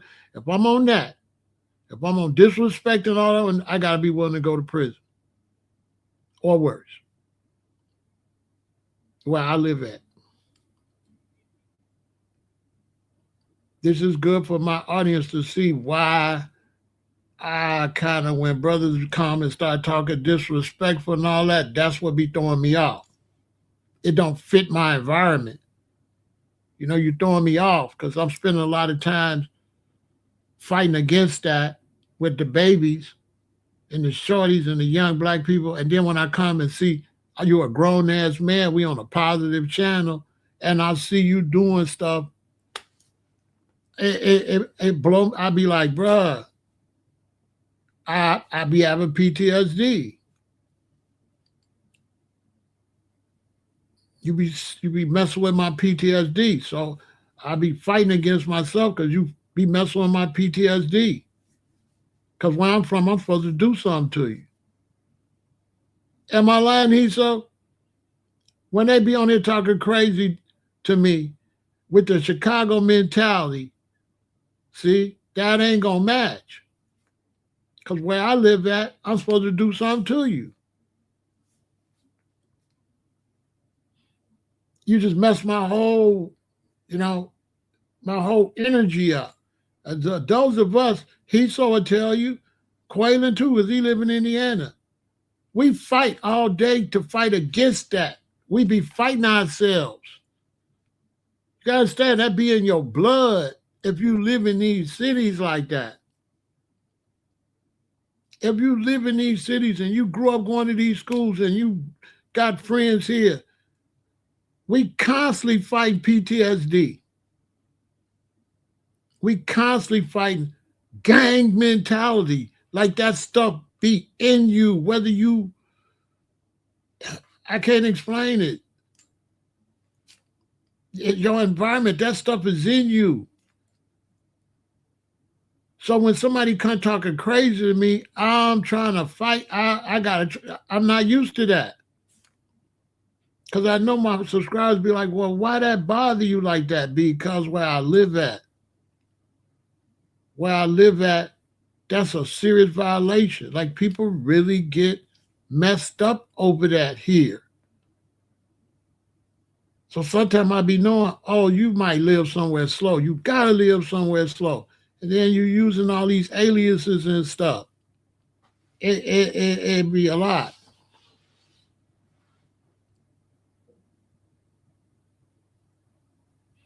Yeah.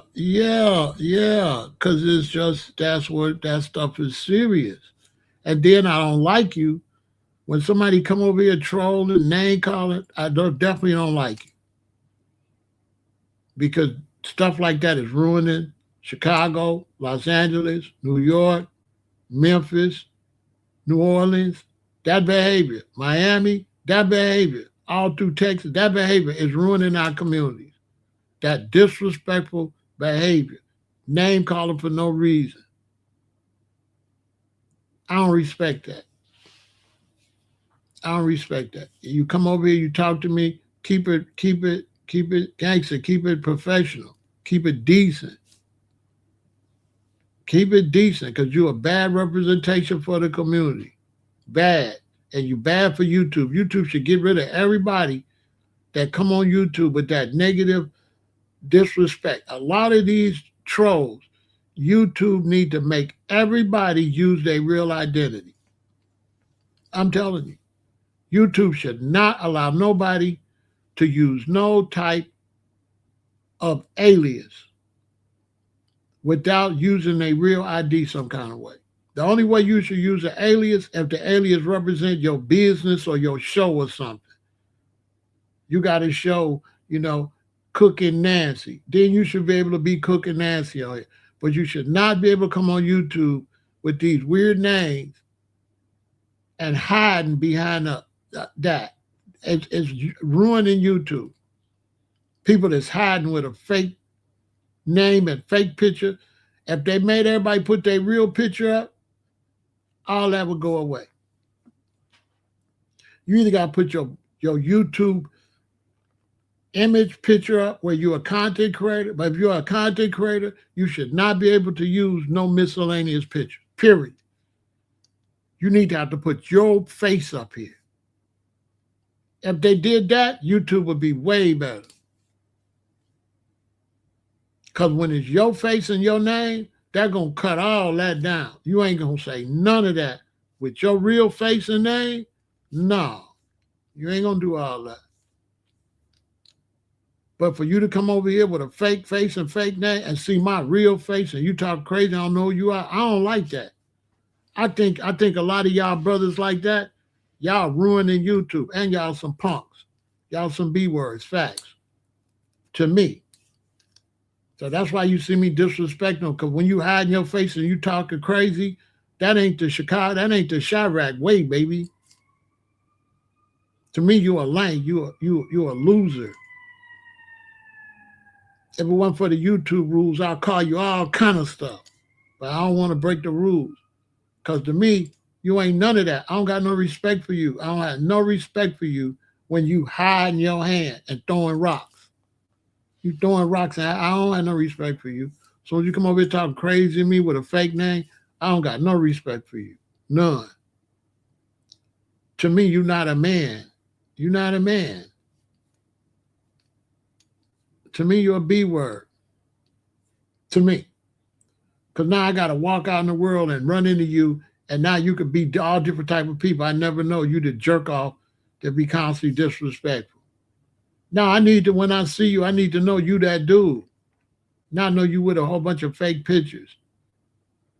So like when we go out moving around now, we got to have high security. We can't let people get close to us because you got these weird dudes been saying stuff on the thing and you don't know who they are.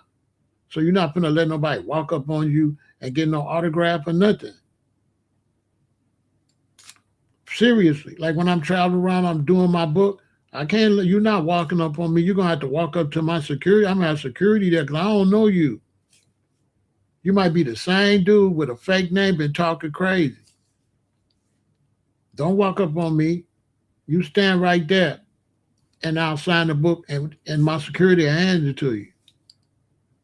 But don't walk up on me because once you cross that line, you're going to be the enemy.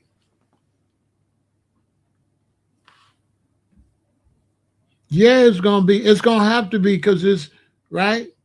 Facebook lost a lawsuit regarding the harm their social media platforms had caused and continue to do, especially. Yeah. They just lost that lawsuit. Yeah, they're going to have to do that because with these people hiding their identity, they bad for everything. They bad for social media. They bad. Trolls with no identity gotta go. If they're not willing to stand on that with their real self, they don't need to be over here for sure. They gotta go. They gotta go. If you want to do all that stuff anonymous, you gotta go. Get them out of here. It'll make social media a better place where people that really want to talk, people that really want to have good conversation can go. Not no weirdo that can hide, want to come type a bunch of stuff, and then we got to keep blocking all these people. You should see all these people, the average content creator, we got thousands of people blocked. Thousands of people blocked.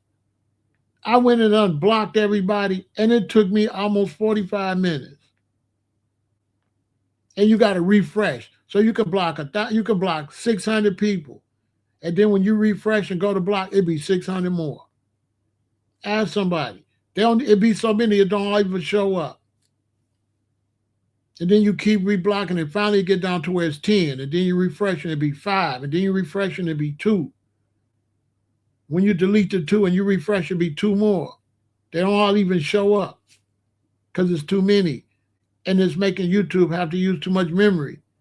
YouTube wasting memory, saving people that don't deserve to be on YouTube that's blocked.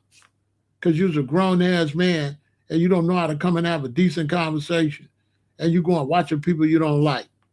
You don't like me and you click on my, you know what I'm saying? Who the hell do that? Who the hell click on somebody you don't like them? And you come over here and click. Crazy. I'm not clicking on nobody I don't like.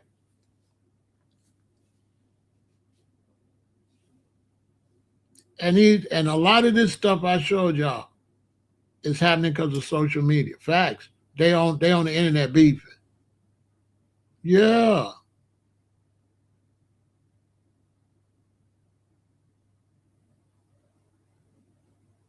Block me for what? I don't watch them. I don't watch them. I don't know because I don't watch them. I don't know. I ain't blocked on Tyreek stuff. Me and Tariq ain't had no beef. I'm not blocked on Tyreek. But I don't talk on nobody's stuff. Yeah, I don't talk on nobody's stuff. That's the same other dude. That's the Mikey Stewart. That's the Michael Stewart dude. No, I'm not like you. They don't gotta block me. I'm not a weirdo troll like you. I'm not. I got a life, so I'm not like you. They don't gotta block me. I'm not like Michael. I'm not like you. You a loser with no life. They gotta block weirdos like you. They don't gotta block me because I'm busy making my own content. So let me ask you something. Since I've been over here, have I don't go on their stuff because I'm busy. I'm a man. I'm not like you. I'm busy doing me. So I don't got time. You don't got a life. If you was busy doing you, you would keep making accounts coming over here. I'm not a loser like you. I'm not a loser like you. Don't nobody gotta block me. I'm busy. I'm not watching a lot of people. I'm got people watching me. I don't have nothing to say to Roland Martin. So block me for what? I watch Tyreek, but I don't say nothing. A lot of people I watch, I don't say nothing. I just watch it for what I watch it for enjoyment. I'm not a loser like you. I don't be doing all that typing on people's page. I'm a man. I'm masculine. You know what I'm saying? I'm masculine. I'm not like you, Michael. I'm not. Me and you ain't the same. Yeah, we ain't the same. Nobody got to block me because I'm just doing me. I got to make content. I ain't got time to be watching nobody. You got time to watch. And viewers are great. We love viewers. We just don't like people like you. YouTube got to get people like you off of YouTube. You're bad for social media. You're a horrible person. You make the social media experience horrible. They need to make you show your real face and your real ID like a man or get you off of social media. Yeah, they got to get rid of people like you. Got to go. Because I didn't block you 3 times and you come back with another profile. I got to block you again. They got to get rid of you. You know what I'm saying? So I'm glad he came back though, because he the type people got to go.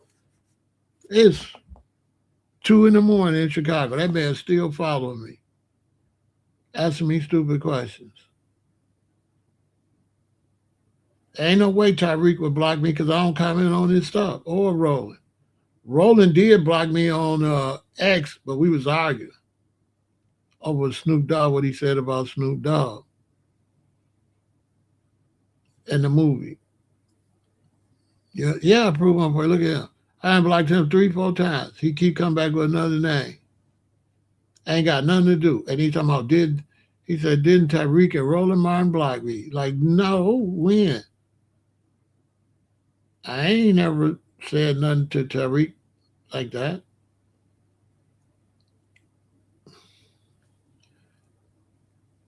I ain't never said nothing. I don't go against Tyreek. I don't troll, so they ain't got to block me. Roland did block me because we was going back and forth over the soul train. We over the soul plane. We was going back and forth, and I started dissing him and shit. Yeah, I don't do that kind of shit.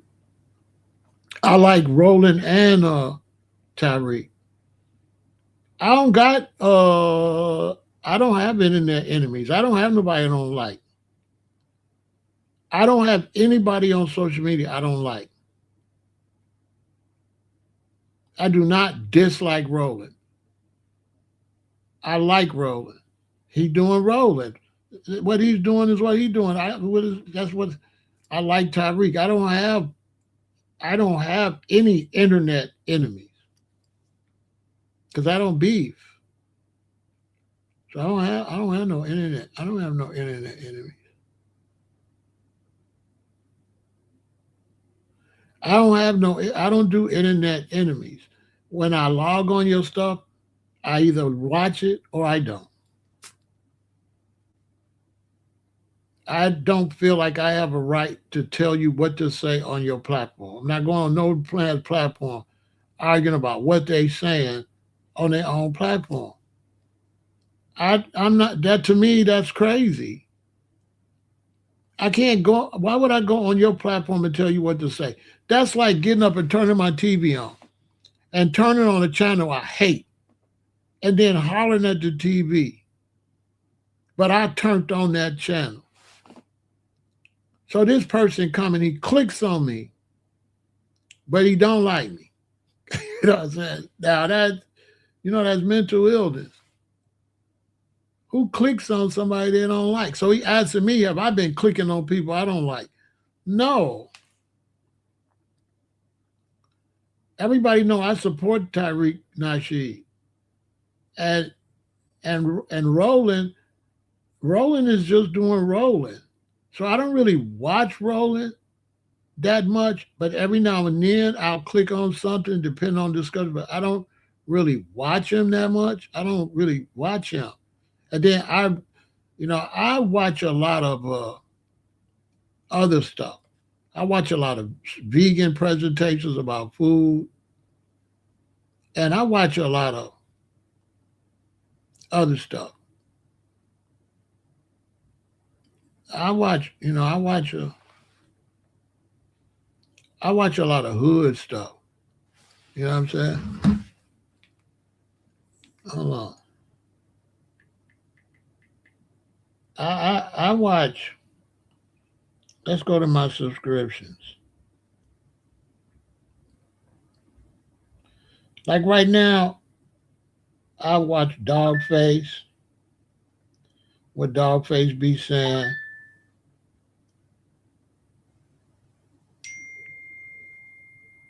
I watch.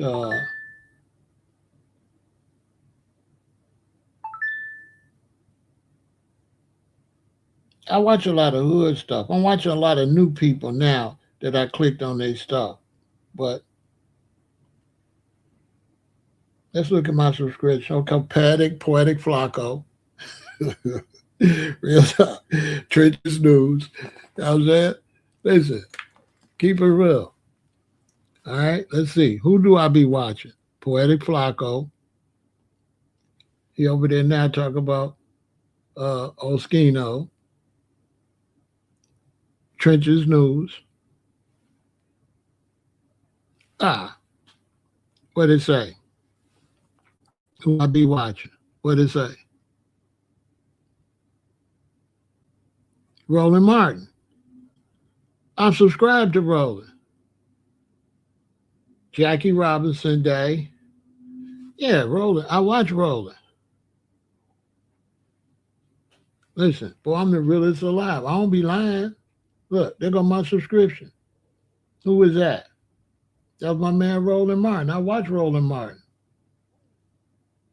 I don't pick sides between him and Tyreek like that. That ain't none of my business. They go Roland. Right? See how fools don't be knowing what they talking about? I watch Roland. Nino Brown. Nino Brown. Big Act. Academics. I have to know what's going on in the community. Ticket TV. Go check out Ticket TV. Bro be keeping up with what's going on in the country. Go watch Ticket TV. Good brother. I just started watching him. King Peel. Right? All right. Just so you can see, I'm all over the place. King Peel, right? Now I'm 68. King Peel. I keep up with King Peel. CBS Chicago. Hip Hop is Real. I watch Hip Hop is Real. Let me give everybody some plug. Boss Talk. Boss Talk, one of my favorite. Boss Talk. Boss Talk. I don't miss Boss Talk. I don't miss Boss Talk. I don't miss Boss Talk 101. I don't miss Boss Talk. Dr. Vivek, because I watch a lot of vegan stuff. This is the dude from India, right? CBS Chicago. MacWap TV. MacWap TV. MacWap TV. One of my favorites. Zip with the Drip. When I get ready to chill, I will zip with the drip. You know what I'm saying? Zip with the Drip. I watch Zip with the Drip all the time. Cult Figure TV. Seti Nash, of course. Seti Nash. all of WAC 100's posts. This one is Clubhouse TV. Clubhouse TV. Clubhouse TV. Big Act. Iron Team. Shout out to Iron Team. KB Nene. Shout out to KB Nene. One of my favorites, Hip Hop Buddha. Hip Hop Buddha. Yeah, Hip Hop Buddha, one of my favorites. Hip Hop Buddha. Hip Hop Buddha is one of my favorites. Go check out Hip Hop Buddha. Hip Hop Buddha is one of my favorites. Who else?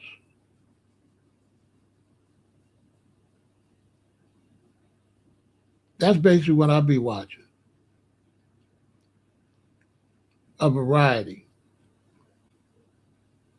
But yeah, no, I ain't got no beef with Roland Martin. I don't got no. I used to watch King Act. Truth Teller. Truth Teller. I watch Truth Teller. Truth Teller keep me going up. What's going on in Chicago? Shout out to Truth Teller. I've been watching Truth Teller for years. Tisa Talks. Although I ain't been watching, I'm subscribed. But too much gossip. I had to start watching her. But I still ain't unsubscribed. Law and Crime. One of my favorites, Choke No Joke. Chicky Choke No Joke. I watch Choke. C-SPAN. Armed Scholar. Tell y'all about the gun laws, right? The Young Turks. Showface News. I watch Showface. You know what I'm saying? Showface News. Go subscribe to Showface. I already said Seti Nash. I got a new one I'm watching. Keep it a stack with Coach One Stack. This is a new brother I've been checking out. Keeping it a stack. I just subscribed to him.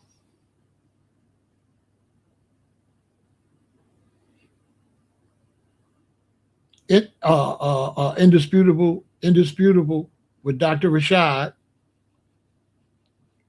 I get a lot of news from Dr. Rashad, Indisputable. Of course, Fox Weather.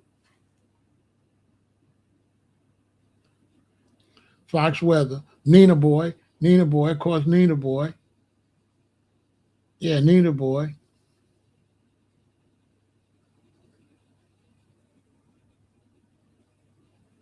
You know what I'm saying? Go subscribe to Nina Boy. That's how I know what's going on. I watch him break down stuff. You know what I mean? That's one of my favorite channels.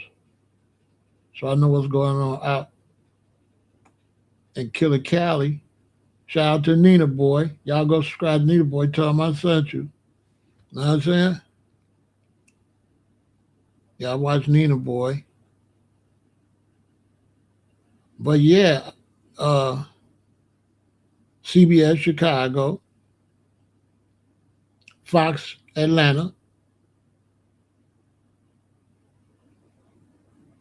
Panda Chop. I'll be on Panda Chop. Panda Chop, one of my favorites. Watch those interviews, right?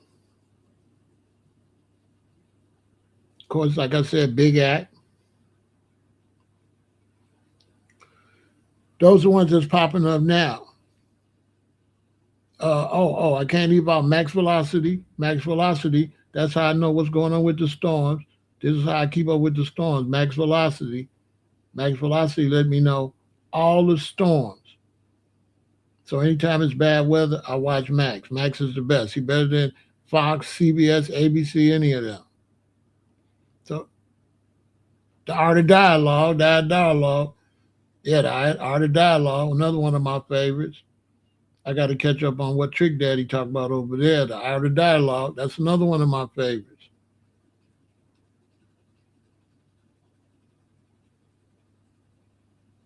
So yeah, I'm all over the place. But I don't talk much.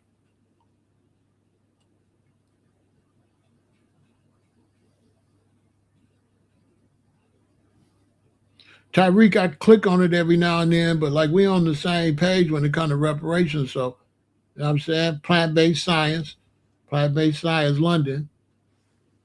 That's what keep me up on what to eat, what's going on.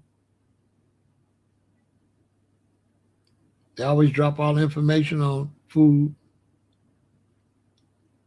Motivational doctor. I watch motivational doctor. He be keeping me up on health issues. You know what I'm saying? That's the bald head dude.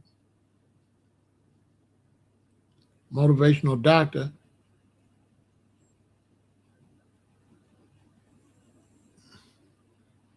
Just so you see what Mission Jack. I'll be watching Mission Jack, right? It's an older brother be getting me on my workouts to build muscle.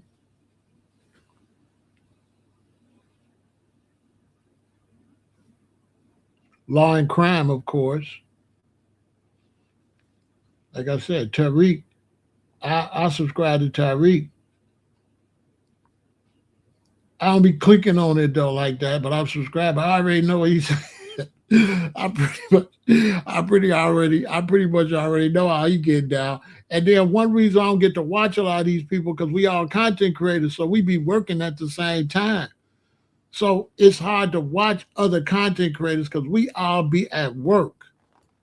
So we definitely not beefing because everybody getting up working. You know what I'm saying? Choke working, Tyreek working, I'm working, Whack working. They working. We too busy working to watch each other a whole lot. We watch other people that we can get information from to make content, but we don't watch other content creators because we can't get no information from them. They doing the same thing we doing. So a lot of us content creators will peep each other for a second, but we don't really watch. We don't got time to watch. This is a real job. Look, this live already been how many hours? This live been 4.5 hours. Get in here, man. Who out there with me? All my night hours. Pop out. It's that time, man. I halfway think the boy, what is his name? AK-47? King AK-47 or something like that. He done lost his mind a little bit, man. He going a little bit stir crazy over there in that room. That's how I keep up with what's going on. I keep up with who's beefing, you know. That's how I keep up with what's beefing. Oh, Max Afterburner. This is how I keep up with what's going on in the war. Then, of course, Tasha K, because she might be talking about something crazy, so I might have to click on and see what she talking about. So, yeah, I support all these people. Yeah, I support all these different brothers and sisters. The military show. The military show is good. Right? I just started following Big Fendi, but I ain't watched them yet. I only been following maybe 2 months, but I ain't watched them. I just follow them because Witty Apparatus. So I'll be following Witty. But, you know, I'm busy. The main people I click on the most though is Trenches News, Boss Talk, Academics, and a bunch of news stuff and vegan stuff. I got other accounts. So my vegan account, Vegan Intel, is following all the vegan stuff. So I go over there and look. See, I'm got different channels myself, and I watch the subscribers. I have to watch a lot of plant-based stuff.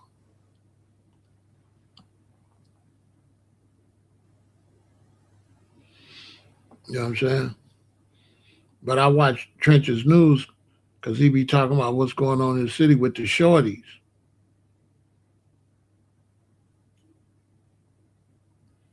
And then Truth Teller. See, Truth Teller gonna tell me what happened. Soon as I get up, Truth Teller go tell what's happening. So Truth Teller is how I get a lot of updates.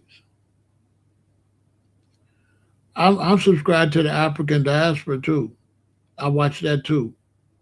Depend on the story. Some stuff I only click on it when it's a story that interests me. But I've been supporting Tariq forever. Yeah, I've been watching him. I've been subscribed. I'll be subscribed to him even if I don't get to watch all the stuff.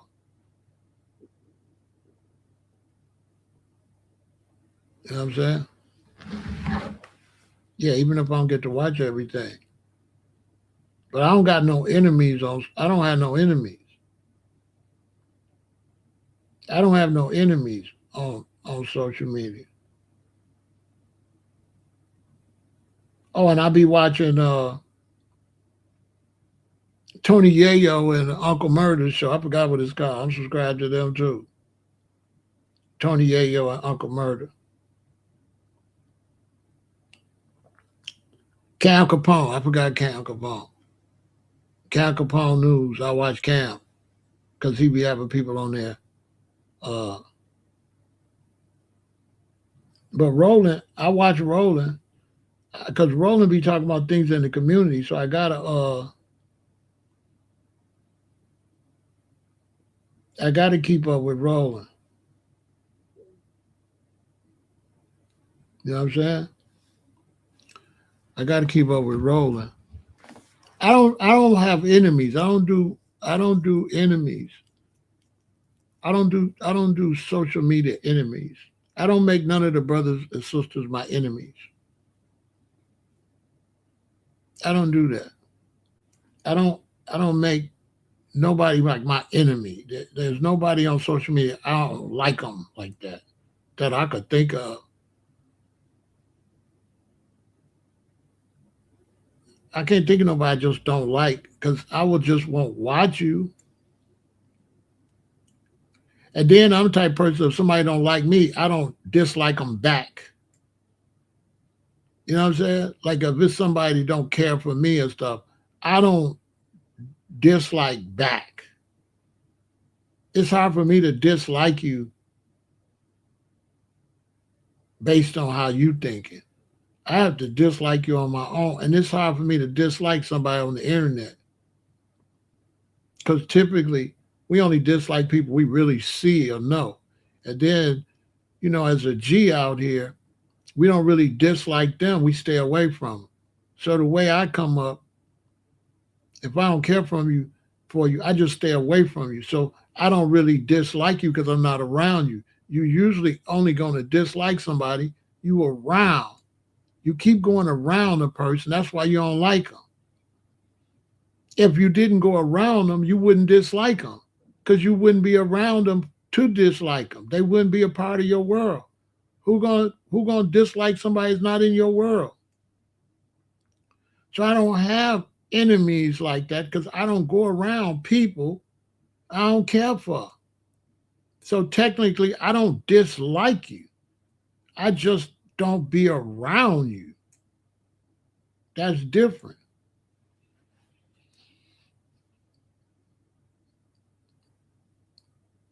So that's why I be tripping when people just constantly watch me that don't like me. It blows my mind because who does that? There's no reason for you to dislike me. Just go watch something else. I don't be understanding that. There's no reason for you to dislike me. I'm not in your world. Go watch something else. Why would you watch me to dislike me? That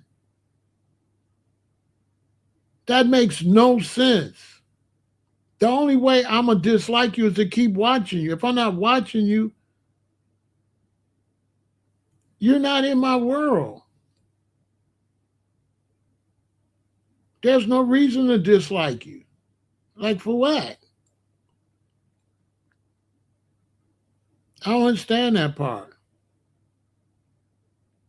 That's why I don't be having enemies because I don't go around people I don't like. So we're not enemies. An enemy is somebody you keep going around that you don't like. That's crazy right there in itself. Why don't you go around somebody you deal with? So I'm not the type of person that'll watch a brother and sister on internet and keep talking about them and don't like them. That to me is lunacy. To keep clicking on you I just keep clicking on Roland Martin and then keep talking about how much I don't like Roland Martin. That don't make no sense. Roland Martin ain't done nothing to me. That don't make no sense. I don't even know Roland Martin. I just see him on the internet. I ain't never seen nobody dislike somebody they ain't meet. Mostly we don't like people we know. And then if you keep it gangster, you just don't go around them. So the dislike goes away. You're not going to dislike somebody you don't go around. Usually people you dislike is people at your job and you got to see these motherfuckers and you don't like them, typically. Typically disliking somebody is that you got to go around them. Like you work with them. And they get on your nerve and you can't get away from them, right? I don't know. Am I making this up? Is this about... Typically, that's the people you don't like. The people that you gotta go around and they get a chance to irritate you because you gotta go around them. So they always get a chance to say some messed up stuff. But if it's somebody you could stay away from, they don't get to say nothing crazy to you, so you don't have a dislike. Am I on point? Do this make sense? Because I can't see me going around somebody and I don't like them and I ain't got to go around them. So I ain't got to dislike them. So I don't got no enemies because I don't go around. I ain't going around nobody that's going to be an enemy. Who does that? Make that make some sense.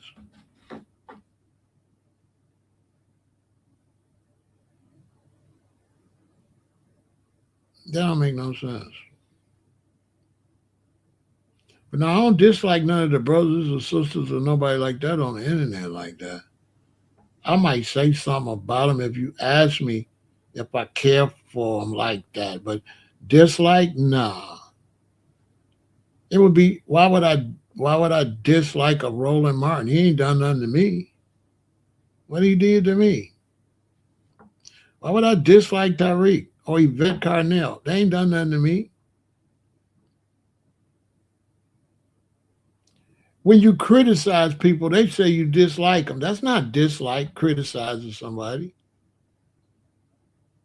That's not dislike. If somebody criticizes me, that's not dislike. That's them criticizing whatever point they trying to make.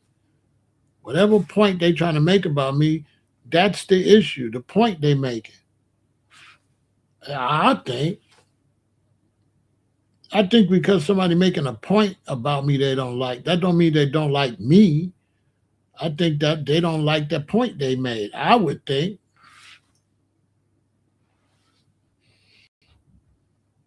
Because I could see you don't want to watch me. You don't like watching me, but that ain't not liking me. That's like you don't like the content. That's not me. That's the content. That's what I think.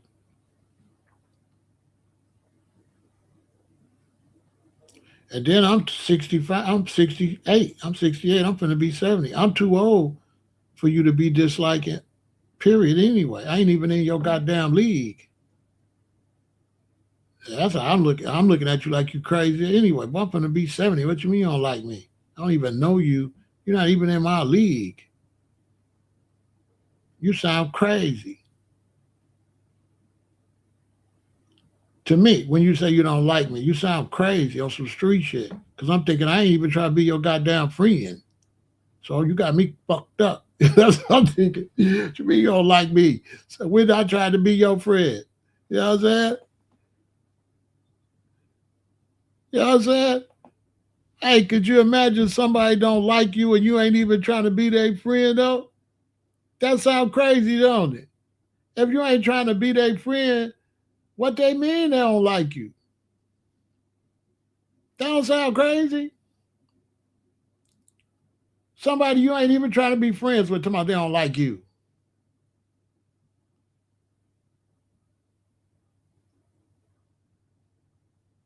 That sound crazy, don't it? Like you with one of your girlfriends and she go around another girl and you just around the other girl because you with her. Then the other girl say she don't like you. Girl, I just came around you because I'm with Sarah. What do you mean you don't like me? I'm not trying to even be your friend. What?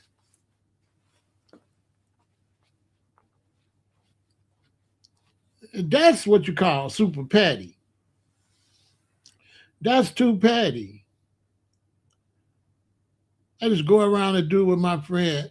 And dude could be obnoxious and everything, but what you mean I don't like him? I can't say I don't like him. I can say he was obnoxious, but I can't say I don't like him. I'm not gonna be back around him.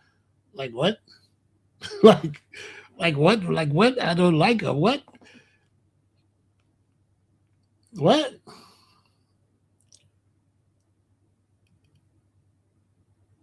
I don't that's too much.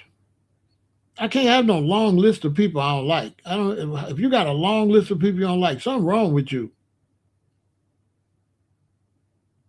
Why is you saving up a list of people you don't like that you ain't even got to go around them? You ain't even got to like them. Right? You know, it's kind of crazy announcing I don't like somebody that I don't even have to like. That's crazy. Young people, stop with all that. Stop saying you don't like somebody that you don't even got to go around. You're not liking them for no reason. Okay, you don't like them. For what? Why? What do you benefit from not liking them? Make that make some sense. That's crazy.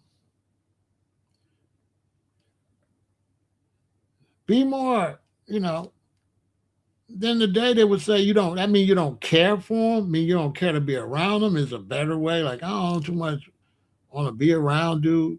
They say you don't like him. No, I ain't say I don't like him. I'm just, he ain't my cup of tea. She ain't my cup of tea, but I don't dislike him.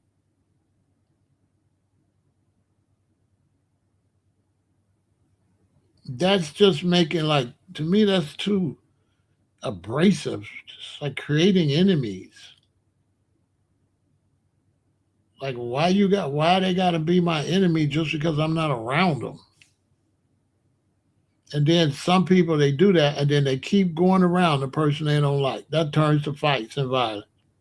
You don't like them, but every time you look up, you next to them. Who does that? You don't like them. Every time you look up, you around them.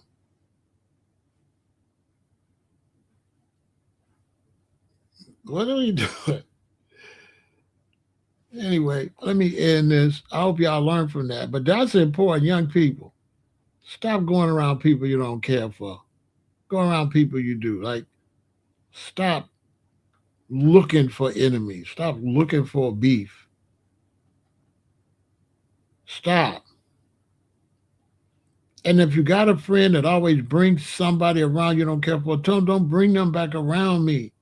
I don't dislike them, but I don't want to be around them. I don't want to be around them. And if you got a friend that know you don't care for somebody and they keep bringing up that people's name, that's not your friend. Because why would I keep bringing up somebody to you that you don't really care for? And I keep bringing them up. Now, how I'm a friend and I'm bringing up a negative experience to you about a person you don't really want to hear nothing about them. It ain't that you don't really like them or that you just don't deal with them and you don't want to hear about them. Why would I come? Yeah, Reggie. Yeah, Reggie. And you already let me know you don't really care for Reggie. You don't want to be around Reggie. Every time you see me out, Reggie. Trying to make you don't like him. Trying to make you say something about Reggie. See a person like that is trying to bait you to say something so they can run back. They're going to create enemies. Y'all ain't even enemies. It's that middle man, that middle woman. They the ones that make y'all be enemies. Pharaoh said this. They'll come and they'll say, John get on my nerve, Pharaoh, because he always be doing stupid stuff. I'll be like, yeah, John, stupid as hell. What they do, y'all? They go back to John. John, Pharaoh said you stupid as hell. They ain't going to say, John, I told Pharaoh I didn't like you that much. You be on dumb shit. And Pharaoh said, yeah, John's stupid as hell. They ain't gonna say that part. They just gonna go back and say, I said you stupid. I didn't say you stupid. They said you stupid, and I just agreed. I just agreed. You know what I'm saying? Oh my soul. Young people, avoid that stuff. You feel me? Avoid negative stuff. You ain't gonna get no money like that. All right, this is the realest channel live. Victory.